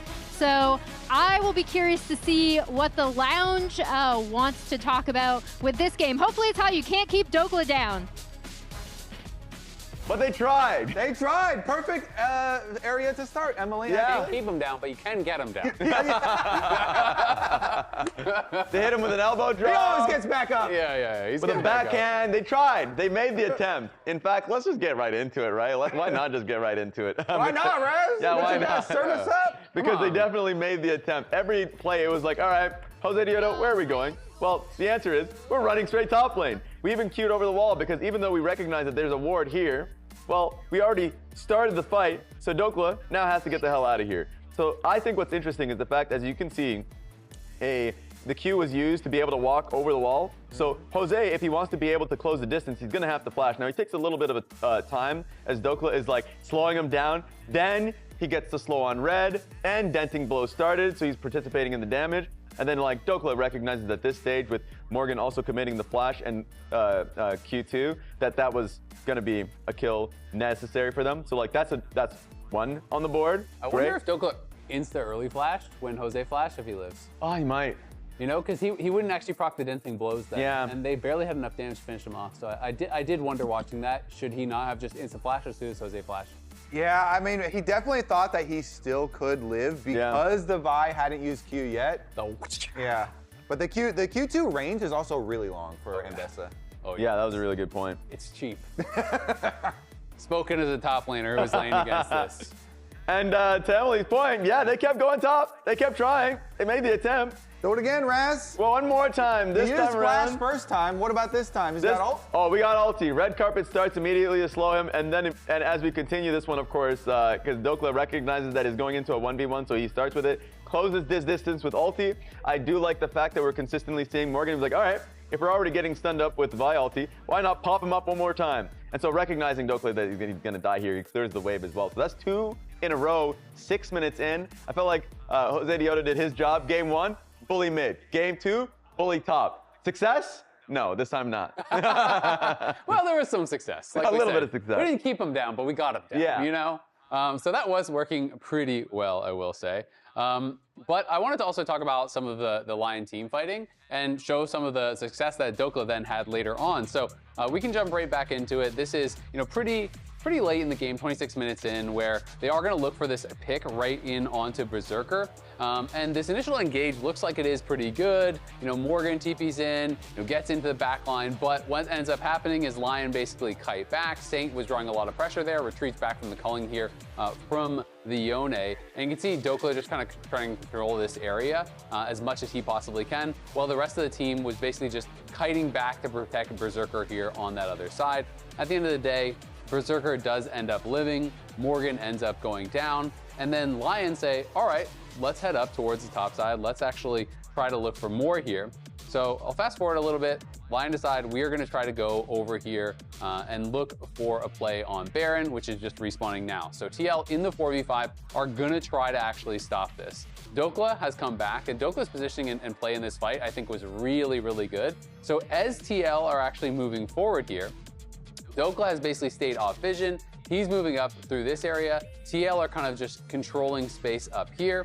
And we're gonna see when this fight actually breaks out that Dokla is able to get in onto Quid on the backside of the fight and ends up being able to basically completely make Quid irrelevant in this fight, puts a lot of pressure on, is able to drop a really good equalizer here across the fight, starts putting pressure onto Quid on the side immediately. Saint is staying back in the pit, staying safe. Berserker's over here, they're staying relatively safe. And just watch Dokla throughout this fight. I just think he plays it very, very well. Pushes Quid entirely back, makes him use the ult defensively. As soon as Quid is out of the fight on the side, then Dokla is looking to actually rejoin the fight over here. And Lyon just start to run through this fight. They're missing their one solo laner, Morgan, who had died. They're now missing Quid, who has been pushed out entirely. And even though Jan and Core play this fight very well, Lyon do a good job of just sectioning off the threats and taking them out one at a time. Dokla, again, buying more time there with the Zonias, then kites back. And Lyon do this so well throughout the fight. As Jan gets one member low, they immediately kite back. They turn around, Berserker's low, he's pulling back. Isles is pulling back. Dokla is staying around, still threatening with the Electro Harpoons on the side, being so annoying. And you think, all right, maybe from this moment, Jan can actually do it, gets a really good culling through the team. You look at all these low health bars here, like look at these health bars. It's a couple hundred extra damage, you'd have a double kill, a couple hundred, maybe 1,000 damage, you'd have a triple kill there for Jan, but can't really finish off the kills. Does eventually flash forward here and is able to finish off Berserker, but then a good hook from Isles gets them Jan and does get them the kills. He dashes in. So maybe there was a way he could have outplayed, but I just felt like Dokla played that fight so well, drew so much pressure, pushed Quid entirely out of it. And Lyon just kind of danced around that fight on no health for so long. Yeah, I like how they played around vision and the small timer that was left on Morgan's revive, because Morgan had teleport. So if they wait longer for that setup and Dokla doesn't go in and force Quid out like you're talking about, then Morgan revives, he comes back in with the full big teleport shield, and it could have been a different story. Sure, you know what's so funny? As you were making that, having that, you're breaking it down, Jan walking by, the moment you mentioned his name, I was like, oh yeah, that's fine. He was so close, it was so close. He was close, man. Dokla getting a lot of the votes on this one, especially, the tenacity. Being kept down, but not being held down. Tilt proof. Exactly. I always honor my top laners for tilt proof if they get ganked a whole bunch. True, we actually need that vote back. I actually love that vote. But yes, that was a really good game from them. Also, I think Isles performed exceptionally well. That being said, don't miss any LCS action when you get your favorite foods delivered on Uber Eats for less gold. That being said, we're going to be going to Game 3 after this break, but we're going to check in some Lyon comms.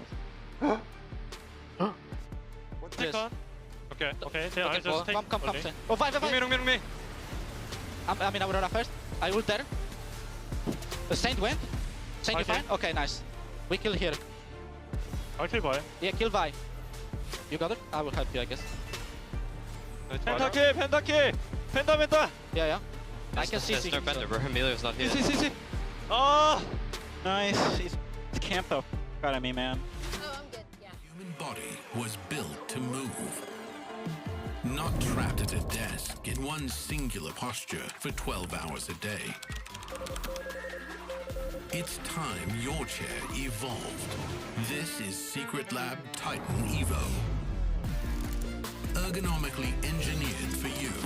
Gamers, hybrid workers, artists. Backing your every move. Not much longer now, and I will also take to the skies. Me too. You?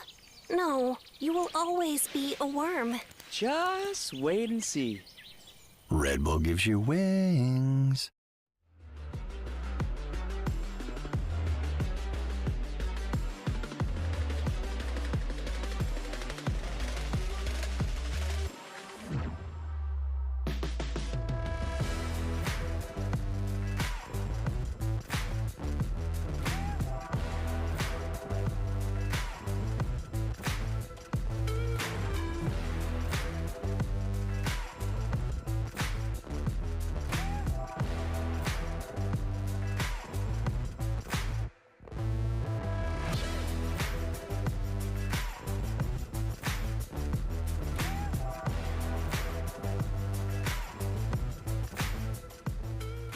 I'm looking by stay. I have ulti.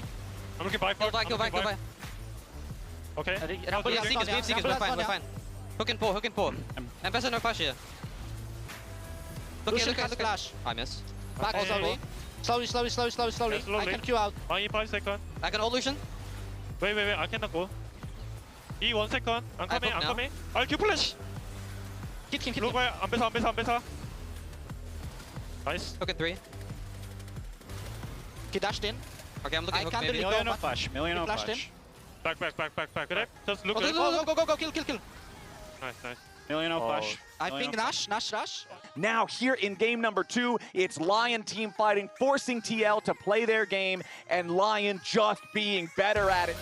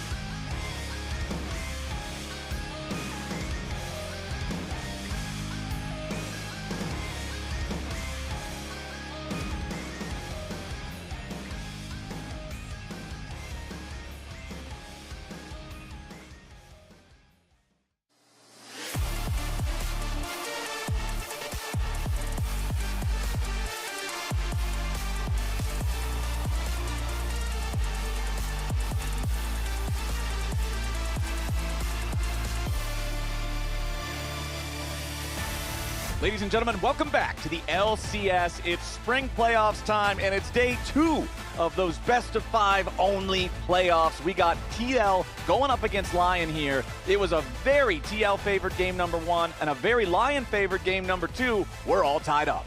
Is it possible to win? Like, is a win always just a win, or can a win be more than a win? Elaborate. This is a philosophical question? Because Lyon won with Team Liquid champs. So it's like a win and a half. So you're like, because you're denying it, okay. denying those champs for the rest of the series. No Yone, no Rumble. Okay, yeah, right. I like it. No Senna, Nautilus, Corvidate can't have that engage. I was waiting for the specifics, or if this was just like philosophically about League of Legends. Yeah, there's a famous LeBron quote, like 2 points isn't just 2 points. Oh, yeah. Okay. And then he just left it at that. I was like, okay, what's the follow-up? All right. Yeah. All right. Well, let's see if the win is more than a win here as we're back into the draft and things are changing. Yeah. This time around, the first 4 bans in games 1 and 2 were exactly the same, but we are also switching up sides here in this one as Team Liquid decided to go for first pick, so Lyon chose blue side. Lyon going to ban out the Varus and the Seraphine as Orianna, Akali, and Bard are banned out by TL. Yeah, and I like taking away the Seraphine, maybe because I'm sick of watching Ashe Seraphine, but also because it does like kind of break up that combo, right? It's something that we already talked about, how TL kind of gravitate towards one of the strongest, if not the strongest bot lane still in the meta currently right now. And we see the Cassio as the last ban down from Lyon. Yeah. I'm very curious to see, since TL have first pick, what they are going to use that on, like where their priority is going to be. Could have previously been with the Ashe Seraphine prior to the ban.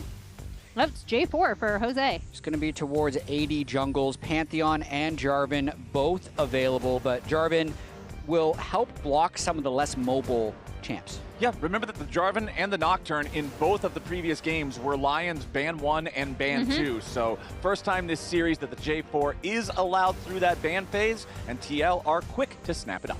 But you mentioned the Nocturne, and the Nocturne is also available, right? Because that has not been banned out, and also kind of a like small favorite. I think Inspired is really, really good on that pick, although we do not have the Aurora to pair with it. Nico is still available. So there are still a few good like Nocturne options if he does want to go for it. But it's going to be the Caitlyn locked in first. And I'm wondering if the Lux is going to follow, but no, it's going to be the Xin Zhao, which TL have banned on 4-5 every other game. Definitely looks like Lyon wants to wait and see what they want to pair with the Caitlyn, because there's a lot of good pairs still available. Caitlyn Bard, Caitlyn Lux. I love the Lux for Lyon specifically, just because Isles is so comfortable and so good on that pick. I think he still has like an insane win rate on it as well. Ooh, as we see the immediate Jace and Twisted Fate locked in for TL. It's 20-0 or it's 0-20. There's no in between. NA Jace, NA TF in the same team together. This is going real good or it's going so bad. Well, I'll also say, yeah, TF is really good with Caitlyn, because you gold card for the trap. Against Caitlyn, you're telling her exactly where you're porting in, and she has time to put the trap there. Put it on the floor. And you're going to get hit by the trap. And I love this response from Lyon already. Locking in the Sylas, right, with the ability to steal a few ultimates off of this TL team. And also just something that I continuously want to point out, Saint has absolutely smurfed on in a lot of their games, including the last time these two teams met. Sylas is one of those champions that I feel like when you get a game where it feels like a good Sylas angle, it just feels like so good to play him, having those strong ulti options. Also serves as a bit of a preventative measure for things like an Alistar being locked in the support role, because you don't want to give him access to Unbreakable Will. So let's get into the second half of the draft here, as we do have our junglers, we do have our mid laners for both sides, but then a little desync between AD carry and top as Ziggs is banned out by Lyon. I really like the Ziggs ban, actually. It's one of the few champions that can win lane against the Caitlyn, so Lyon's just trying to secure a pushing bot lane. One really important thing with TF is that you can create volatility in your side lanes, so the Jace can do that. That's why you lock them in together. Now they want to have something in the bot lane that can do that as well. Yeah, and we see the Nico being removed, another thing that pairs really well with Caitlyn and has kind of a really huge ultimate for follow-up from the rest of the team, especially with the Xin Zhao. And the Xayah taken out, interestingly enough, by Lyon. They don't want Yon to have kind of a mobile defensive AD carry. TL, do we want to ban out more pairings with the Caitlyn to make bot lane more playable? We still have to see both of the bot lane choices for their side. Remember, you don't have the safe laning of the Jhin or the Ezreal. You do not have the powerful all-in potential of a Lucian. And of course, the Seraphine banned out alongside Varus just means so many of those high popularity choices are not available, and there's the Lux. And at this point, Lyon can choose to hold for support counterpick if they want to. Very, very high chance that it's a Jace top lane that Dokla would be picking against right now. Yorick is a standard. He's also hovering that Malphite right now, which is, again, good into the TF and the Jace. So they lock it in. I honestly am totally down for this. Malphite is one of those champions that I'm never sad to see him on my team. I feel like even if he gets beat up throughout the early phases of the game into a bad matchup like Sylas or like Rumble, he's still Malphite. A well-placed ulti can still win an entire game. Plus, you're on the same side as the Sylas. It's not like you're going to have to deal with that being picked. Don't worry about it. Sylas is one of the champions that Malphite's actually really afraid of. If Sylas is still open and you lock Malphite and they lock Sylas into it, you're just now better Malphite and you get to farm him for free in lane. So I like picking this since you already have the Sylas. Over on the other side, though, it's Mel Reddit's favorite champion, Mel, locked in for Team Liquid. Why you have to inform me as to why Mel is Reddit's favorite champion. Oh, she is the center of most of the recent community controversy. Everyone hates playing against her. I mean, that's a given. It's just like there's a couple Mel threads every day. I think we have support Pantheon too. Yeah. So Team Liquid has some LCK flavor here with Mel bot lane, and then AD assassin type support that you'd play with it. Carrier played Camille. You can see it with Pantheon as well. So getting a little bit of AP poke to go against the Malphite, I think, is good, and it can also counter the Caitlyn. So Team Liquid trying to throw in a little bit of spice, because if they go even more standard down this Jarvan, TF, Jace rabbit hole into the Sylas Malphite, it was going to be ugly. Maybe they've saved it here with these last two. Yeah, and the Braum locked in for Isles. I kind of like that too, down. I mean, again, it's not going to have the same pushing obnoxious power as the Caitlyn Nico or Caitlyn Lux would have, but does block a little bit of what Jan and Core want to do kind of on this Pantheon Mel. I do want to point out, Core has had some insane games on Pantheon in the past. He is pretty comfortable with this pick, so if he gets unleashed on the map, that will be something that Lyon will have to watch out for. I've always known Core JJ as one of our premier Pantheon support players. Even when it's not in the meta at all, I'll just see him in-game on friends list and hover over it and it'll say Pantheon and I'm like, okay, sure, Pantheon. Why not run another Pantheon game? So he's always got that in his pocket, always has that as a choice. Over on the other side, though, with the Braum, I also like this because you can easily throw up the Unbreakable against the Jace if he gets ahead in the side lane and then comes to try to contribute around an objective fight or something, block some of those accelerated shock blasts. So I am always going to favor the comp without TF when TF is in the game, so I got to give the edge there. But how are you guys feeling about this one? I'm feeling like both teams cook pretty hard here, and I'm looking forward to this game. The big thing that I'm excited for with Dokla is about the champion experimentation that continues. This is his first career Malphite game as a pro, and if we think back to their best of 5 they played in lock-in, one of their big strategies was to let Morgan pick and then let Dokla cook with his counter pick, whether it was going to be Varus or Aurelia or Vayne, and this isn't as flashy as those picks, but it might be as effective depending on where he gets going in this game on the Malphite. It's not actually great really early in lane into the Jace, it's about the scaling, as Core's already flashed over a wall. Okay. That's wild stuff. Okay, Core JJ with the level 1 flash over the Dragon Pit wall to find himself behind enemy lines. He's not going to see Inspired anywhere around. He was really hoping to find his in. And now nobody knows that he doesn't have flash. So it's as if he didn't flash. If a Pantheon flashes in the forest and nobody sees it.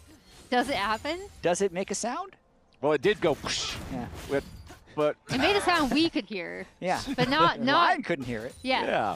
As we see kind of some of the highlights, as you already pointed out, Jat, I think this kind of saving counterpick for Dokla strategy has been one of the reasons why Lyon did have so much success against TL, specifically in lock-in, in their best of 5, and it was a huge part of their strategy of kind of punishing Team Liquid's over-reliance on Morgan's strong laning phase.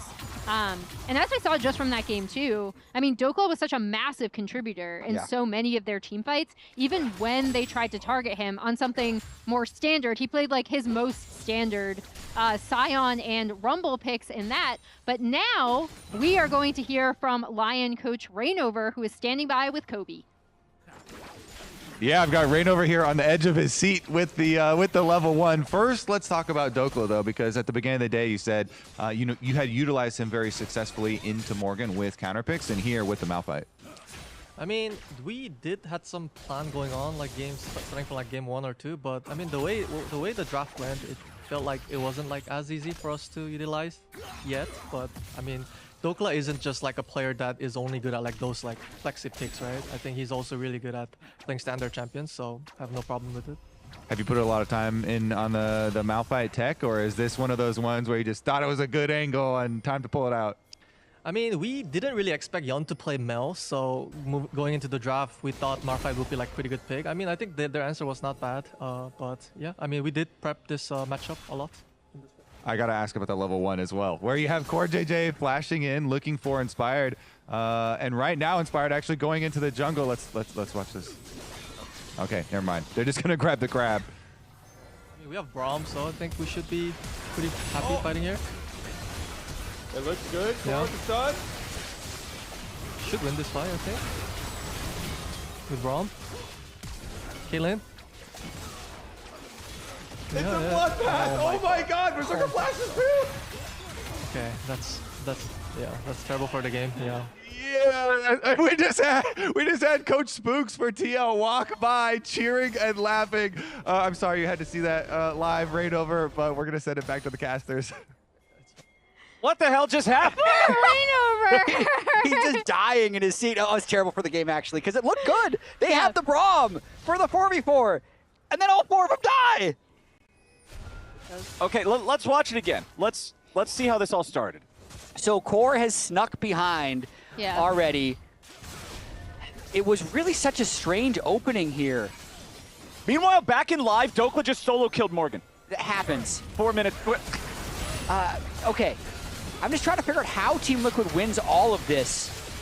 Jose gets a really nice EQ. Yeah. Yon landed all of his damage. And then it looks like Lyon just... A little bit of target selection, as we don't even have time because they're fighting over the next crab now.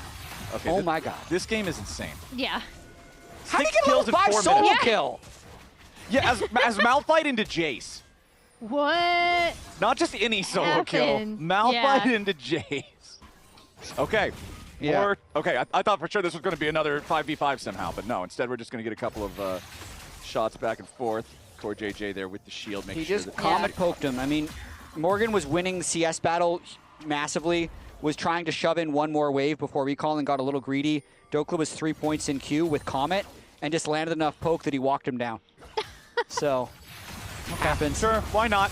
Quid's getting caught out here now, though, as the Twisted Fate does not have his flash from the earlier Dragon Pit kerfuffle. So there you go. Shutdown credit over to Lyon and Sink. Yeah, and that cuts what was actually looking like a pretty nice lead for him as we see the fighting in the top lane. Yeah, he just gets the a Comet lot Malphite. of He just gets the Comet poke off of it. Yeah, Morgan gets one more grasp proc before thinking he can speed away, and he can't. And yeah, flash for good measure. Make sure he gets that kill. Good job, DOKLAW. Again, it happens. Yeah, just click on the guy, hit him with your shard, hit him with your Comet, run him down. Why not? Comet damage goes really hard.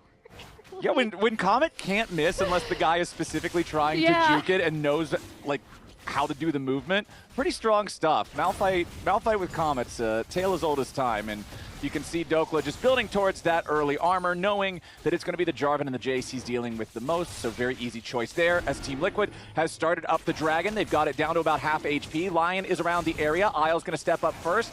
Inspired and Berserker coming up right behind him as Team Liquid trying to be careful now. Saint with the stolen ulti there, away from Quid. Now CoreJJ is going to be the target, and the Pantheon is forced to flash away. He has his flash back up because he used it at level 1, so it just now came back up and available. Yeah, he probably would have used it in the river if he had it. Yeah. So in a sense, it's good. The level 1 play paid off now.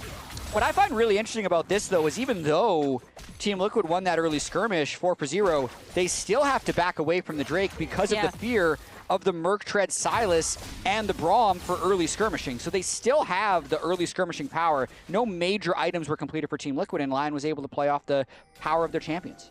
And here is Core, again, like, he does not stay in lane when he is on this Pantheon. Like, he makes it his objective to be as obnoxious as possible and kind of rotate around the map. But yeah, Lyon should be able to collapse. Okay, the crab is secured by Lyon. Every single time we're seeing anyone move to anything, you see 6 more people also go towards it. Yeah, it's also like, I keep wanting to talk about how, like, oh, okay, it was really good that Lyon recognized they had to make a play on the mid lane because Quid was actually in such a good position from that initial fight in the Drake pit. But yeah, TL 1.5k gold lead. However, they did lose that first Drake after kind of some extended scrapping.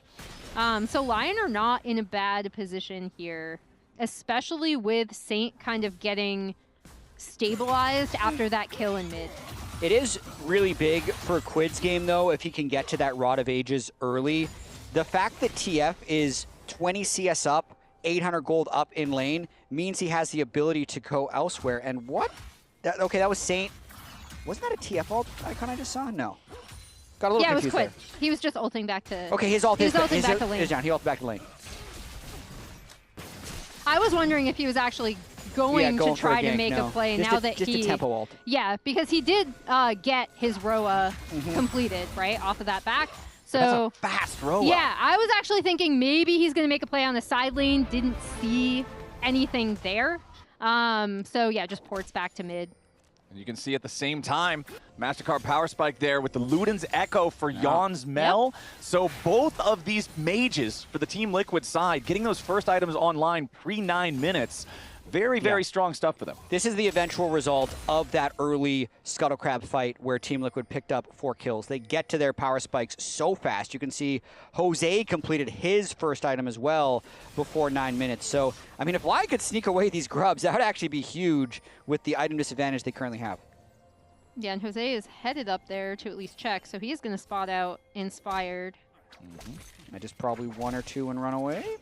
Yeah, 1 is already secured. Inspired smites down the second, says, okay, fine, you can have the third one, isn't really going to matter that much. So Hosdiodo shows up.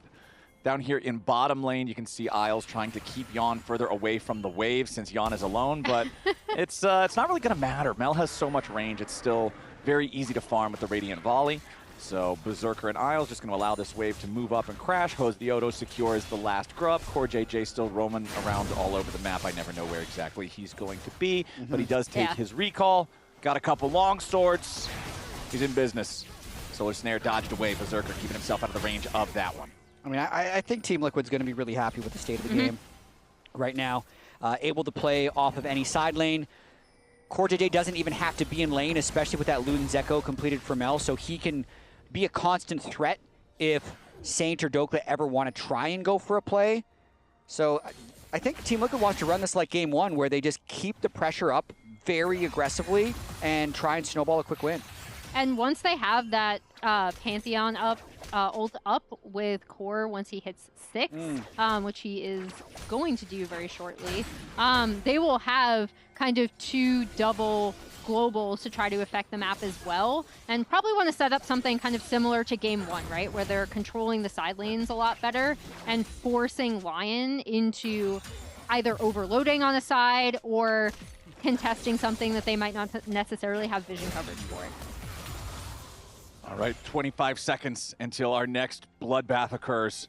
The dragon about to spawn, and you can see both sides already thinking about their positioning around this bottom side river here. Quid's going to go ahead, take his recall, grab a purchase, upgrades to Mercury Treads. Berserker throws down a trap, forces Core JJ to step to the side. Winner's Bite tags him, but it's a little too late since nobody else online is around to stack up the concussive blows. Really aggressive posturing here by Lyon. Team Liquid has the items on them. Berserker's still not completing his first item, so I believe if Lyon's going to be here, Team Liquid will want to fight. Berserker still only with the 2 traps placed down here. 1 near the enemy tri-brush, 1 in the pixel brush near bottom lane. Yon fires out Solar Snare, catches Isles, but he immediately puts up the Unbreakable to prevent any further follow-up damage.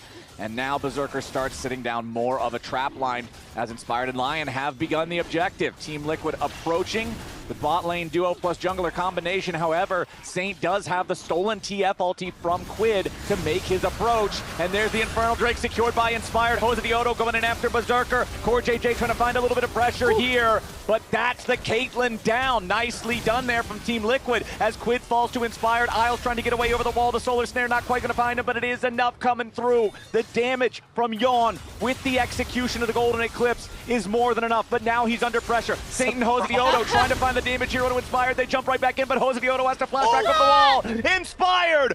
Fearless on the Xin. The audacious charge lives up to its name. Jose Diodo turns it right back around, though.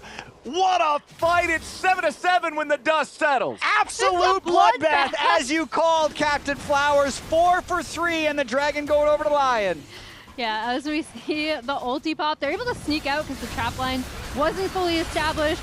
Inspired does get this Drake, however, We're not done. Of course. Dokla in danger, trying to get himself out there, even spent the flash. He still dropped, but now it's Isles and Berserker showing up. The 1-for-1 trade so far will end up favoring Lyon at the end of the day. It's a double kill to Berserker.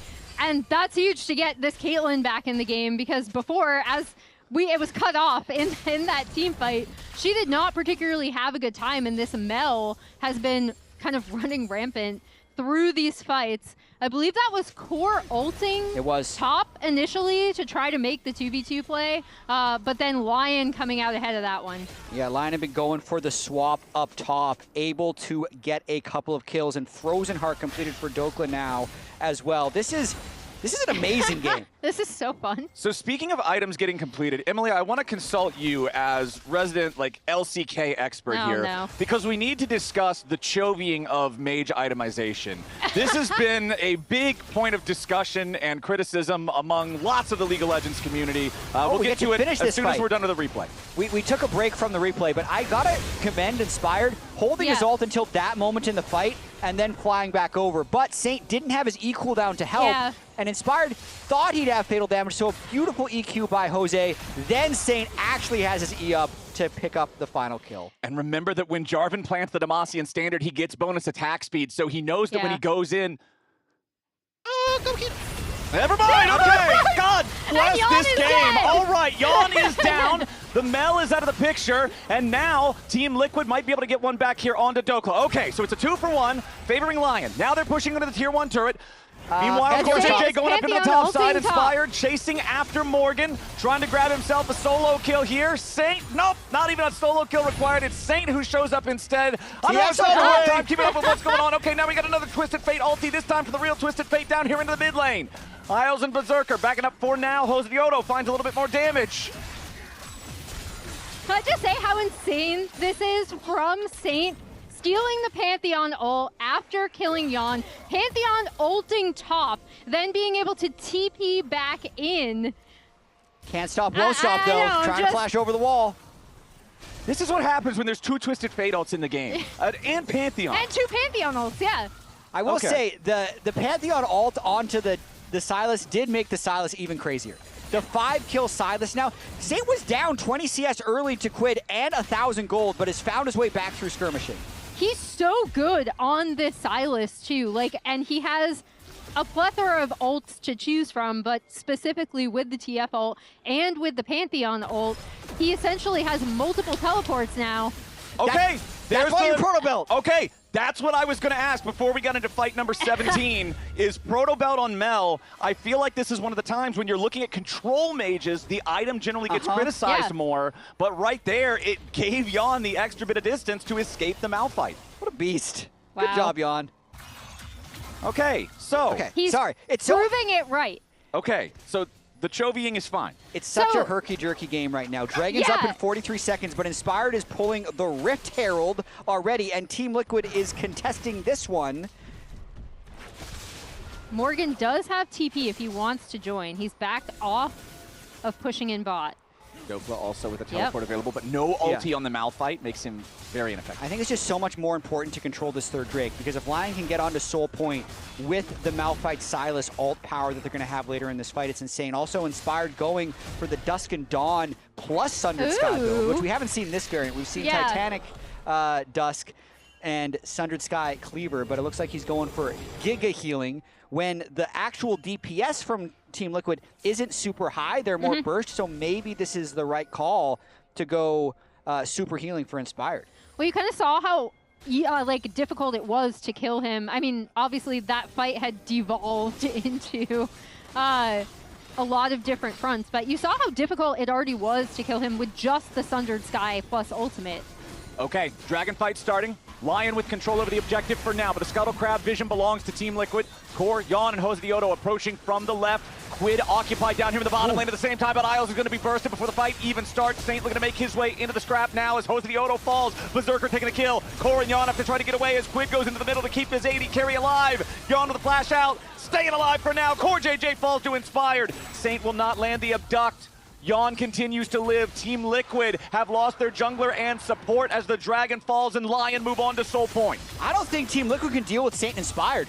They're just Brawl Brothers right now, driving through the back of the fight. Team Liquid used all their burst on to support Braum, and that was just the green light for Inspired and Saint to fly into that fight, and there just wasn't enough damage left. So Lyon, despite that early disaster in the bot crab, have fought back every step of the way.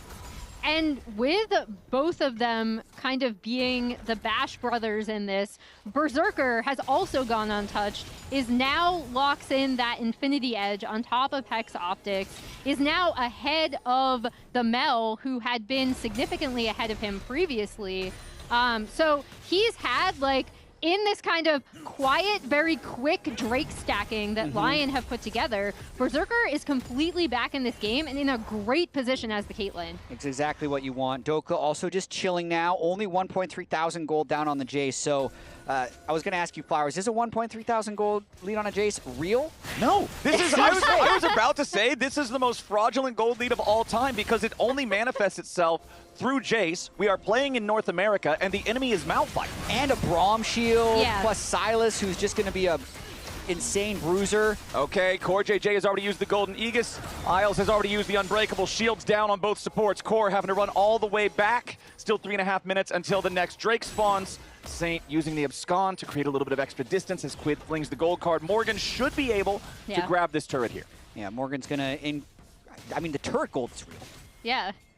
But TP behind. So is the play. Dokla jumps in. Yeah, Yep. Morgan's just going to go ahead and get away from it. There's no way they can catch him in time as soon as he evades the Unstoppable Force. I mean, in 3 minutes, we're guaranteed to have another big fight. Maybe even in between that, though. I want to point out the Bloodletter's Curse for Saint. It's just what he seems to do on Silas. I still feel like something like a Riftmaker might be better in this situation, but he's built this item both times he's played Silas. Will still help a little bit of magic damage from the Malphite in these fights, and it will, of course, be good if he's in a fight for a long time.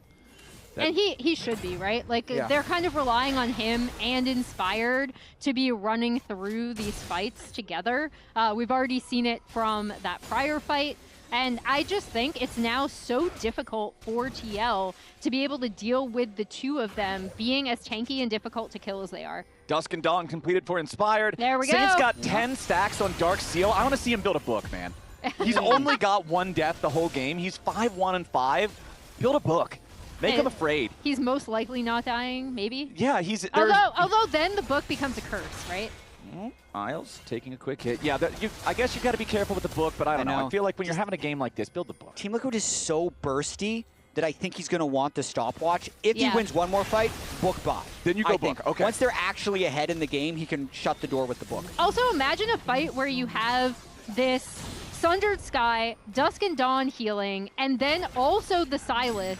Oh, okay, Dokla's your target. Right. This is just the full dog pile full on send on Dokes. Dokla. Okay. We'll see how that works out for him. It hasn't worked out for many. Oh, Berserker. That's okay. Ace in the hole. That's half his health bar. That was... I've never actually seen a projectile bounce back that far from rebuttal before. Ow. He's got to be careful. If he gets more items, he's literally going to kill himself doing that. That's crazy. All right, Berserker just learned an important lesson about making sure you take the right shot there at the Mel. I feel like sometimes you do not necessarily forget what Mel can do, but just momentarily forget because your muscle memory is so like, okay, you know what, ace in the hole, good poke. Low, you know, like soak up some of that health, No, Mel immediately just shoots it back at you. And, I mean, this game has been incredibly chaotic. But a lot of times when we do see the Mel succeed, it is because she can rebut so many of the things that a team is doing. And if you're enjoying this absolute insanity of a game, a reminder that we are back in the Riot Games Arena next week, and tickets are on sale for that one. You can head to lcs.tixr.com to get your tickets today. And hopefully next week, we'll have at least one game that's like this back in that arena. And Saint has TF ult once again to try and flank in a team fight that is surely to happen soon, as Cloud Drake's up in 15 seconds. Team Liquid, they know they have to stop this. You do not want to give that Cloud Soul over to this Lyon team that is already playing so wild, so fast. As it looks like Inspired is taking the top side Scuttle Crab to secure the vision there. And now our Dragon has spawned. Dokla's got the Unstoppable Force, flashes up all across the Lyon side. TL singing the same except for Morgan on the Jace. That flash is still down. So keep your eyes on if Dokla tries to aim at that enemy top laner as their primary target. Winter's Bite tags CoreJJ, but that's all they get. When becomes Lightning, slows them down a little bit more. Solar Snare, no dice. CoreJJ taking some damage, and there they go. The engage on the Morgan, exactly like I'm talking about, but CoreJJ is already dead. Dokla barely staying alive. Morgan getting away for now. Saint goes gold and buys himself a little bit of time. Quid's gonna be your next target as Saint goes in after Yawn. The rebuttal doesn't give him a whole lot, but it does do enough to keep him alive. Berserker now the target is Hoda. The Odo goes in for the Cataclysm, but Saint is ready to run him down. Inspired takes the kill on the enemy jungler. Berserker fires off one last ace in the hole. Core and Jose dead means Lyon has control of the Dragon Pit. These fights are crazy. Lyon is basically separating them on multiple fronts. You saw Saint taking down that mid tier 1 to be able to kind of wrap around here after the TL ult is popped. Dokla and Saint comboing onto Morgan, and even though he ends up surviving, the rest of Lyon are ready to collapse. And it's just so difficult for Team Liquid to stop these engages. The Sylas is coming from anywhere, and the Malphite is coming from a screen away. So Team Liquid desperately holding on in this game, but they're just dying too fast. And that is the soul completed for Lyon, which is going to make their chase down even more lethal.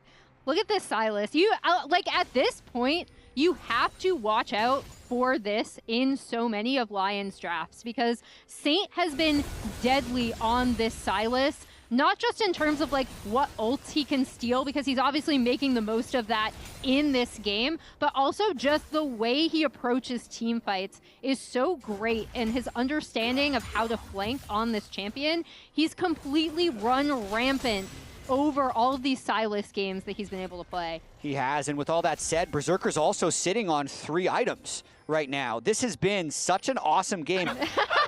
Second like most in LCS game. history. Wow. Yeah, that incredible. Is wild. That's awesome. I'm not sure. Match of the week? Match of the week? Okay, see, remember when earlier you said, I think I should have picked yesterday, and we said, Emily, you can't doubt yourself before we even play the series. I should never have doubted myself. You just gotta believe. Stats, I'm curious actually if we have Leo the stats guy, if he knows this, what was the bloodiest game of all time at 15 minutes? Because 21 kills is really high. So I'm curious what we beat it by. Yeah. Hopefully we'll be able to get that information here soon, because right now we have a little bit of a lull in the blood. Since it's 16-11, there's no Elder Dragon to fight over for the next 4 minutes, and TL doesn't really want to fight a Cloud-Souled Lyon. No, but what is going down, they aren't bloody, but they're turrets, right?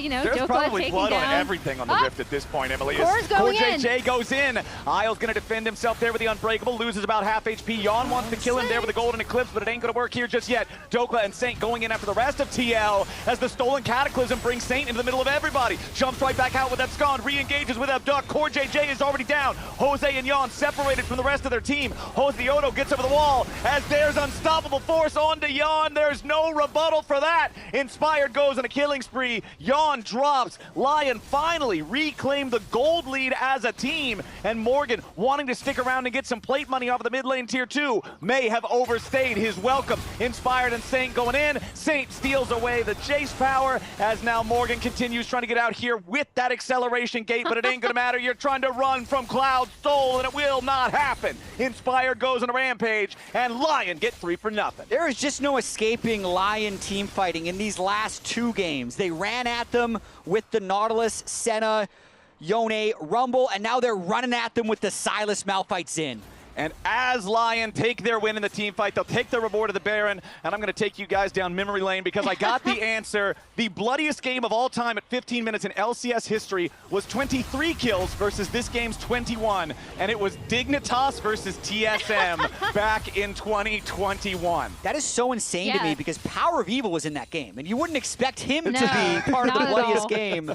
That was Power of Evil's Sword Art roster for TSM back then. That's insane. That was a time that was in LCS history. It was a bloody time in LCS history, apparently.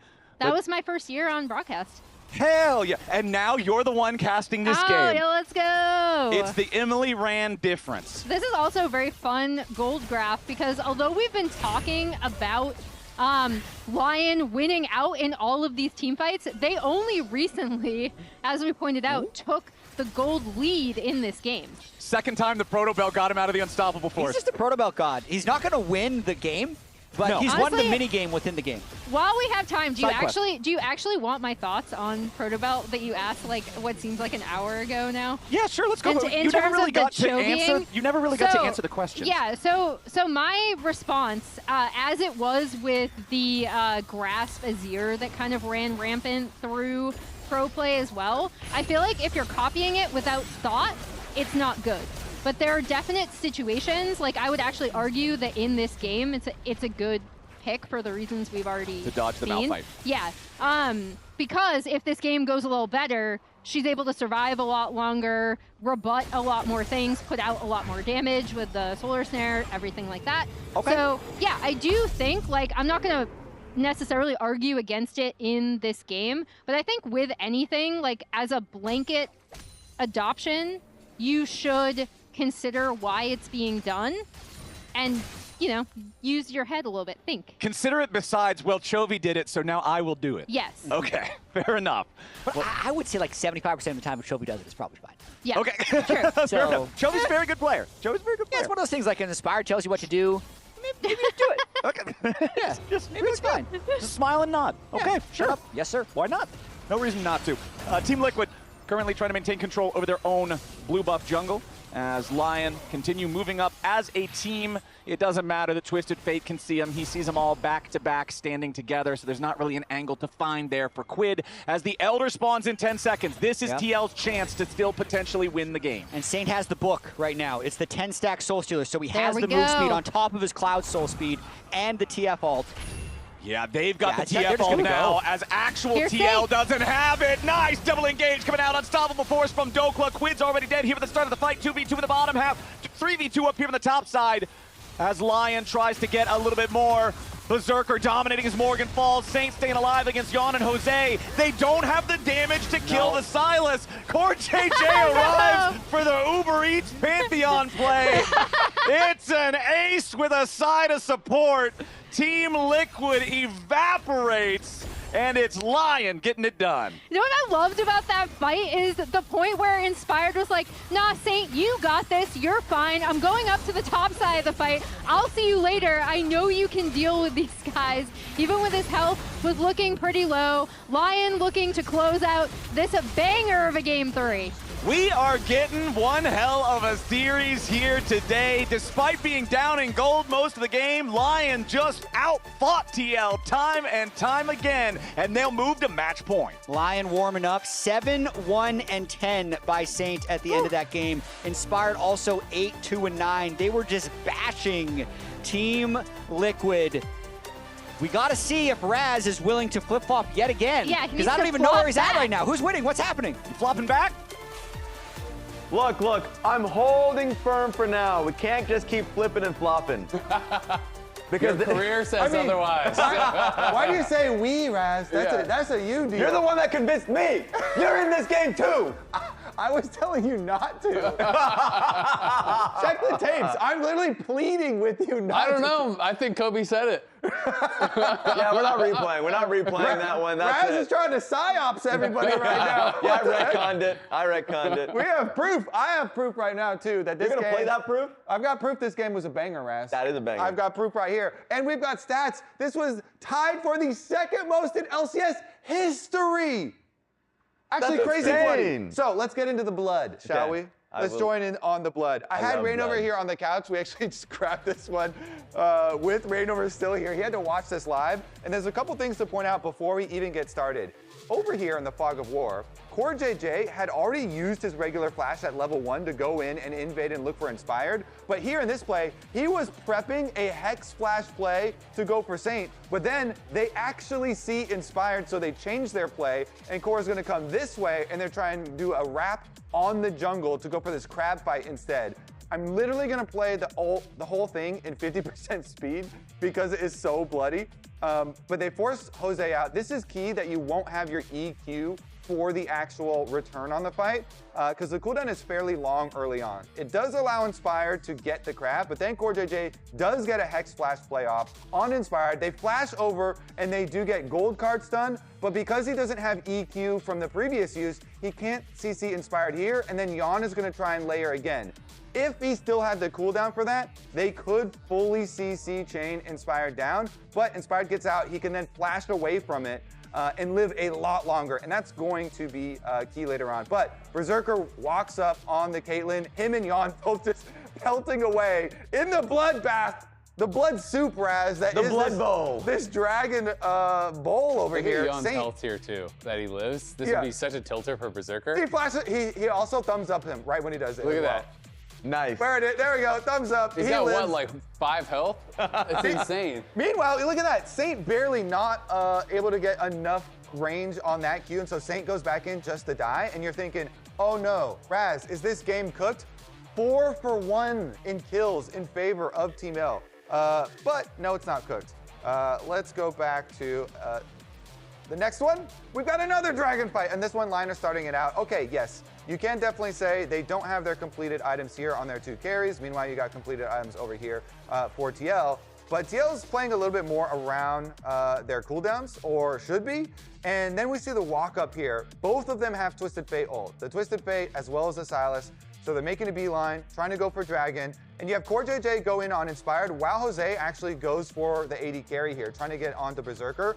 And they're split focus. You get spells this way, then you get spells this way. They do end up bursting Berserker anyway. Yon here is going to be able to get a nice Q to finish him off. But Inspired and Saint, they say, I don't care. We're going to the bottom side of this fight instead. While TL, we're in the top side of the fight. And you get this circle, Raz, where we're all, oh my God! We're all just chasing in a circle. Everybody, literally 3 flashes from Lyon over this wall to go the exact same way. Jose's trying to chase, but they can't catch up with Inspired and Saint, who are running it, and they eventually get the chase down back around where we came from, the ring around the Rosie, into the pit. And Inspired here with this Sundered Sky that has finally been completed. Gets a lot of value out. That ult, by the way, on the knockback right there, really huge from him. And then he's able to jump over the wall. Here, you thought he was going to be able to finish too, didn't you? With his W, he gets Jose super low. You don't know me. You don't know that. Yeah, you knew the cooldown there for the EQ. Of course. He's so dead. Boom, boom, and just barely gets that one too. The Saint finishes him off.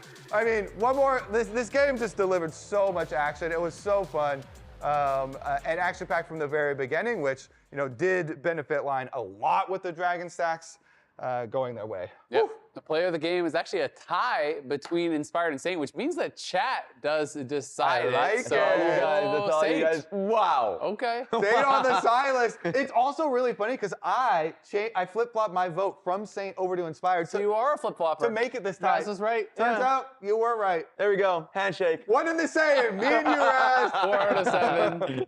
Oh, wow. This is actually a pretty close one. I do think it could have gone either way. I want to talk a little bit about where we are in Fearless, though, I don't think we actually got the list of all the champions that have been played, so it's going to be a little bit by ear. But maybe we can just pull this up. So let's think. Okay, what all has been played? Oh, that's not good. I guess when I draw there, it just okay. Never mind. I can't draw. Me when I'm Raymond over watching the first fight. All right. Well. We don't have that much time, to be fair, but like, yeah, it's interesting. One producer just told me to skip it, and the other told me to just do it. Do it! Yeah, well, drawing on it minimizes it.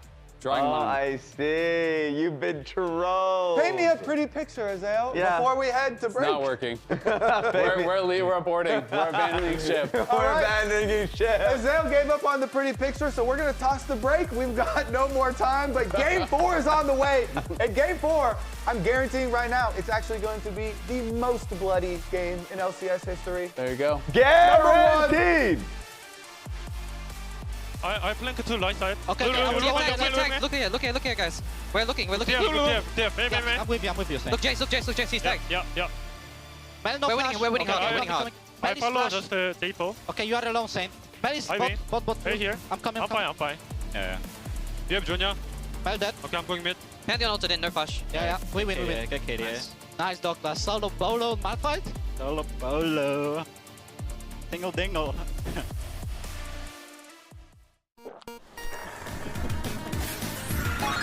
Red Bull gives you wings.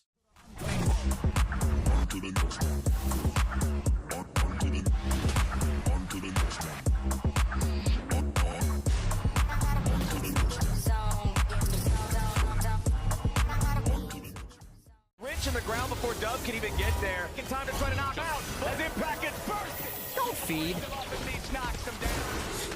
Get fed.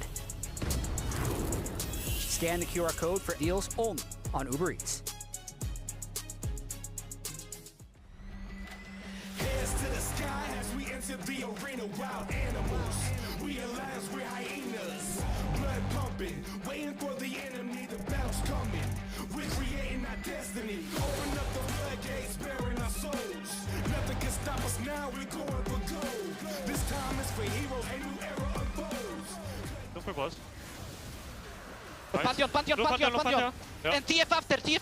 Okay. TF. Tag him. Oh. Follow. Look TF, guys.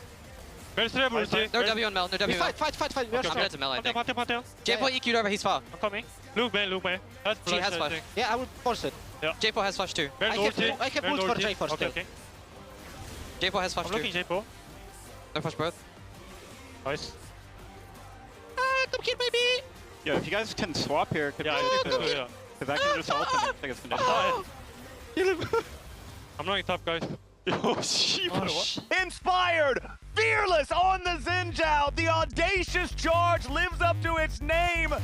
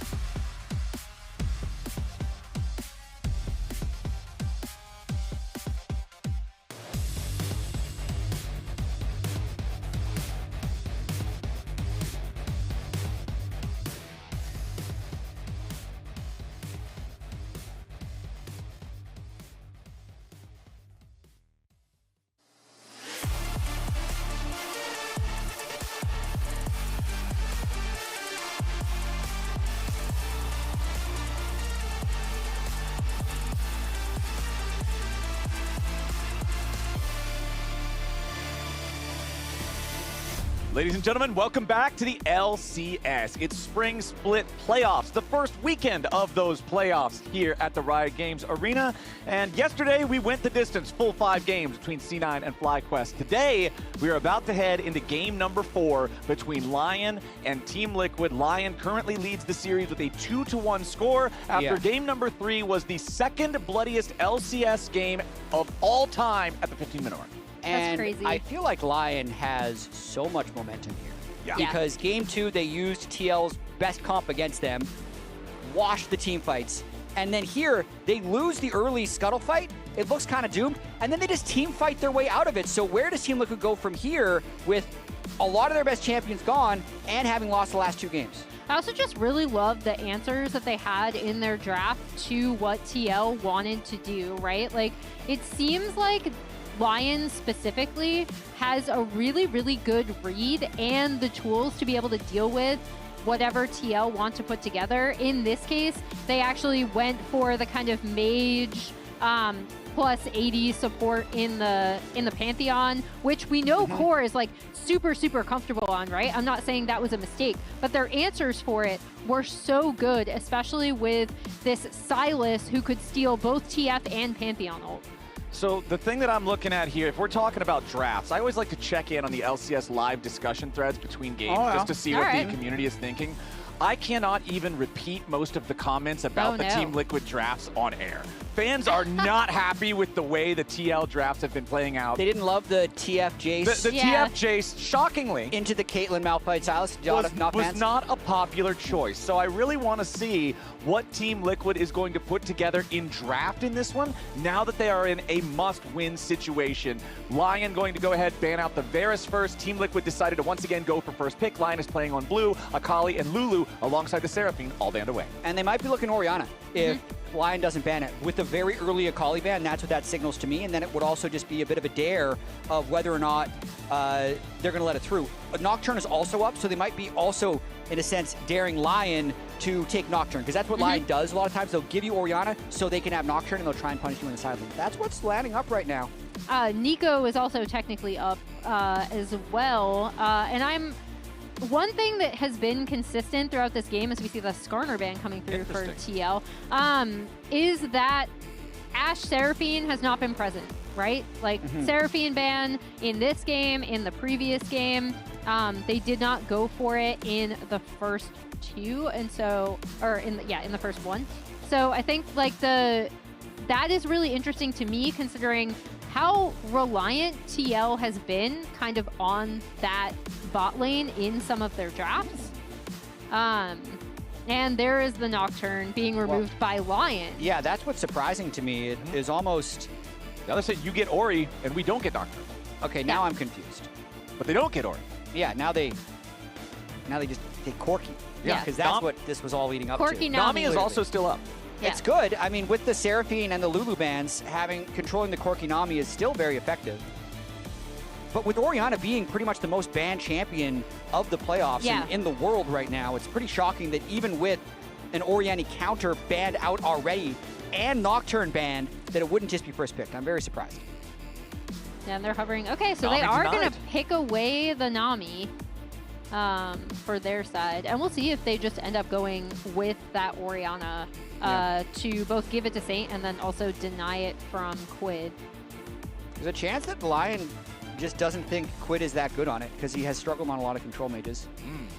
And Saint has also, in a sense, had a lot of his best games on melee, so they actually, they just lock in the Cassiopeia. Yeah, which we did see previously banned, right? So, and Cassio is really, really strong right now. We've been seeing her a lot more globally, as well as in the LCS.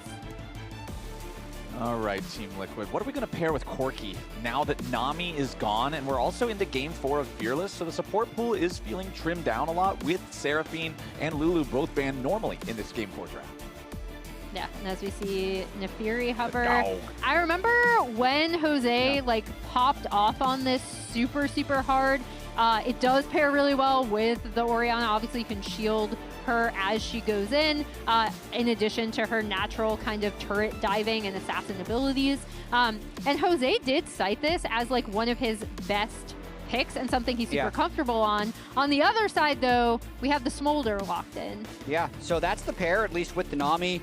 Hyper carry with Nami, not many enchanters left. I imagine the Corki will probably just go with an engaged champion for Core JJ, something like Leona or Alistair, just so we have a good trigger pull to fly in with the Nefiri. And in a sense, credit to Team Liquid for getting Orianna that deep into the draft, playing a little game of chicken. If they have the preference for Corki in this game, they get that, and they also get the Orianna later. But it's what you said earlier. Maybe it is just Lyon saying, we don't think that Quid Orianna specifically is a threat. It's not just the champ, it's the pilot as well. So they are essentially daring Team Liquid to show us that Quid has an Orianna worth respecting. Yeah, as we see the Poppy ban coming through for TL. Don't want to have to deal with that coming out of Lyon. But yeah, I am curious to see how Jose and Quid are able to set up this kind of Nefiri Orianna combo, being able to you know, pull off these really insane turret dives, being able to get on priority targets in team fights. It's felt like outside of game 1, where TL were really able to spread the map and keep Lyon from team fighting, they have been outfought in the actual 5v5s. Now, as we see the Nico being removed as well, again, another like kind of strong laning option, and Shyvana taken away by TL. Yeah, Lyon targeting the powerful laning supports that are still available, just trying to make sure the Corki doesn't feel strong in this laning phase against the Smolder and Nami. Not just because you don't want to deal with a strong enemy 2v2, but remember that if Core JJ is going to be playing a melee engaged support, it is that much easier for Berserker to get his Smolder stacks because you're always puking or sneezing on the melee support, and you just stack up that much more quickly. It's just sneezing, isn't it? I think in this series his cue is he barfs. Yeah, true. Sneeze, barf. Yeah. When I think of barfing, I think of Kog'Maw. Barf, snot, fly, mom. That's the 4 abilities. The Ornn is a flex pick. That's what I was trying to get to. Yeah, it's just ignoring you. The Ornn is a flex pick in this specific series. So the last time they played in the lock-in playoffs, this was a Camille into a Vayne, and then the Ornn jungled. Don't necessarily think you're going to jungle Ornn against the Nefiri, especially when they can just take it into the Renekton as a nice neutralizer pick. But it stopped, just the fact that they had done this to them in the past, I think stopped Team Liquid from trying to go for a really hard counter pick. Yeah, and I mean, the Renekton locked in for Morgan. Again, something he's super, super comfortable on. This is the champion that everyone knows him for. And then Core JJ bringing in the Rakan. Would Inspired pull it out? Would he pull out the Ivern? There's been much ado about why no one's playing Ivern. Is he going to jungle Ornn? I don't know what he's going to do. He's going to jungle Ornn again. He's actually going to jungle Ornn again. Yeah. And they're playing the Gnar is going to get the Gnar. That's it. And this is actually huge, getting the Gnar as a as an actual counter pick, because they can jungle the Ornn. Yeah. Because Gnar has been so heavily counter-picked by all of these AD options that we've seen Dokla pull out. We've also even seen like the Tristana in LCK and LPL. So what a draft coming out of Lyon. This team is so fun. Their best of 5 creativity is insane, right? They pulled out Malphite for Dokla's first career game.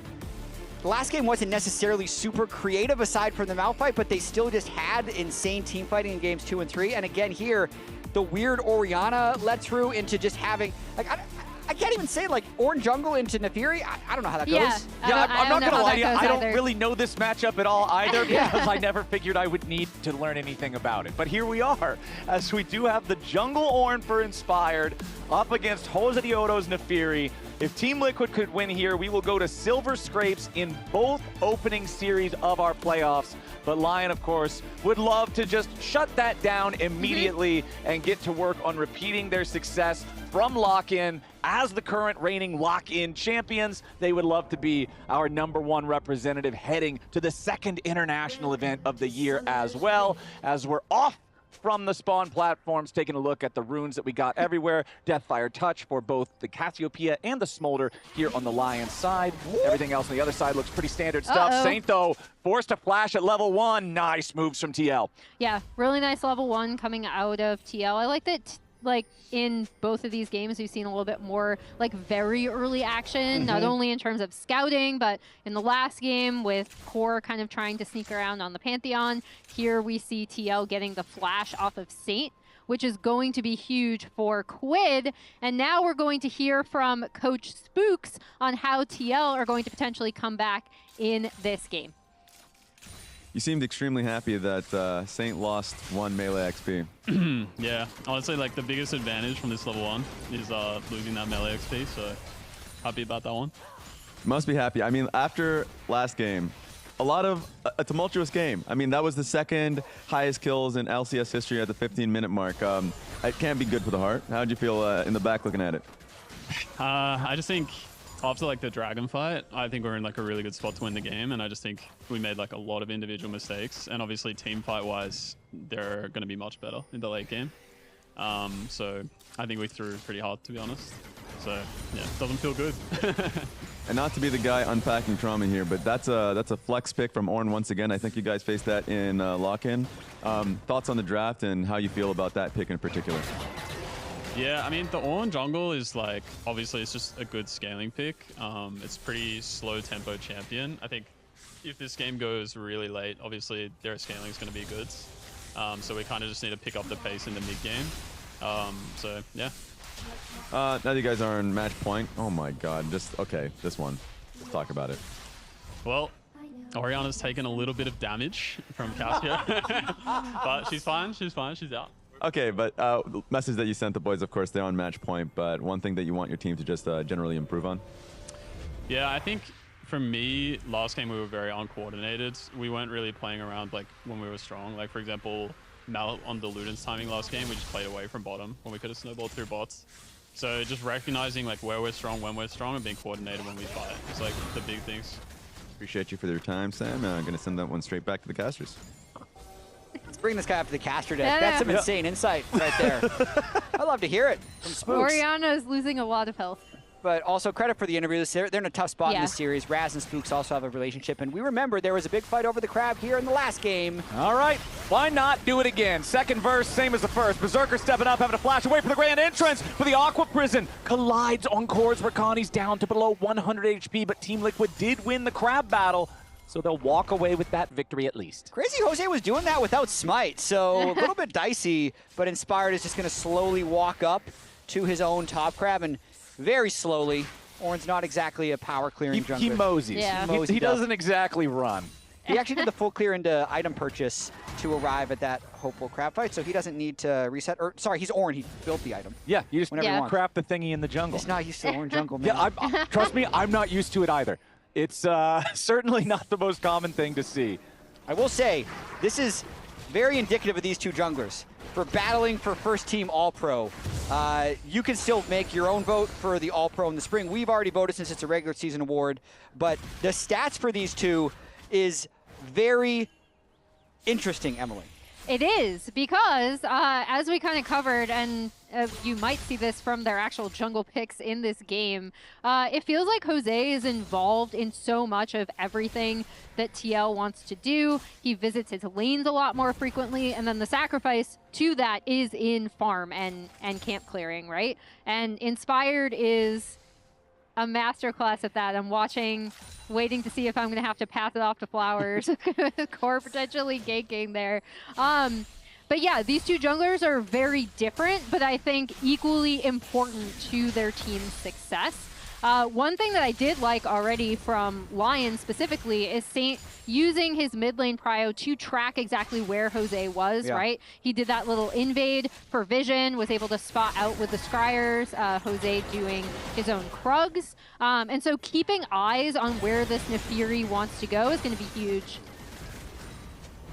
Get a little bit of trading back and forth down here in this bottom lane. As with every stacking champion, we'll keep an eye on how effectively Berserker is able to stack throughout this game. We do have 31 stacks, so he has hit the first breakpoint already. Sneezing and puking. Yes, the barf is now more powerful. It has an AoE on it now. so he'll be able to farm up that much more effectively.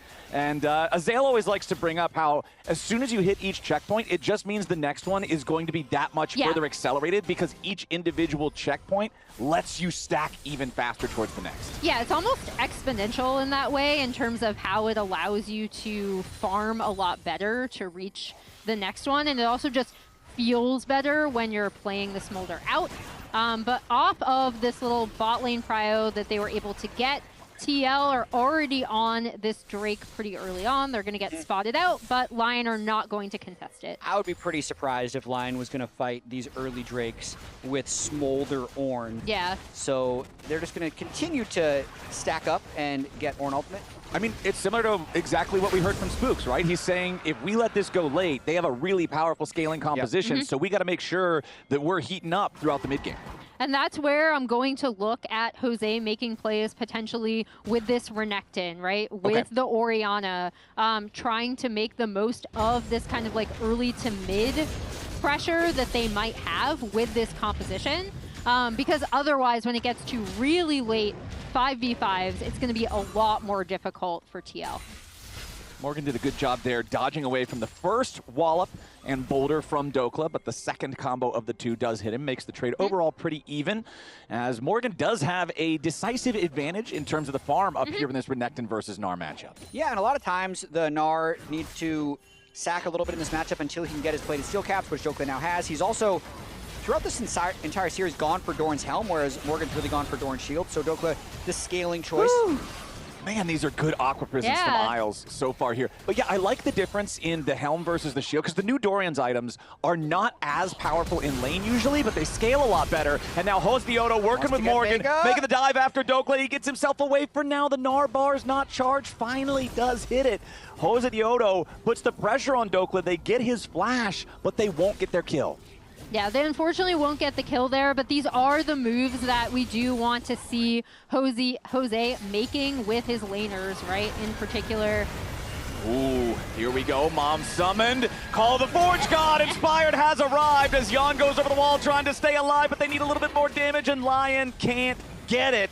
So the same story that happened top side, Team Liquid barely missing out on the kill but getting summoner spells, now happens bottom lane the other way around. Yeah, we see both junglers, as soon as they get their ultimates, using them to try to affect Jose in top, and then Inspired down in that bot lane with the Ornhorn. And I gotta say, if you're picking between having a Renekton who's ahead or a Smolder who's ahead, you're gonna take the Smolder every time. Absolutely. But I'll also say, Morgan has played a lot of Renekton in his career. So 108. More than double his second most played champion. He is the Renekton. He has a Renekton emote. The like Lord Morgan Renekton emote, I'm pretty sure. That's chat. I respect that. From, what was that like tournament that they did with like players from each team for the new season? We did one that was like Zoomers versus Boomers. Kickoff yeah, I swear to God, I'm not making this up. I'm pretty sure it's that emote from when he was on Brionne. I respect it. Protoplasm Harness completed here for Inspired. Remember back in Lyon's first victory in this series, back in game number 2, it was Inspired on the Sejuani, it was Isles on the Nautilus, both of them going for this first low price point but very powerful item because of the healing that you get from it. Saint just walked up and stole the grub from Jose and slithered right on out. That's some ego right there. Yeah. It also does like show though how much Saint has been able to leave lane after just kind of pushing up, right? Like I talked about that invade for vision to track where Jose was. Here he's able to actually take one of the grubs away from Jose, who was kind of getting that on the top side after that top lane gank because they have top pressure, although Inspired may be looking for something now up here. Yeah, no flash on Morgan and ult for Dokla. Okay, Dokla goes in, hits the Mega Gnar, follows it up with a boulder, but both junglers are here. Call the Forge God is in. Call the Forge God goes through. Hosdioto jumping in after Dokla, who has reverted into mini Gnar form. Morgan gets chunked low, but now without any more resources, with Dokla reverting back out of that Mega Gnar, it means Lyon can't continue. Yeah, good counter gank there by Jose, but at the end of the day, just trading ultimates is not accelerating the game the way that Team Liquid would want. So Inspired is probably pretty happy with taking that trade and just going back to farm his camps. Yeah, I think Inspired is super happy with how this game is going. Like, yes, they gave up first Drake, but TL hasn't really been able to accrue any massive leads outside of that farm lead that Morgan has up on the top side, right? So the game is in a pretty good state for them, and they've also done a really good job of being able to respond and track where Jose is going. I'm not going to lie, you guys, I'm a little bit disappointed.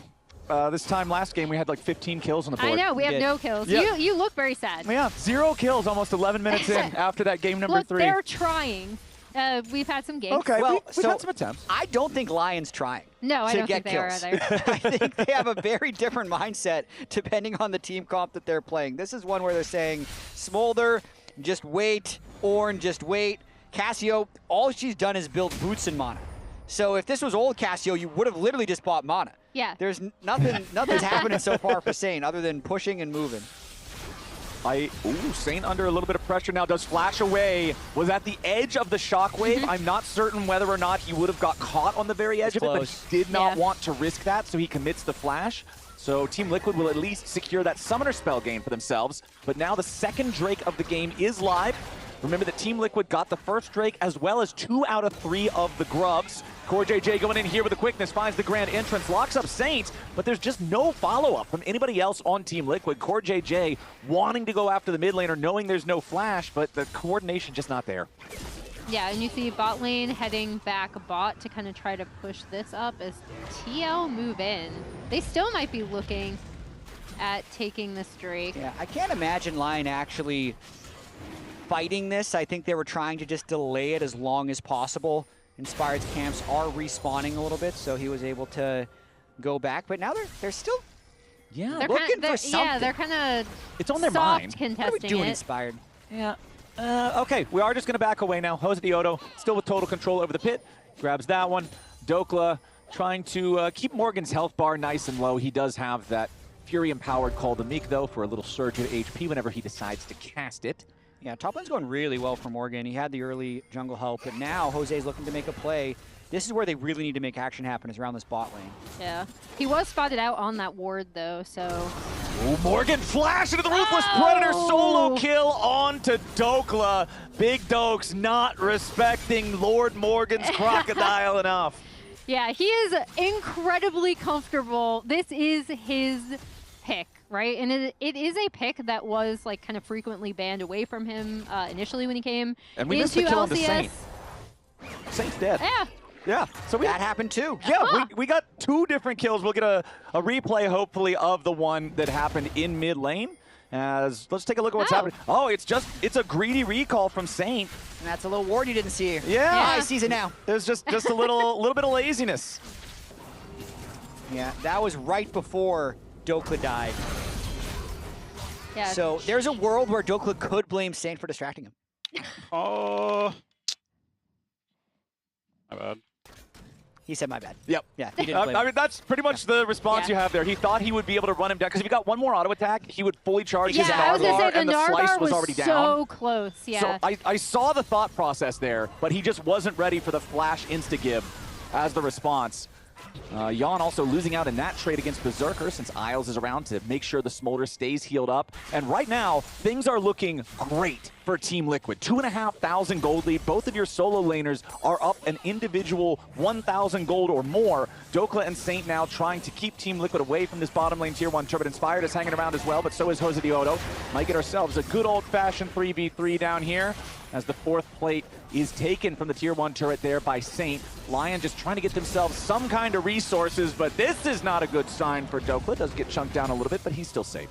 Yeah, and that time he had Mega Gnar available. I think the big thing here to me is the fact that Lyon were still, despite obviously that entire turret topside is going to go to the Orianna. Quid now sitting at a 1.6k gold lead over Saint after that kill and taking that top tier 1 for himself, so he's in a really good spot. I did like Lyon pushing them off the bot wave, though, and the fact that they had established a little bit of mid-prio as TL, potentially looking to make a play onto Dokla.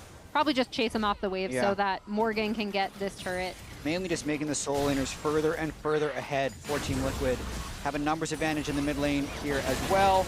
Jose able to counter jungle some Raptors. And Inspired gets chunked down very low. Again, it's that Protoplasm Harness keeping him alive. But this is a 4,000 gold lead for Team Liquid, and it's about to be more as Morgan takes the turret. Yeah, and this is looking a lot like Game 1 from Team Liquid. So it's actually really interesting for a Lyon team who's kind of known for scaling in late game team fighting. The two team comps that have forced them into fighting in games 2 and 3 worked really well. Yep. But the two team comps where they're saying, we just need to wait until we're strong, that's given Team Liquid just free reign to play super aggressively with Lyon not going for plays, and I think Team Liquid not needing to respond to Lyon plays has played so much better. Yeah, and as we see, Berserker pretty much on par with the average, with the average Smolder stacks. But I love your point, Jat, because we talked about how the impetus in this game is for TL to kind of spread Lyon on the map and avoid them getting into a situation where they can 5v5 in a late game, right? And thus far, they've been able to do that, giving top tier 1 over to the Orianna, giving bot tier 1 over to the Renekton, and now hopefully being able to play around these two large points of power in their composition. Yeah, Morgan's signature Renekton up 50 farm now over Dokla on the Gnar. Massive difference there. And we talked in draft about how it's kind of crazy that Team Liquid got Orianna on pick number 3 when this champion is normally just banned out of every series. And it's how it's kind of Lyon saying, okay, show us that your Orianna is worth respecting, and Quid's having a very respectable Orianna right now. And Team Liquid really tried to set it up this way. They overloaded the bush to burn Saint's Flash level 1, and also to deny 1 melee XP, as Spooks talked about. The most important thing. Then Saint actually did have a lot of early lane prowess, so I can see Lyon's logic of saying, hey, in scrims, Cassio has been great into Orianna. We're able to win early lane, and he's able to move with it. But to me, like, it doesn't matter if your Cassio can move, if your Ornn is losing 1-to-1 to Renekton and your bot lane is just trying to stack on Smolder and your jungler is Ornn. So then it becomes about him just being low mobility and vulnerable to ganks. Dokla finally completes his first big item there with the Trinity Force 17.5 minutes into the game. Yes, he had to stop off for fully completed boots first, but that still feels slow, slow, slow as the Dragon is started by Team Liquid. And we talked about how giving up early Drakes is kind of part of Lyon's MO in this game, right? Because they kind of want to wait and scale for later 5v5s. But now, after this take, TL is going to be on Soul Point at a pretty early point in this game. It's not even, it's just about 18 minutes. And they're already on Soul Point with an Infernal Soul. So here's the important thing about that. When we brought up the Smolder stack stats earlier that you commented on, Emily, saying Berserker is right about where you would expect for his stacking, the final checkpoint, the 225, that huge one, is also, I believe, around that 23-minute mark. So that means that when this Dragon Soul spawns, it's actually going to be very important whether or not Berserker is at that breakpoint or not. I feel like objective bounties are going to turn on any second now. This is very one-sided. Lyon has not been able to retaliate whatsoever. And look at where the side lanes are, right? Like Morgan is all the way pushed up in this, pressuring tier 2. The Ori had pushed up this bot wave, and now they're onto Inspired. Yeah, Inspired gets pulled back with a shockwave. Mom comes in. The tidal wave flies out from Isles as Jose Diodo wants to go in with a Hound's Pursuit, but immediately has to use Call of the Pack, trying to get himself back away. Team Liquid, they've overcommitted into the enemy jungle. They got to spin flashes getting back out, and Inspired miraculously survives. Ooh, a lot of damage came down from Mom, for sure, as well as the tidal wave flying through. So you can see the idea of what Lyon wants to have if they can get these team fights in small corridors, but that was a Team Liquid fight that started on Inspired that made him fly away. Yeah, and that was born off of this map pressure that they've been able to create with the Ori and the Renekton continuing to push side waves and then keeping Corki in the mid to try to pressure mid as well. As we see. Morgan was trying to TP to join the fight, and the Miasma canceled it. Nicely done there from Saint. Yeah, that was a nice play from Saint. Thank you, observers, for catching that one. I had not even noticed, as Morgan will clear out some more wards, maintain his control over the top lane. Berserker, 197 stacks here on the Smolder. You still got 3 minutes to farm 25 stacks. It also helps when you have fights like that in the corridor where it hits multiple champions with multiple spells, because you just get this massive influx of stats. I think there's no question now whether or not he will hit the checkpoint before the fight. Yeah, he should have it locked in before this next Drake fight, which is going to be incredibly important. Yeah, Black Cleaver as well. Inspired's going to be on 2 items. I believe Sand will be there as well. Also, a reminder, we're going to be back in the Riot Games Arena next week. Tickets are on sale now. Come Head see to us. lcs.tixer.com to get your tickets today.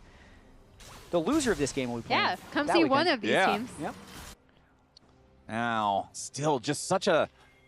It's 0-2 at 20.5 minutes. I just can't get over how different this is from game number 3. Everyone where we like couldn't even go through the entirety of a fight before they were fighting again. But I will say this does favor Lyon, despite how much we've talked about how TL have been able to set the map in their favor. They should be able to do this for this next Drake fight and kind of pick the positions in which you already see they're going to be clearing out this mid-tier 1 with the Herald early instead of using it as an immediate point of pressure immediately prior to the Drake. So they should be able to set the conditions. However, the fact that it hasn't been super bloody and scrappy is also a really nice point for Lyon. Inspired blocked the charge there with an Ornn Q. Very nicely done. Nice. Okay, so the Herald's cleared out before we can get a second charge. Also, Abyssal Mask completed for Inspired will amp his own damage as well as that of Saint. But the Cassiopeia still very far away of having that Rod of Ages all the way stacked up. And I'll say this is still a tense game. If Lyon wins one team fight, that might just give them the advantage in the game. Yeah. Because there are already decent-sized bounties on the Orianna and the Renekton, but I just find it hard to see how they can get to that team fight to win. That's why the setup for this next Drake is so important. As you see Lyon kind of pushing back, this is going to be a vision battle over this bot side because TL basically want to make it as difficult as possible for Lyon to even approach, because if they get this, it's like a 23, 24 minute Infernal Soul. Yeah. I wonder if Lyon gives it. I know that's the ugliest thing. Just to bring Elder onto the map? Something like that, yeah. Just, they don't feel strong enough to fight right now. Dokla doesn't have a second item. I guess Saint did complete Seraph, so they're going to go for it. You're probably just losing the game if you give it, but it feels very low chance that they win either way. It's so strong. It's like, what, like 5,000-6,000 gold for the stats? Too much. Like, it's so much damage. Okay, 15 seconds until what will be the Infernal Soul for Team Liquid spawns. Lyon still only level 10 on Isles, so no level 2 ulti here for the Nami, but the same can be said for Core JJ's Rakan. As Morgan, still the biggest individual lead in this game, up 2,500 gold, has his Sterix completed, which is a massive difference maker in a team fight when you are one of these traditional bruiser type of champions. Dokla still nowhere close to that power spike himself. Trying to move in. Teleports arriving. Jose Diodo already putting in the work here onto the Infernal Dragon. The Ornhorn misses. Quid with a nice sidestep. As Inspired has to try to step up. Challenge here for the Dragon. It's down to 2,000 HP. Inspired wants to go in. He's stolen it away. Inspired gets it done. And now Jose Diodo might just get knocked down. Staying alive for now. With the call, the pack from Berserker's got the kill back into Jose. Morgan getting juggled around as Mom roars through. Saint died though. Morgan with a massive heal from call to make a double kill back over to Quid. As Inspired falls. Quid still fighting. Dokla still kiting Berserker. 1v2 against Jan and Core JJ.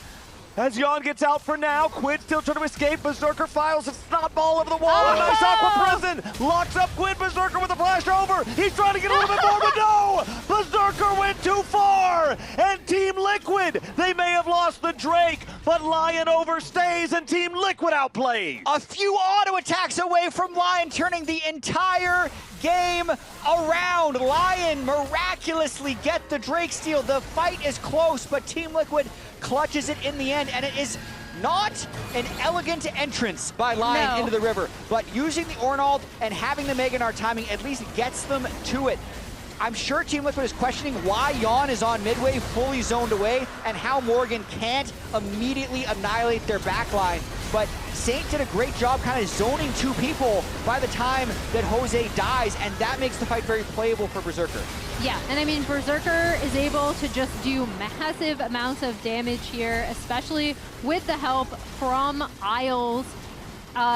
Quid having to flash over that bubble, and then they just push up way too far, right? Because as soon as they hit this bubble onto Quid, they're like, okay, we can go immediately in here. No, Jan and Core are there. Spawn on the edge of his seat. He's happy about that one. I think Spawn knew that if Berserker cleans up there, the series is over and TL's going lower bracket, but now it's still back in Team Liquid's hands. Okay, the quickness from Core has found Saint. The Cassiopeia with a petrifying gaze only locks have gone, but Saint staying alive for now. Lyon looking for something else as Mom comes into the mix. Dokla throws out another boomerang, but Jose Diodo has already got away. Team Liquid again trying to find something here, but they cannot seal the deal and complete the pick. The one thing I wanted to mention about that last team fight, for as close as it was, the ulti from Inspired hit no one. The ulti from Saint also hit no one. That's two big team fighting ultis that didn't really do a whole lot of anything.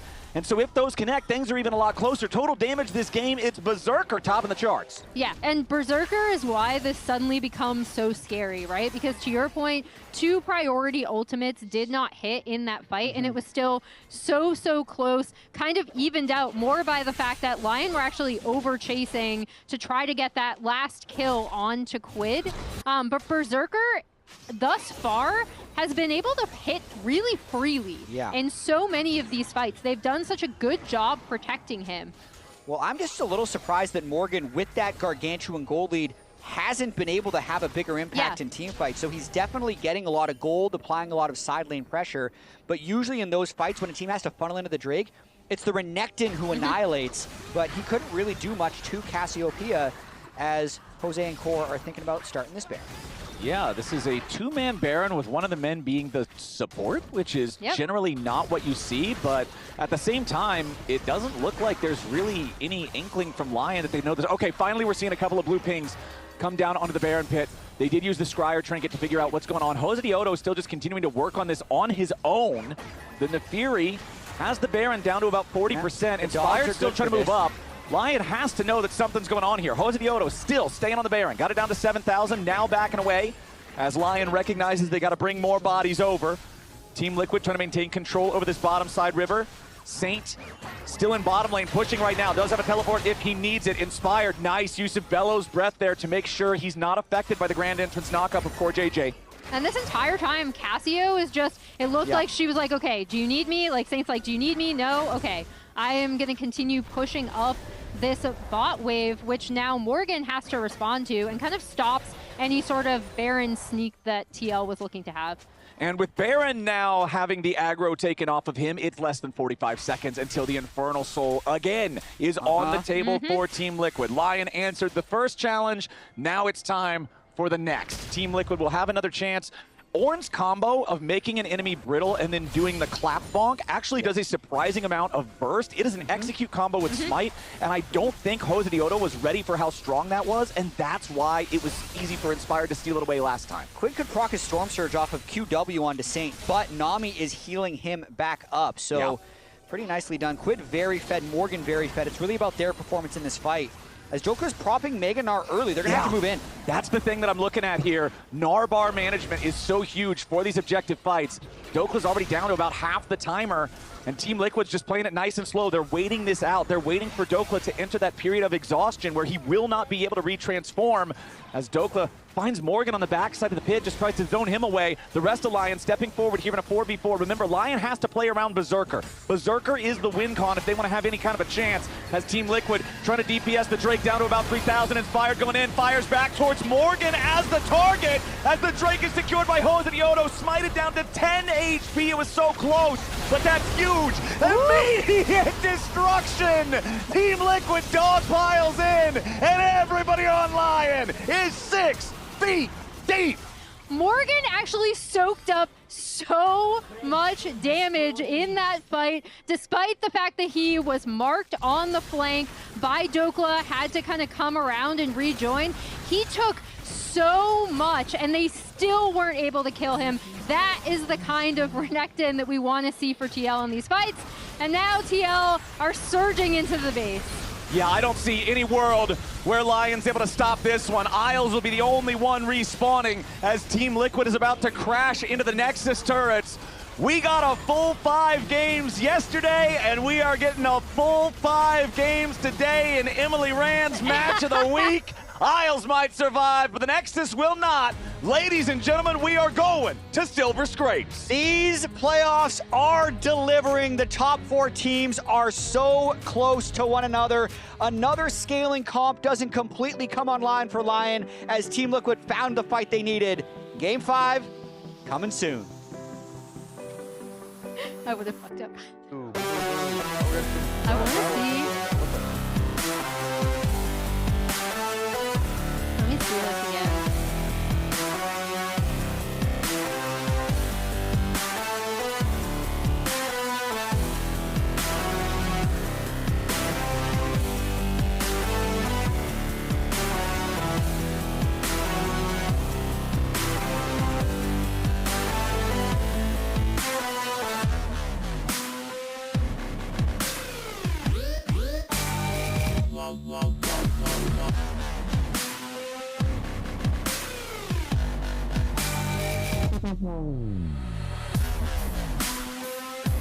I do. I am. Let's How go is for he fire. playing it? It's 5k. They will play for finish, so let's go. Or no ulti. I'm okay.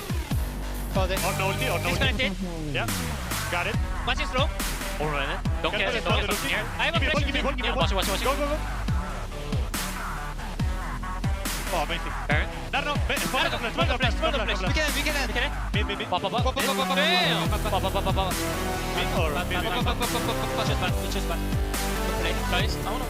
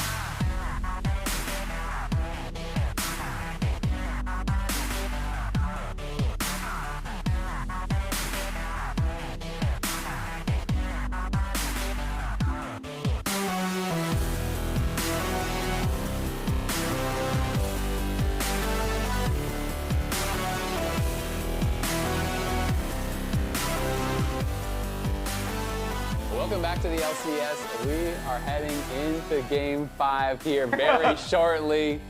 But before we do that, we got to listen back to the comms from the final team fight here because that one was an absolute banger.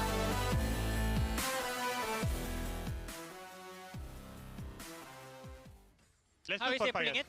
It's 5k. They will play for finish, so let's go. Or no ulti. I'm okay.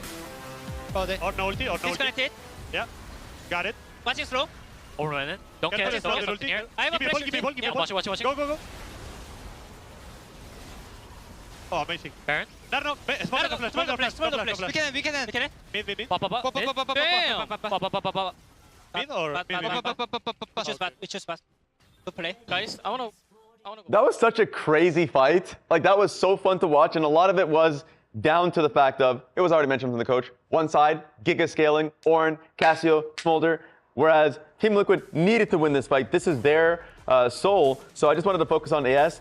The Lyon are trying to get vision and walk in. They have an Ornn, so it's not that big of a problem, but I love the fact that Team Liquid were in position first and forcing them to move up. Now, Dokla, I think the first mistake you can count on is, yes, he was trying to push them back, but does get exhausted on Meganar because it gets popped super early. You see Morgan taking up a flank, but like we can just like speed this up, and you can see immediately goes into Meganar, Mininar, not able to get anything off of Morgan.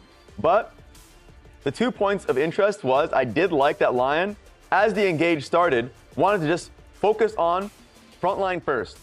Use the Ornn ulti to get onto Morgan, try and pile in on him. So at first, initially, it looked like it was going to be a good fight for Lyon.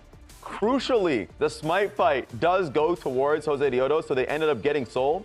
And as the fight continues and Lyon chases down, I just love this combination of Jose Diodo getting the Ori ball, and then just going straight for Isles in the middle of 4 people and getting a massive 3-man Orion on an ulti that allows them to engage.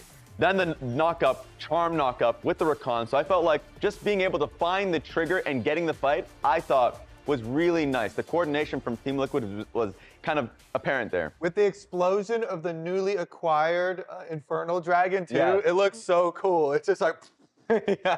What are we calling that? Is that a dog wave? The dog wave? I like the dog wave. I'm a big fan of the dog wave. Yeah, it looked nice, man. They pulled that off.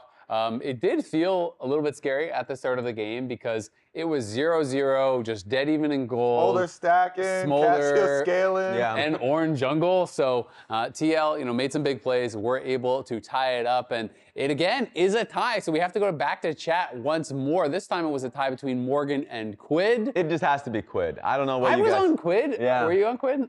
I voted Quid. I'm kind of close. I'm tentative, So it's casters versus them?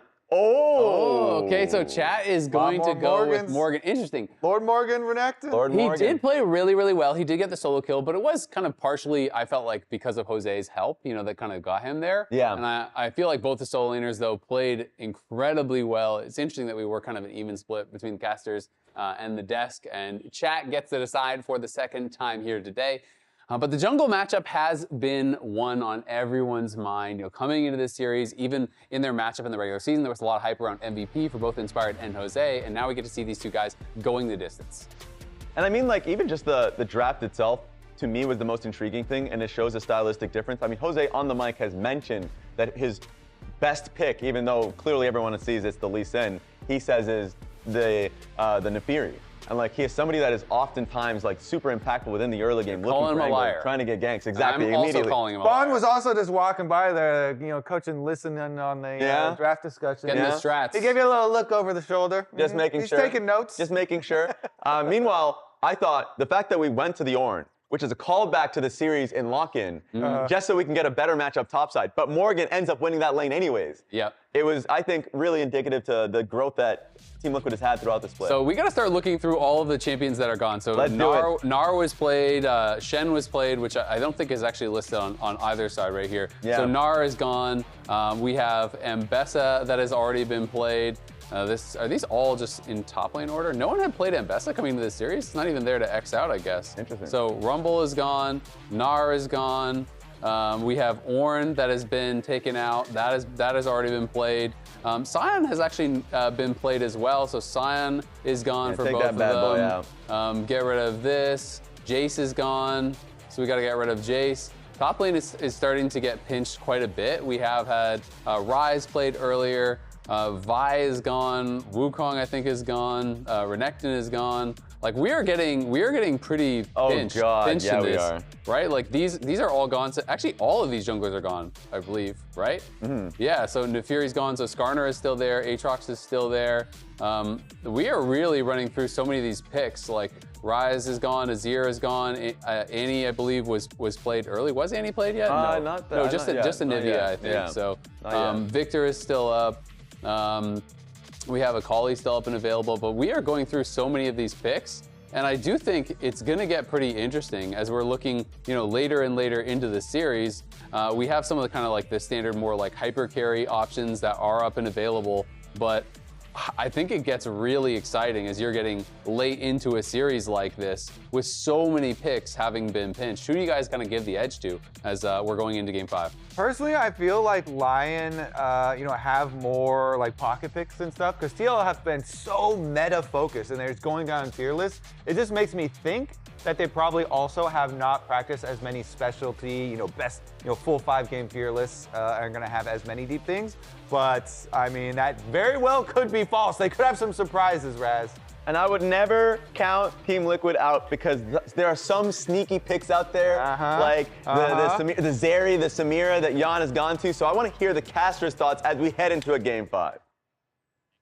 I'm thinking it looks like a 10-game weekend here for our opening couple of days of our LCS Spring Playoffs on our road to Arizona. Yesterday we got 5. Today we're all tied up at 2-2 between TL and Lyon, and it all comes down to this. Yeah, and they were already covering how many picks have been kind of taken off the table for both of these teams. So I am super curious to see where they both go in draft. I'm kind of sad that TL finished so quickly that we weren't able to get a last look at that fight, because that was the Nefiri, like Orianna Shockwave combo Ballistic that they've missile. kind of been like waiting for the entire game.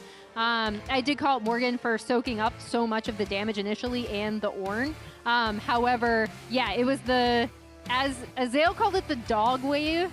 Azale just loves bad names for stuff. Dog wave. It's like Dog his wave was his name for trademark it. at this point. Yeah. All right. Well, I don't know Dog if we're wave works. I don't know if we're calling it that. Yeah. but Knockwave has like the rhyme at least. Yeah. Yeah.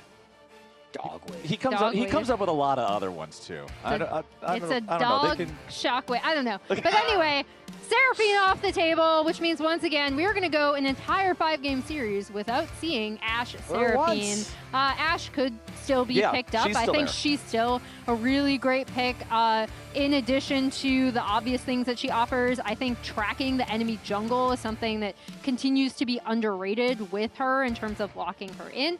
So she could be a bot lane option for either team. So Lyon has elected to go for last pick here in game number 5. Throughout this series, it seems like the teams have been focusing more on going for first pick instead. So what this tells me is I better not see something stupid on R5 that you could have picked at any point in the draft. This has got to be some sort of creativity for Lyon, and you can see that creativity being protected against right now. Team Liquid respecting the potential Vayne counter pick top, also banning the Akali away from Saint. The Lulu continues to be banned. Seraphine, Varus, and Nocturne banned out by Lyon.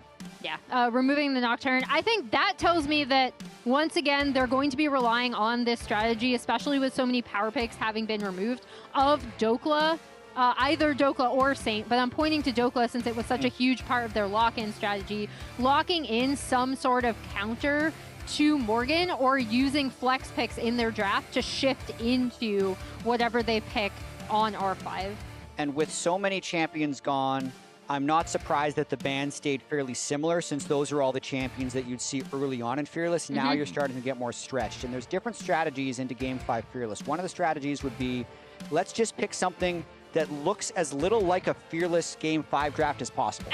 So which champions that are played normally still exist? One of them would be the Annie. So it's rare to see a first pick Annie, but it's not rare to see an Annie in the game. So Quid will have his Snap Engage champion locked in. And you even saw when it was locked in that it's been played 18 times so far this split, which is quite a few, and it has a 12-6 record. So very successful so far here in Spring. Over on the other side, one of those few powerful laning supports that's still left, we've got the Bard locked in first for Isles. Yeah, and Annie just fits into such a variety of team compositions too, which is why I think you see her so frequently. The Trundle coming out, presumably for Inspired, but yeah, I think that's a huge pick for him, actually. It's a really early Trundle.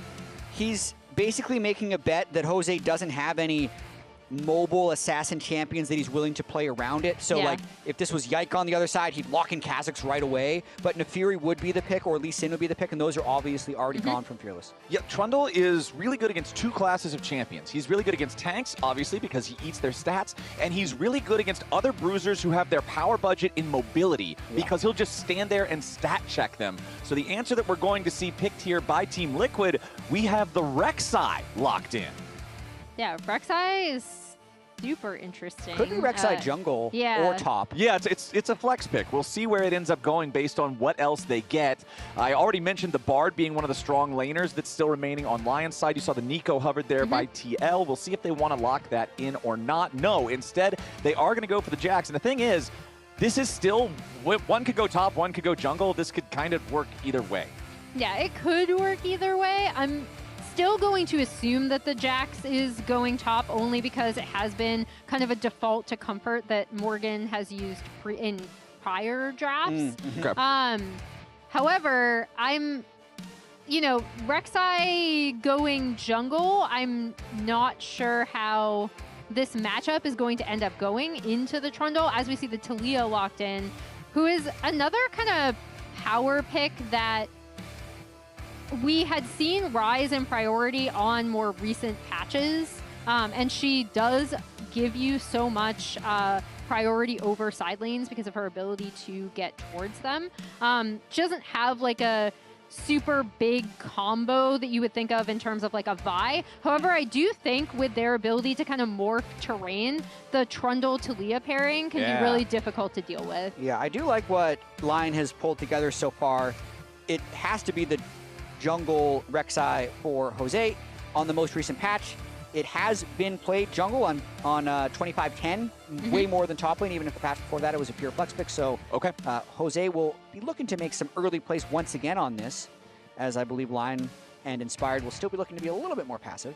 We do have the We do have the Nico banned out now. This is what I was thinking when Team Liquid was hovering it on pick number 3, is if you don't lock it right there, it's a pretty easy ban for Lyon to take. Make sure Core JJ can't have that, as Cassante is banned out by TL. Yeah, kind of an easy default pick that Dokla, you know, has kind of gone to as something that he can kind of soak up pressure in lane and then contribute later in team fights. So I like that ban coming out. Oh, Nivea's already gone. That was gone from game 1 in the mid lane. I was like, Dokla hasn't played a Nivea yet, but Saint has. That would be funny if we got Talia wall, Trundle pillar, and a Nivea wall all together. If you put them close enough, the champion gets squished and instantly dies. Yeah, you can just smush the guy, and it's like you can't get away unless you flash. They're getting snowed on currently. They're getting flicked back by rocks. Yeah. Ziggs ban away coming out here from the Lion side. They do not want Yawn playing that, just perma-clearing bot lane waves, as Garen is the final ban from Team Liquid. So banning out both the Vayne and the Garen, these Dokla picks that they're really wanting to respect, especially considering Lion has 5th pick in the entire draft. Or 10th pick in the entire draft, sorry. Yeah. I'm just trying to think. Where's the Alawi hover? What's Dokla going to cook with here? How many notes does Rigby have on those pages for different top lane picks? And it might just actually be Poppy top, which is a pretty standard pick and good into both Rek'Sai and Jax, to be honest. Yeah. I respect it. Yeah, I like, and, you know, Poppy just, again, works so well with this kind of setup from a Trundle and a Talia additionally, right? This is very, like, the 4 champions right now on the screen for Lyon are just super obnoxious to deal with. As we see a Zeri hovered, Yawn kind of being the original Zeri adopter. Obviously, both of these AD carries are actually known for kind of popping off on that pick. The Sona lock-in. First Sona of the split here in the LCS. Wow. Yeah, we did see it from FlyQuest, I believe, last split in lock-in. As we hover over which carry is Yawn going to go for? Yeah. But yeah, you guys, the way you're talking about how annoying the Lion comp is so far, Bard hits anybody with Tempered Fate, any of the terrain creators then just plant the terrain next to the golden target, and then Poppy slams them into it. So that's definitely got so much pick potential, and this will be the second Aphelios so far in Spring Split. So a rare bottom lane here for TL. The last one was Masu with the Lulu, and he was just dying the whole game. But luckily there was an Nasus on the other side to carry it. A couple of laughs coming out from Berserker of what he's going to be able to go against this with. Could be a couple of hyper carries left alone to get assassinated if he decides to go for this matchup, because they're picking them without like true Enchantress support. So it's a dangerous game to play. Okay, it'll be Jinx locked in for Berserker and Lyon here in game number 5. Do or die here for either one of these teams. Winner goes on to play Cloud9 in that upper bracket. Loser, of course, has to head down to the lower bracket to continue to fight for their lives here in the playoffs. And the winner will clinch their spot into top 3, which means they'll be going to the Mullet Arena in Arizona for the Spring Finals weekend. So a lot on the line, even if it's not a full elimination. Gotta make sure Yawn cleans those glasses to get in for this next game. Yeah, he's already got the haircut. Cleaning now your we gotta have the glasses clean is glasses. very important. You know when they put makeup on you and then your eyebrows have like makeup in them and then they get all over your glasses? No, this is not a problem for anyone else. Okay, I've never had glasses. People have told me I might need them, but I've never had them. No, great vision, dude. No, Congratulations. Yeah. Yeah, I'm chilling. We're in there. Sometimes. Do you want to see how terrible my... I put on other people's glasses before and felt dizzy. There's people with really strong glasses prescriptions are tough. All right, let's lock in. We got ourselves Team Liquid versus Lyon. Game number 5, the whole series coming down to this one. It was Team Liquid taking the first game by storm. Lyon bouncing back with a dominant performance in game 2. Game number 3, an absolute bloodbath that Lyon comes out on top. And then game number 4, it's Team Liquid bringing us to this grand finale with the Rek'Sai in the jungle, the Aphelios Sona bot lane, going up against Lyon with all their terrain creation and this hyper carry Jinx for Berserker. And I really just want to see Lyon be a little bit more proactive early, because that's when they've been most successful, is when they've been able to force fights. All right, as we're waiting for our minions to spawn here in Game 5, let's listen in on Inspired, trying to keep up the team's spirits at the end of the last game. Oh, man. Oh, close. Shit, this fight was really winnable. But the fight before that was kind of sad that Smolder didn't get shut down. Monkey shut down. Oh, shit. Ah, my bad. Fine, it's gotta be Game 5, Bangarang.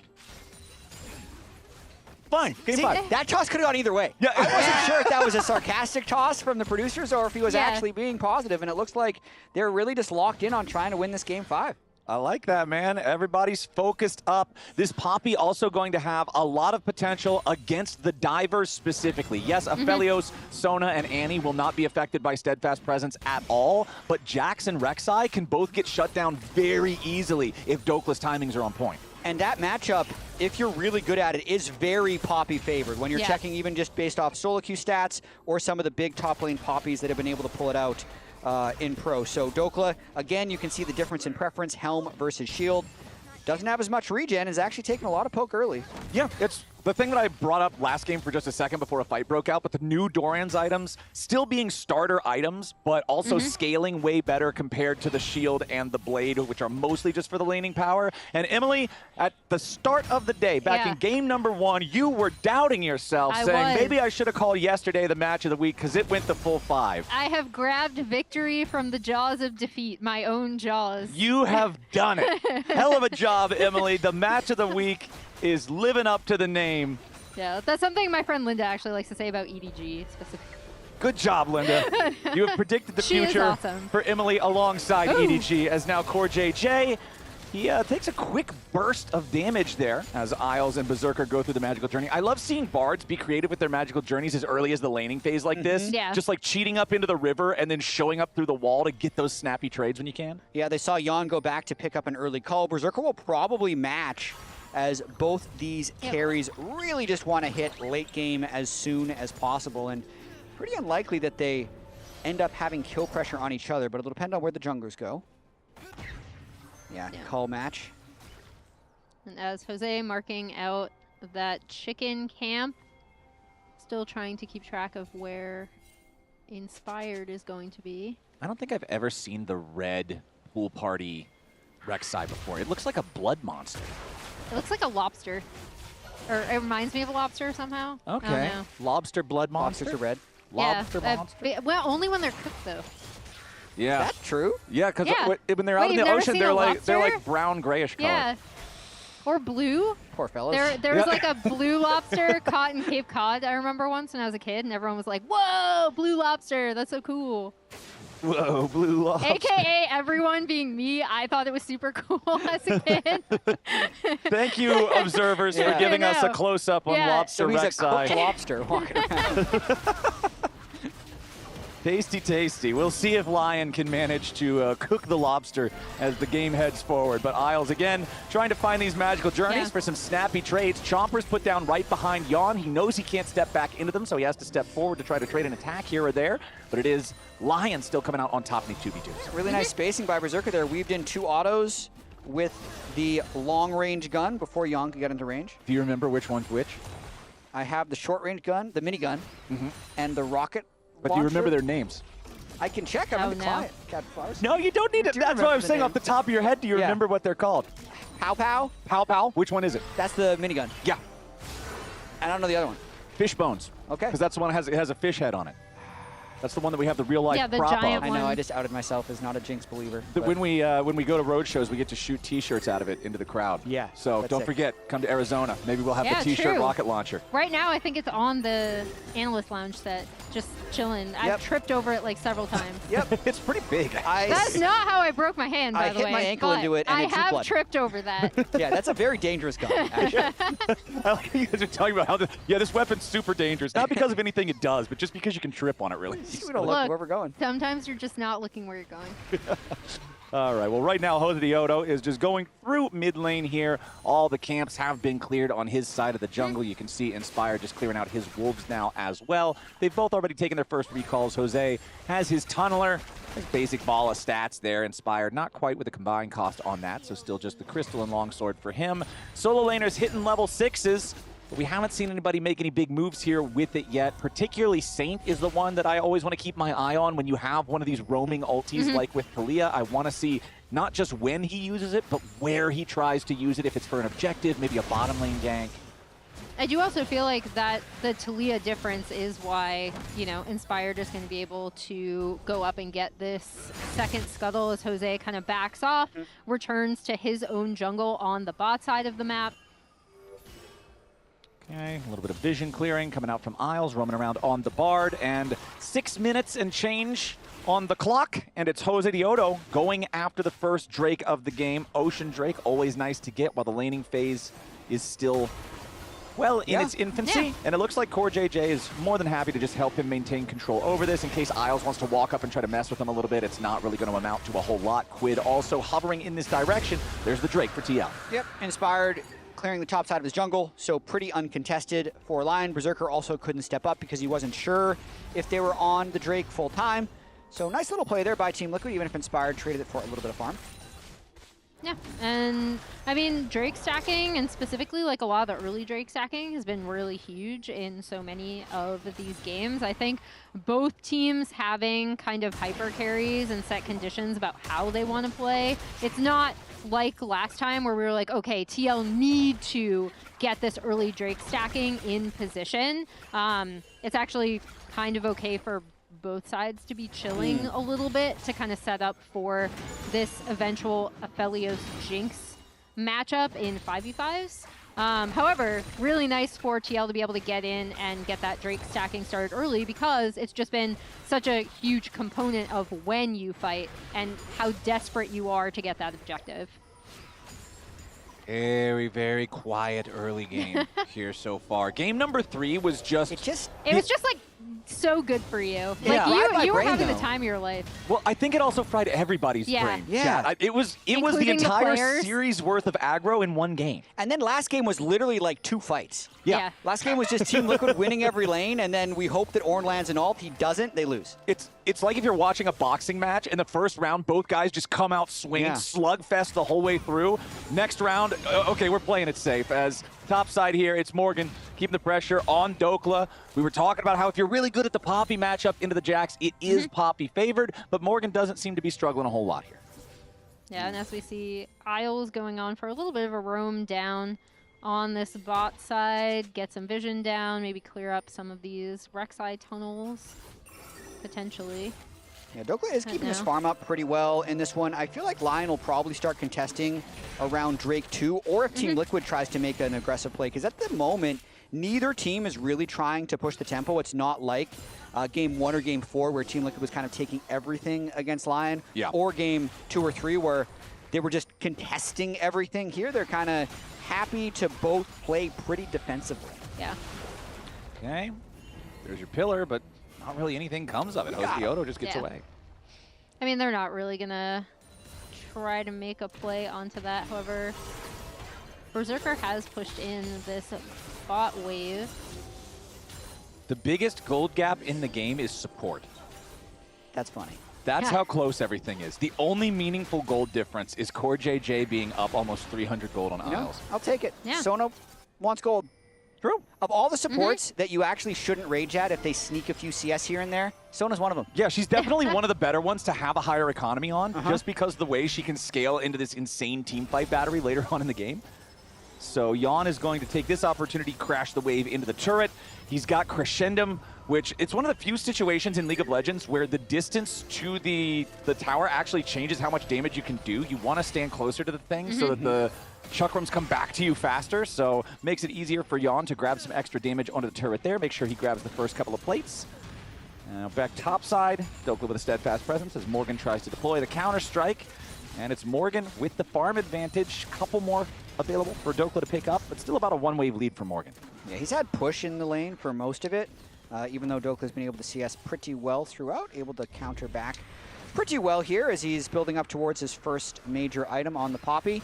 And he'll have the better scaling with the Dorn's Helm versus the Dorn Shield.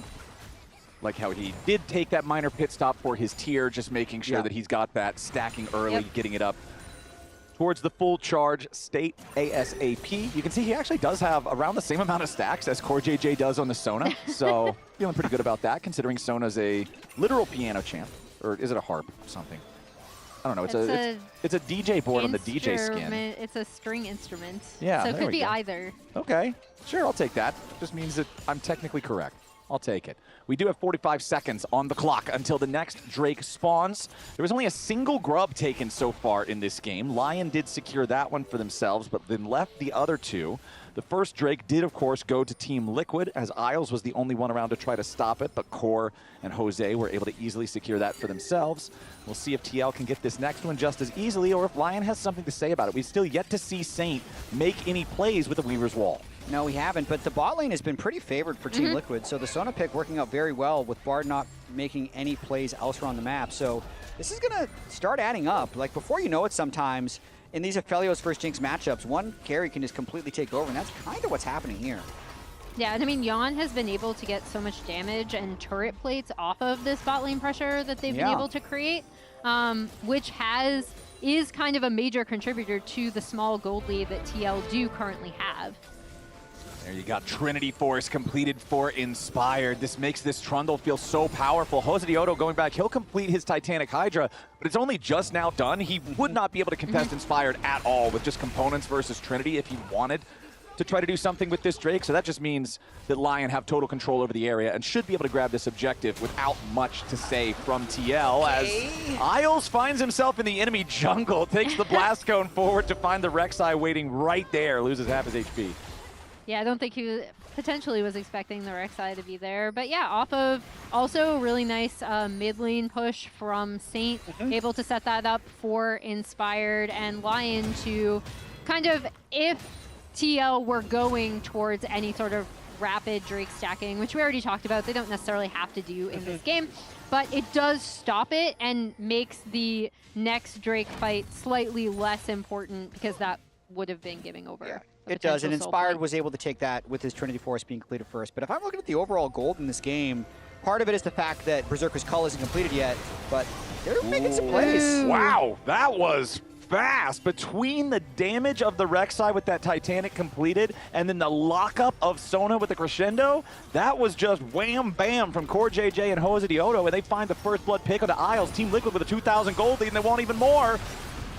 Big Dokes taking a lot of burst here, stays alive for now as Saint comes in with a Weaver's Wall, but Dokla is forced to flash out. Jan tries to hit him with the Moonlight Vigil, but he will not find success. Jose Diodo trying to escape. Nice sidestep there on the Super Mega Death Rocket, but Jose is smote down like a jungle minion. Inspired takes the credit on that one, ties this game back up 1-1.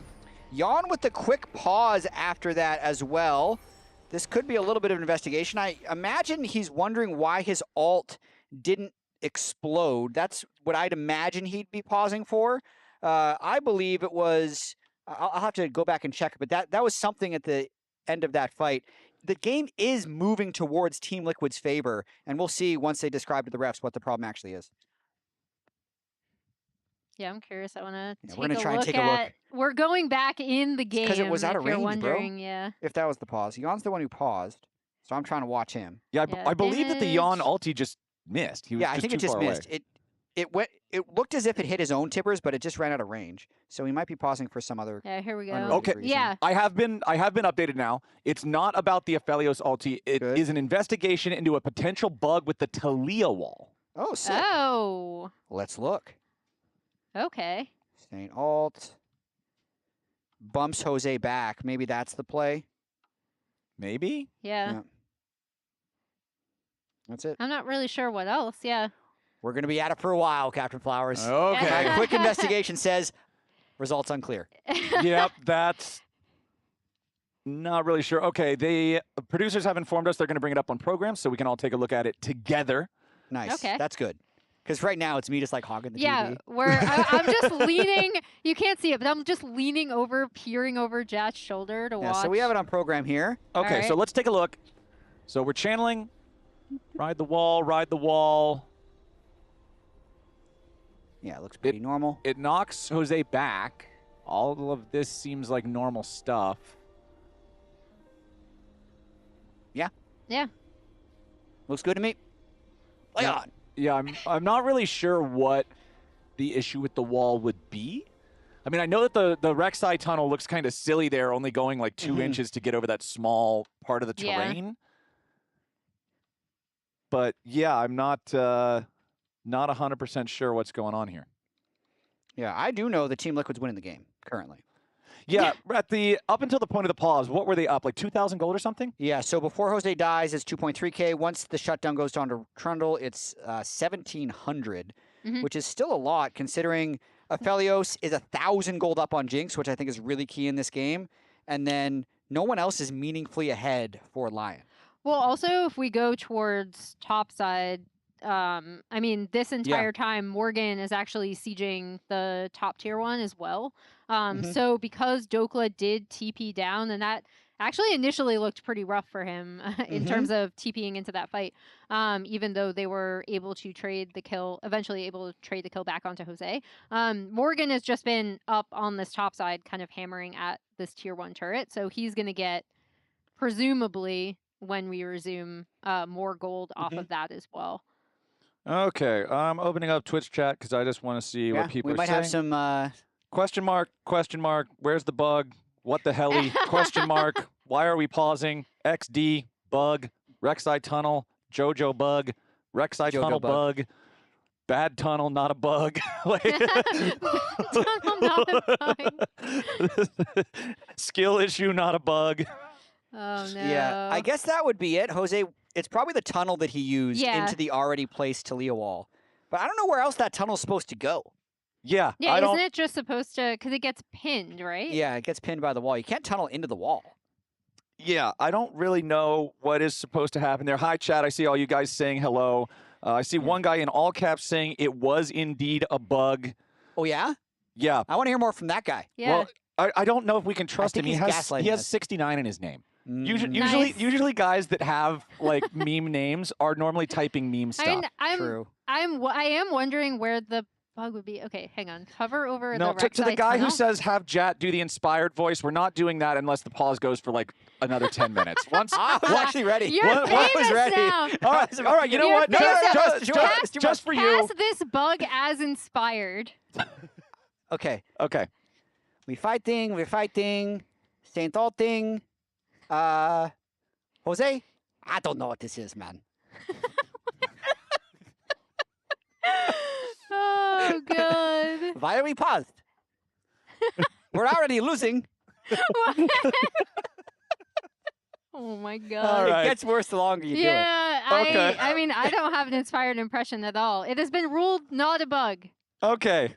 All right. Well, there we go. We were able to provide Jat's inspired impersonation Jat. for Twitch chat. I clap. You know what? Actually, I've realized, this is going to sound so stupid, but I've realized how much I clap now that I cannot clap. Yep. Okay. Anyway, like I said, we're back into the game. Morgan chewing away through that top side, going to get some more plates onto him. And here's there's the silly tunnel. Offending tunnel, not a bug. All right, the silly pause has been resolved. The tunnel is not a bug.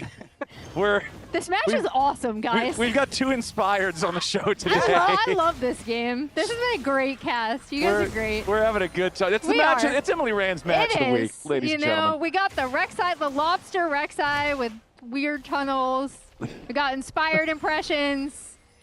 We're in there. I can't wait for when Lyon watches this back in their VOD review and they get to this point and he's just like, what the hell's going on? All right, let's regroup. Let's focus. All right. Let's mentally reset Walk back.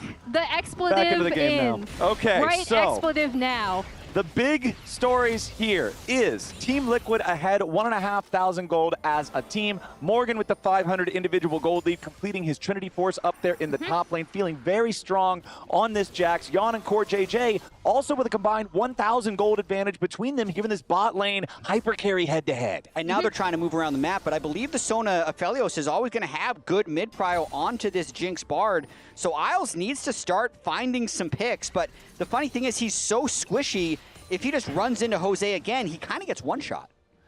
And hey, reminder, we're back in the Riot Games Arena next week. Tickets are on sale for that one. We had a Game 3 bloodbath. We had a Game 5 tunnel pause. We got all sorts of crazy stuff happening here at the LCS, and we'd love to have you come be a part of it. So if your weekend's free, come on down and hang out. It'll be a good time as we continue further and further into the playoffs, as the Rocket Fishbones clearing out these waves mid lane for Lyon, as Team Liquid got to be a little bit careful down here on the bottom side now. Morgan is dealing with a 1v2, now 1v3 potential situation. Yeah, and I do like this response from Lyon, right? They're not going to contest this Herald take on the top side, so they're just going to try to zone Morgan off of this turret and end up taking this bot tier 1 for Saint and Inspired, as Annie should be able to crash this wave into topside tier 1. It does really feel like they've been able to open up the map, though, post-pause to almost accelerate the gold a little bit, but it's mainly just cleaning up these turrets that were already pretty low. And it's going to be, I think, on Saint to set up Berserker. Because I don't think Berserker can straight up carry these fights, but if he can start resetting, there's not that many tanks on Team Liquid that can really deal with him. So it's about finding that first target, getting the Trundle ult onto him to begin the Jinx reset, and even if Lion's a little bit behind, I think that's going to be their win condition. I mean, even talking about tanks, Team Liquid doesn't really have a true tank. They've got two tanky frontline bruisers, but it's not like you're working with an Ornn or a Sejuani or a Sion or anything that's just designed to stand there and get shot and not die. Both of these guys have to provide threat. And whichever one Inspired decides to use the Subjugate, use the Chomp on, you're losing a lot of stats on that Bruiser. Yeah, and if you time it properly on top of the Jax ultimate, you steal even more. So it's going to be not only making Morgan squishy, but it makes Inspired extra tanky. Weaver's Wall flying into the mid lane here, as Saint wants to make sure they don't take excessive damage onto that tier 1, as it is Team Liquid going after Dragon number 3. Lyon is around the area, and this is an Earth Drake, so they die pretty slowly. Good Bard ult in. Yeah, remember though, there's no wall. It was already used to bring Saint closer towards this fight. TP's about to arrive from both sides. Dragon smited down. Lion's gonna go ahead and take the prize there. Isles about to get locked up here with a counter-strike. Morgan takes him low, but can't take him out. So Lyon decides to bring everybody down to the party, but everybody's already left by the time they get there. The Dragon is secured by TL. Yeah, kind of the worst of both worlds there for Lyon. They lose the pressure and they don't take the Dragon. That's not a very Lion-esque play. Usually if they're going to lose the Dragon, they're at least trading up elsewhere. But to bring people and then have to back away just gives a lot of pressure over to Team Liquid. Yeah, and I think it started with the fact that that wall was used to kind of wall off damage from going on to that mid-tier 1, as opposed to saving it to potentially separate the team fight out going into contest the Drake, which kind of turned it almost into more of a soft than hard contest, despite the fact that they brought everyone. And now we see TLAW has to kind of respond to that top side push, and once again, Aphelios and Sona are just kind of hanging out in this mid lane, keeping up some mid prio here. Nice job by Core JJ, not getting caught at all early on in this game, keeping good wave pressure, and still finding windows to go and get deep wards. Core JJ has his Echoes of Helia completed. He's got 360 stacks on the tier, so once he has enough money to evolve that into Diadem of Songs, you'll have the super healing battery combo of items that can be super obnoxious to deal with. Trying to poke at these guys, hitting them with zaps or TLAW rocks before an objective showdown just won't really have a whole lot of effectiveness. Yeah, and if TL are able to set up fights in their favor, that Sona could be the difference in talking about how they don't necessarily have a true front line, but if the Sona is kind of continuously buffing and healing this Jax and this Rek'Sai, they're going to survive for a lot longer. Still only that 1,000 gold lead for Team Liquid. So Lyon has done a good job of not allowing what was Like you checked in after the fight before Jose Diodo got shut down, Jat, over a 2,000 gold lead for TL at that one brief point, but has not evolved any far past that. It's Lyon actually shrinking things back down, but Morgan is about to make a little bit more progress. You can see he's waiting to hit the turret crust. He wants that turret to kill as many minions as possible, and then as soon as it kills the last one, he knocks it over. Really good last 2 games so far for Lord Morgan. Has the massive Renekton game, and then here with the blind pick Jax in game 5 into what Dokla decided to counter with, still being extremely effective. And a lot of that has come from the fact that they have been putting him in side lane positions where he's just been able to either get turret plates or hold turrets, like we talked about, because Dokla kind of TP'd into that fight where we were looking at potential tunnel to Leo wall bug. Morgan was just topside taking plates, right? So now he has like 700 gold lead up, but still in a really good position and should be very difficult to deal with in these side lanes. Couple of wreck side tunnels in the top side. Crab control for Jose Diodo. Lyon you're just waiting for a fight, I can tell. I mean, I'm more kind of surprised that Lyon as the team with the Talia wall, with the Bard ultimate, with all this terrain creation, it just seems like we're never really seeing any attempts from them. Yeah, it's because they're just losing both side lanes, I think is a big part of it. And Inspired at least is strong for himself, stops the Herald, maybe fight here. Yeah, I like the use of the Tempered Fate as Morgan has to flash away. Lyon trying to punish the Jax there who was waiting on the flank. So since the Bard ulti is around, the Herald can't even be used to force down the tier 1 turret. Lyon hold the line. Yeah, they do stop that turret from being taken. Nice job by them. I thought they might actually end up trying to collapse onto Morgan, but the rest of the team didn't really seem in position to follow up, despite the fact that he got caught out. Well, Lyon just doesn't have great lockdown either. Yeah. Like, if they don't land a perfect Bard ult into stun combo with maybe Taliyah flicking someone back, it's like they have slows, maybe Dokla can slam someone into the wall, but it's tricky for them to actually hard engage, which is why this Sona Aphelios can just stay so pushed up in this mid lane. And you saw Lyon has sent everyone mid a couple of times, and they haven't been able to get him out of here. Yeah, you have a Trundle Pillar and a Seismic Shove, and the enemy team has Annie and Sona. Yeah. The engage tools feel very different if that Bard ulti isn't around and isn't finding the mark. But it is 35 seconds until the next Drake spawns. Team Liquid still has control over the map with a 2,000 gold lead. And very importantly, Yon's second item is completed and it's Infinity Edge. So the Aphelios is going to be pumping damage in the team fight. Jinx has 2 items as well, but it's Hex Optics and Phantom Dancer, so not as much damage as what you're seeing there for Yon. Does have the BF sword in inventory working towards his own Infinity Edge, of course, but still a ways away. We got Trundle ult for Inspired and Spirit Visage, so he's the strongest one on Lyon right now. Looking to have a big fight if they can test this Drake. They're trying to get position in the river. A little bit of a nervous ghost there from Yon, I think. Saw himself get slowed down by the pillar. Evaded the chompers, popped the ghost just to make sure he was ready if Lyon tried to send more after him, but the Aphelios still topped off on HP thanks to Core JJ and his Sona. Yeah, Core had to flash there away from Saint, so getting difficult for Team Liquid to hold the river here. Inspired and Saint looking for picks. I like how you see Yon get hit, lose a chunk of health, and then Core JJ presses W, and he just instantly healed right back up to full. Once he gets the Echo stacked with a few little bits of Q damage as well, it just gets that ridiculous. But I kind of feel like Team Liquid's leaving this Drake for another day. All right. But now we got a problem. No Core flash. JJ without the flash, caught out. That's exactly what you want to see. Tempered Fate into the Flame Chompers as Dokla knocks Morgan away from him, trying to stay alive as Quid makes the rotation up here into the top lane. Dokla with the flash survives, getting himself out as Jose and Yon dealing with Lyon back over in the mid lane. And the Drake should go over to Lyon and Inspired here. Yeah, I was going to say, more crucially, Lyon are able to even up the Drake stacking in a position where it looked like for a little bit there, TL were perfectly comfortable pushing out their side waves, having Yon and Core on the mid wave. That pick onto Core ends up costing TL their Drake setup and the Drake. And you saw how hard that was. They had to go mid, get Yon's flash, go mid, get Yon's ghost, get Core's flash later, then repeat to get Core JJ down.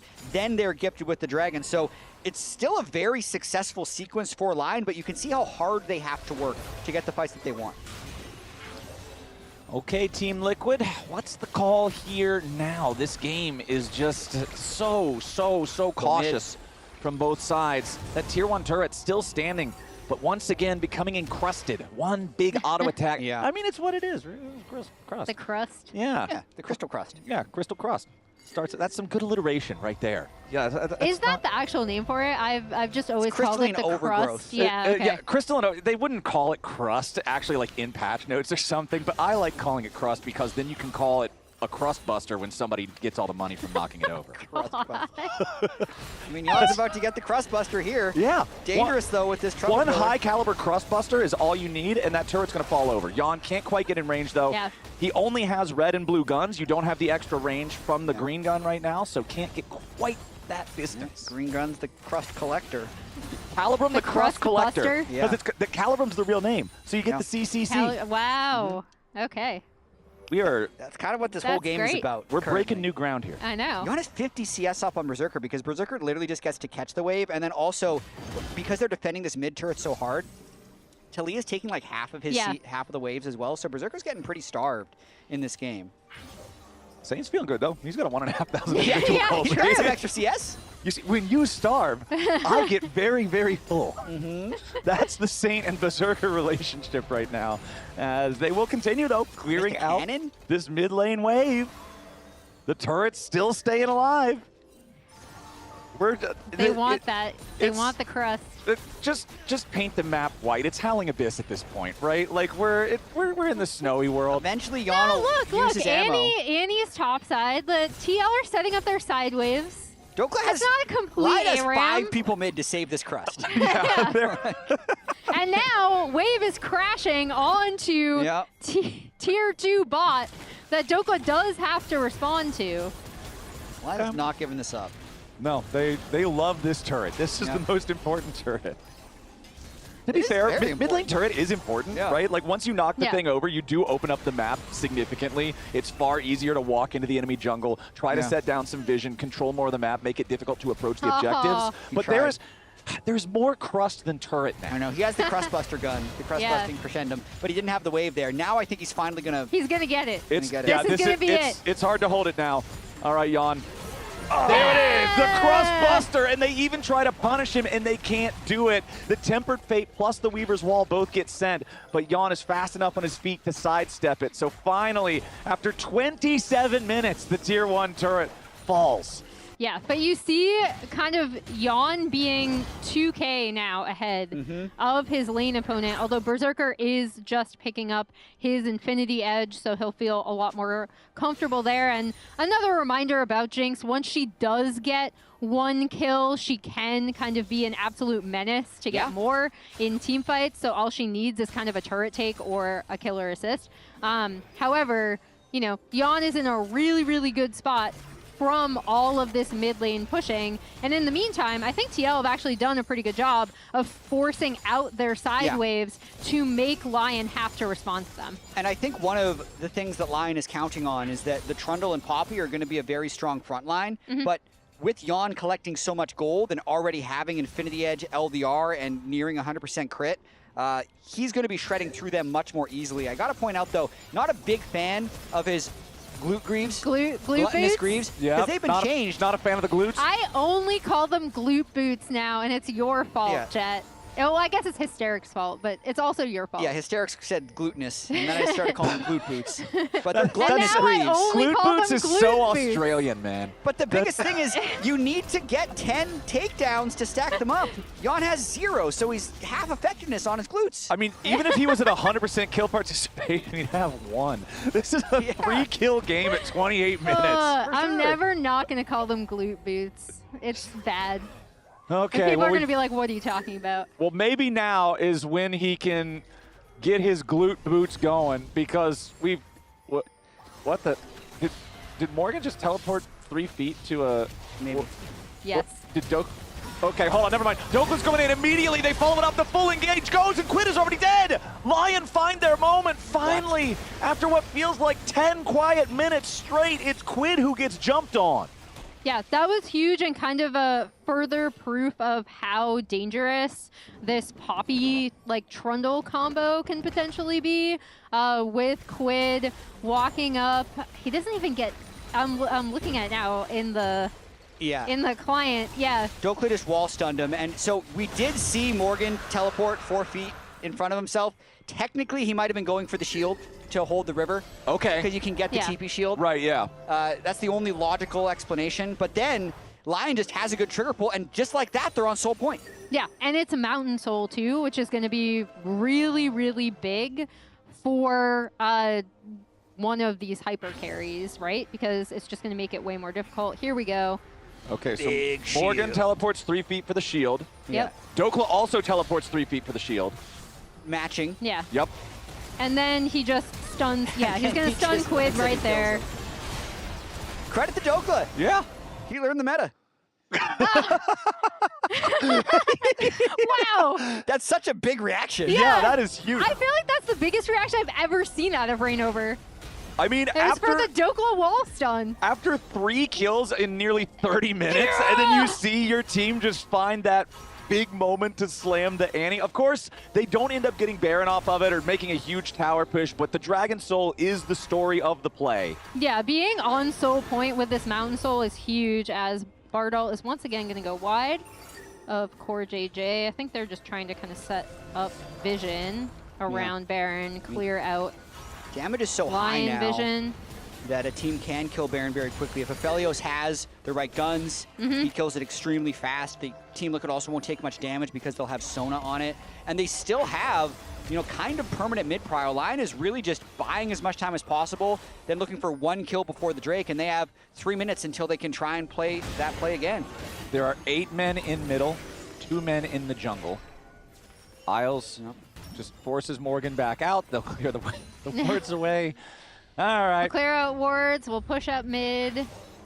We do have them pinging the top wave, so they do have to respond to that top side push. Again, I do think TL have done a pretty good job of making sure that their waves are pushing as often as possible in the sides, which does force Lyon to respond to them.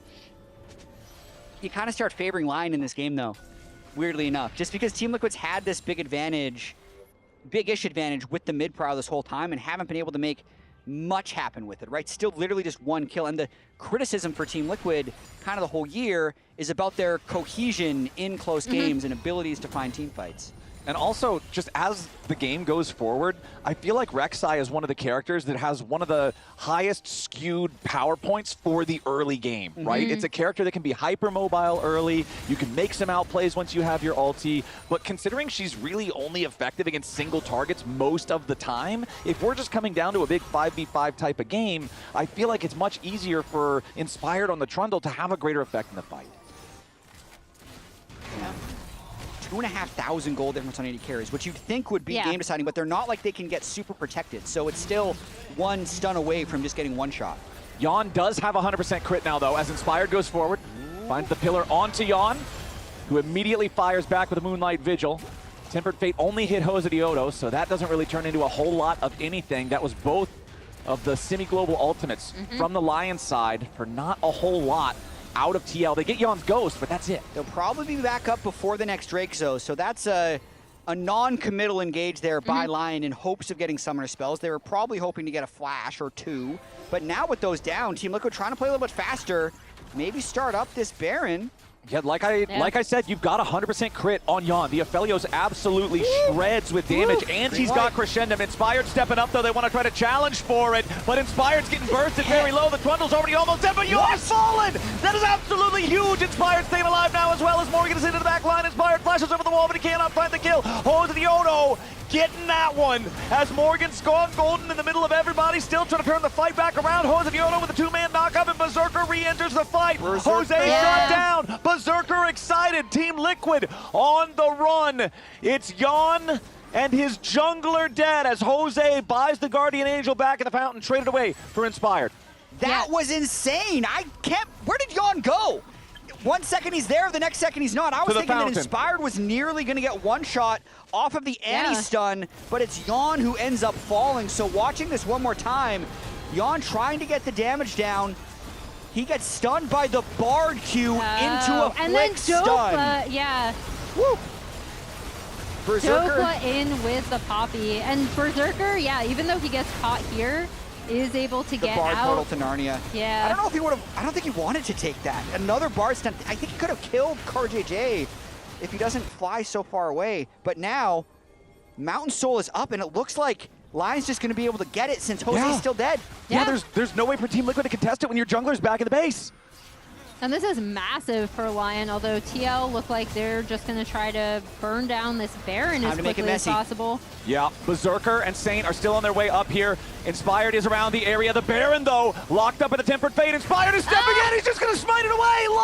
Lion critically find both the Soul and the Baron back to back, and now it's a seismic shove to Quid. He dies to the Super Mega Death Rocket. Berserker is getting excited, and Yawn is forced all the way back out of the fight. Now Morgan's under pressure, stunned to the wall yet again by another Cosmic Binding. It's a double kill of a Berserker, and he's excited again. Yawn knocked up into the air with a point blank keeper's verdict. One more shot from Fishbones. Triple kill back from the Berserker. Isles means it's no Penta, but Jose's Guardian Angel will not do enough. He dies too, ace for nothing. That game, that series, that's Lion taking their win. Berserker pops off at the end, and Lion defends the mid lane for 33 minutes and then wins the game in the next 3. Holy moly!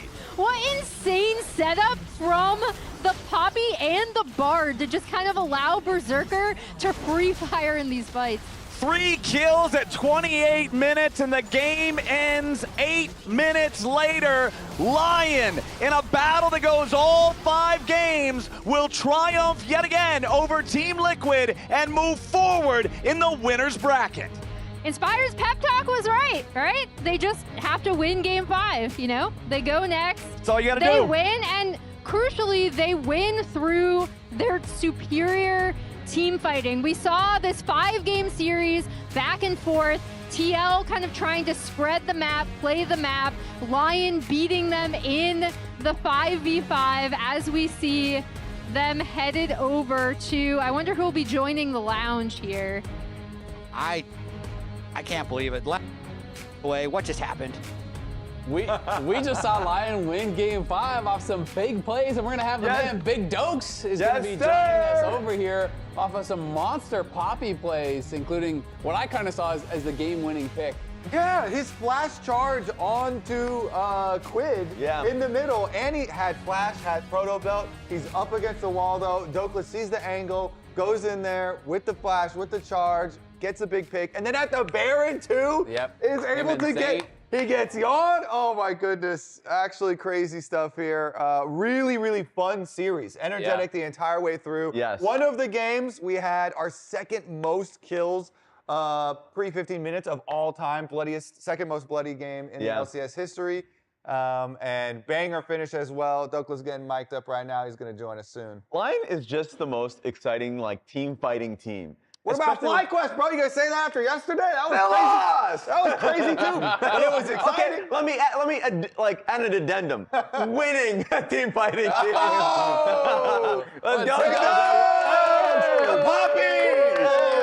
Hey, that was crazy though. The engages at the end. You got the Annie in the mid lane. That was a huge pick. How are you feeling after some of these plays? I was feeling really good in the moment. I mean, I just felt so alive. Like the team fights were just insane, very tense, high pressure, and good redemption for the game 4 performance. So glad about that. It's crazy too because that pick that you got on Annie was so reminiscent of when you guys played against TL last time. I think it was Saint getting caught on the Ahri against the wall, kind of in that. Jose had the Skarner and he flashed E. Right. And so to me, I was watching that and I was just replaying that other part in your mind. And that game, I don't think you were. I wasn't in that game, playing, so I wasn't replaying that. So here's what happened last time Lion did play against them, and it was this pick, where he gets one shot, the game kind of ends off it, and then I'm watching, and you get to be the hero in this moment for your team. What were you thinking in this moment? Well, I was thinking I'm just gonna flash D, and it's really unexpected because if you just pause, it's so tense in the game, not everyone's ready to react to the flash play right away. And just that split second, you don't want to move from back. You don't want to zigzag in front of him. Make him think about it. So just go right away. And then luckily he wasn't able to react to that because I think I went pretty fast. Yeah, that was such a tense game. And of course, in the back of your head, Aphelios, Sona, scaling, all that. How do you keep focus yourself and as a team in a game like that? Well, I don't even think we outscaled. Like Poppy is so OP in that game because they have a dive comp, but like they actually can't dive when I'm just in front of my carries. So yeah, I thought the game was going fine, and we have 2 Mountain Souls already. So I'm like, I'm pretty tanky. I'm probably not going to die. So for me, I thought we outscale, and Poppy is just like such a good playmaker because I can either ult someone out of the fight or look for like E flash angles and W just to make it hard for them to dive us. So I thought front to back would be winning for us. What about the because you had another big pick at the Baron? I'm pretty sure you got Aphelios. Yeah. You got onto Yon and blasted him. Yeah, that was huge too. Yeah, I don't know how he got stunned, but I think maybe Saint hit him with the rock. Seismic shoved him, and then so I mean, it was really easy for me. Like he's already stunned. So I didn't really do much here. I was just trying to. It was a 1-2 combo, you know. It's Shaq to Kobe off the back, equal parts. I mean, I was trying to stop the Rek'Sai on the Baron, and then they stunned me. So maybe I made space, I guess. That was like I just saw Aphelios stun right in front of me. I'm like, flashy, let's go. They don't have a Mikhails or anything, and it was how stressful was this series? Because it went 5 games. You know, there was a lot of talk from pros about all the top 4 teams are really close. Yesterday went all 5 games. Today went all 5 games. It does seem to be really competitive. Yeah, I think it's pretty close. I think game 4 it should have been a win if I just played like well. I think my champ was really strong in that draft, but I just played really bad that game. So, but they made some good plays. They have strong laners, but we clutched up in the team fights. I was telling Kobe and Raz that the other day I was talking to you and I was like, why aren't we playing Malphite into Jace? I know we were talking about it. Yeah. Wait, did you win that game? I can't remember. I did. Yeah. Okay, there you go. So do I get a little? Thank you. Got a little single dingle on that one. Yeah. That being said, I do hear that we have comms from the last team fight. You won't be able to hear. Hopefully, you can recollect it, and let's play it. Raz can reenact it. True. Yeah, they're tipping on. They're tipping on. They're hitting out. 먼저 가. We have Bartle to stall him. Yeah, maybe Bartle the Nash if we need. Yeah, Bartle Nash. I think No, we should. I think actually. And he knows stun. Rek'Sai here. Rek'Sai is far, guys. It's 400. It's 400. Nice. Take it slow. Take it slow now. Take it slow. Yeah, And he has flash. No, and he has flash. No flash. Any no flash. Go. Front. Careful the turret. Front. You don't need to kill up. Jax. And chase. Poppy chase. Chase. You're gonna dive in. I can portal maybe. Take it slow. Yes. Give me portal. Go. Rek'Sai here. Go. Rek'Sai on the kill. Penta. Look, Rek'Sai. Go in. Go top. Focus. He has portal. I have it. Doesn't matter. And then. Let's go! Oh my god! He's staying hydrated. You can tell. Yeah. Holy moly! Rainer was really happy about that one. Were you popping off too? I mean, I already knew the game was won once we got the kill on like Annie. It's like we're just gonna chase him out after that. So to me, the game was already over. But I was pretty happy. Those were some of the most hectic comms I've heard from Lyon, because everybody. Yeah, I don't know why it's so hectic, guys. Like it's just really chill. We're just gonna chase him down, and that's it. But yeah, I mean, excited or something? I mean, I'm like, hey man, we just got the pick, game-winning pick. 4-5 games, you know, in the series. I mean, I guess Get in the dub, get the Baron. Also, the cherry on top, player of the game. Boom. Is you. Big Dose. Congratulations. Huge win.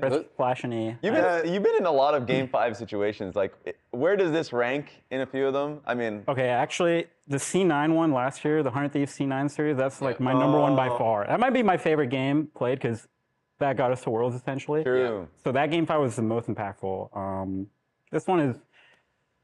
I'm not sure, but I just know my number one. This is not number one. This is Chat top also 5. agrees, has you as the player of the game there, which is cool to see. Nice. And it's funny you mentioned C9 because that is, of course, going to be your next opponent now. You are guaranteed at least top 3, so you'll be at Arizona. You will be, making it to 2 finals in some way. Okay. One more win, in the upper bracket or the lower bracket, and you'll go to MSI. Right. So, like, how much is that on your guys' mind, or you haven't even had time to process? Well, I'm just 1 week at a time. I mean, I'm just enjoying the win right now, and we'll think about C9 when I get home. But shut up, buddy. I'm just glad I got the win. I felt really bad after the Game 4 performance, so it just feels really good to play Game 5 and win in the 10th one. Who did you think would be player of the series? Ooh, I actually don't know. Probably Jungle, because Jungle's OP, so I don't know. Well, your player of the series is actually Saint. Boom! Mid lane play. Isn't mid lane OP? What's going on here? I mean, he did really well in the Silas Yon game. I don't know how he keeps laning Yon Aurora, but he just lanes it. I thought that match was impossible. Yeah, but, we even literally had Spawn come in, and he was like, well, if I cannot play us with the Aurora into Yone matchup, then I don't even know what we can do, because that matchup is so hard. Yeah. But Saint still had a really good game. I mean, a lot of these team fights, especially since you guys have been playing against Team Liquid week after week, but like Saint has been a demon. Like, how have you been viewing a lot of these team fights and like Saint's performance in particular? Well, let's not give him too much credit. He hinted game last series. The Silas last team fight, he hinted that one really hard. So let's keep that ego in check, buddy. Gotta keep that ego in check. Keep that ego in check. We've been listening to Lion comms. We know you guys are keeping each other. Shut up. Watch the Chovy bot. Come on, what are you doing? Yeah, exactly. I don't know how he's so far behind that one. I did quickly want to ask, check in as well, because you're still assume splitting time with Castle for Scrims. Has the amount of Scrims also changed? Because clearly they're keeping you in all games for this playoff game, which is an important series. A lot of people kind of expected that because you've been playing with the team, but is the practice also 50-50, or is it more weighted to I'm you? getting like the full 5 games, and then he's getting the night block. Okay. So that's kind of the way we're doing it right now. But yeah. That makes sense. Still 6-person roster. He's still on the team. In case everyone's wondering, I do want to check out the Samsung OLED Power Players of the Week because there's a lot of strong performance here. The week itself was pretty damn good. Didn't make it to 100. Yeah, game 4 I was not making it. I missed so much farm in that game 4. Where the hell are you? I wasn't going to get the record. Damn. Hey, at least Berserker got fastest kill, 3 minutes and 24. There's been a lot of like, oh my god, actually that game where there's this perma scrapping in the early game. Wait, how did Yon and Berserker are tied? How did he get it first? I guess we won, so we get it in the first place. His name starts with B, maybe. Yeah, no, I mean we won, so it's gonna be up there. For bias. Yeah. Well, congratulations to all of those players. Now let's take a look at the playoff bracket, see where Lyon and the rest of the teams are now. C9 and Lyon will be waiting in that winner series. And again, if you lose, you would fall down to the lower finals. So Sentinels, Fly going to be playing, Shopify playing against TL.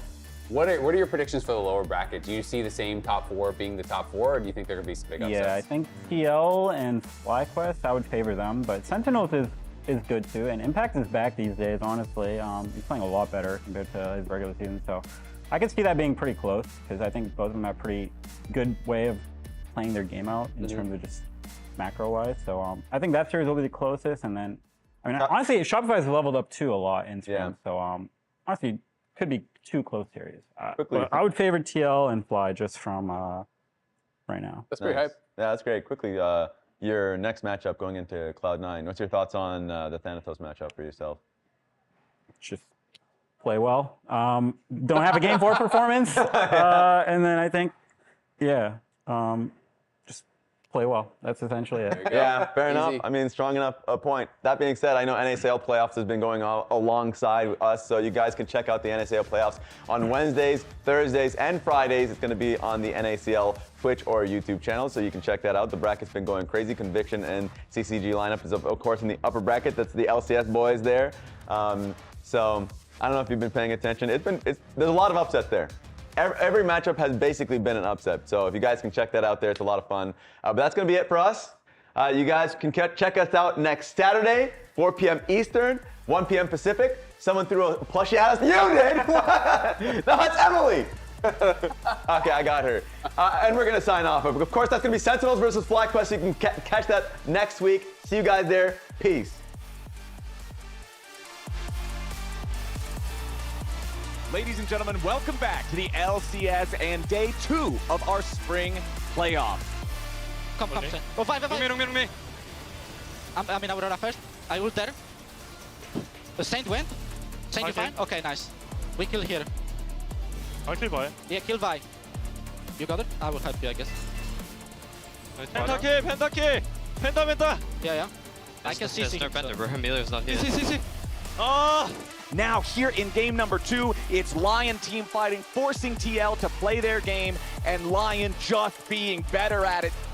Yeah, maybe Bartle the Nash if we need. Bartle Nash. I think we should. No. I think actually. And he knows Sky here. Sky's power, guys. It's 400. Nice. Take it slow. Take it slow. Yeah, and he has flash. No, and he has flash. Any no flash. Go. Front, careful the turret, careful the turret. Front. You don't need to kill off. Jugs. And chase, poppy chase. Chase. You're gonna dive in, I can portal maybe. Take it slow, yes, give me portal. Go. Next here. Go. Next you wanna kill. Penta. Penta. Go in. Go top, okay? Use go top and Focus, she has portal. Yeah, it gets better. Then. That game, that series, that's Lyon taking their win.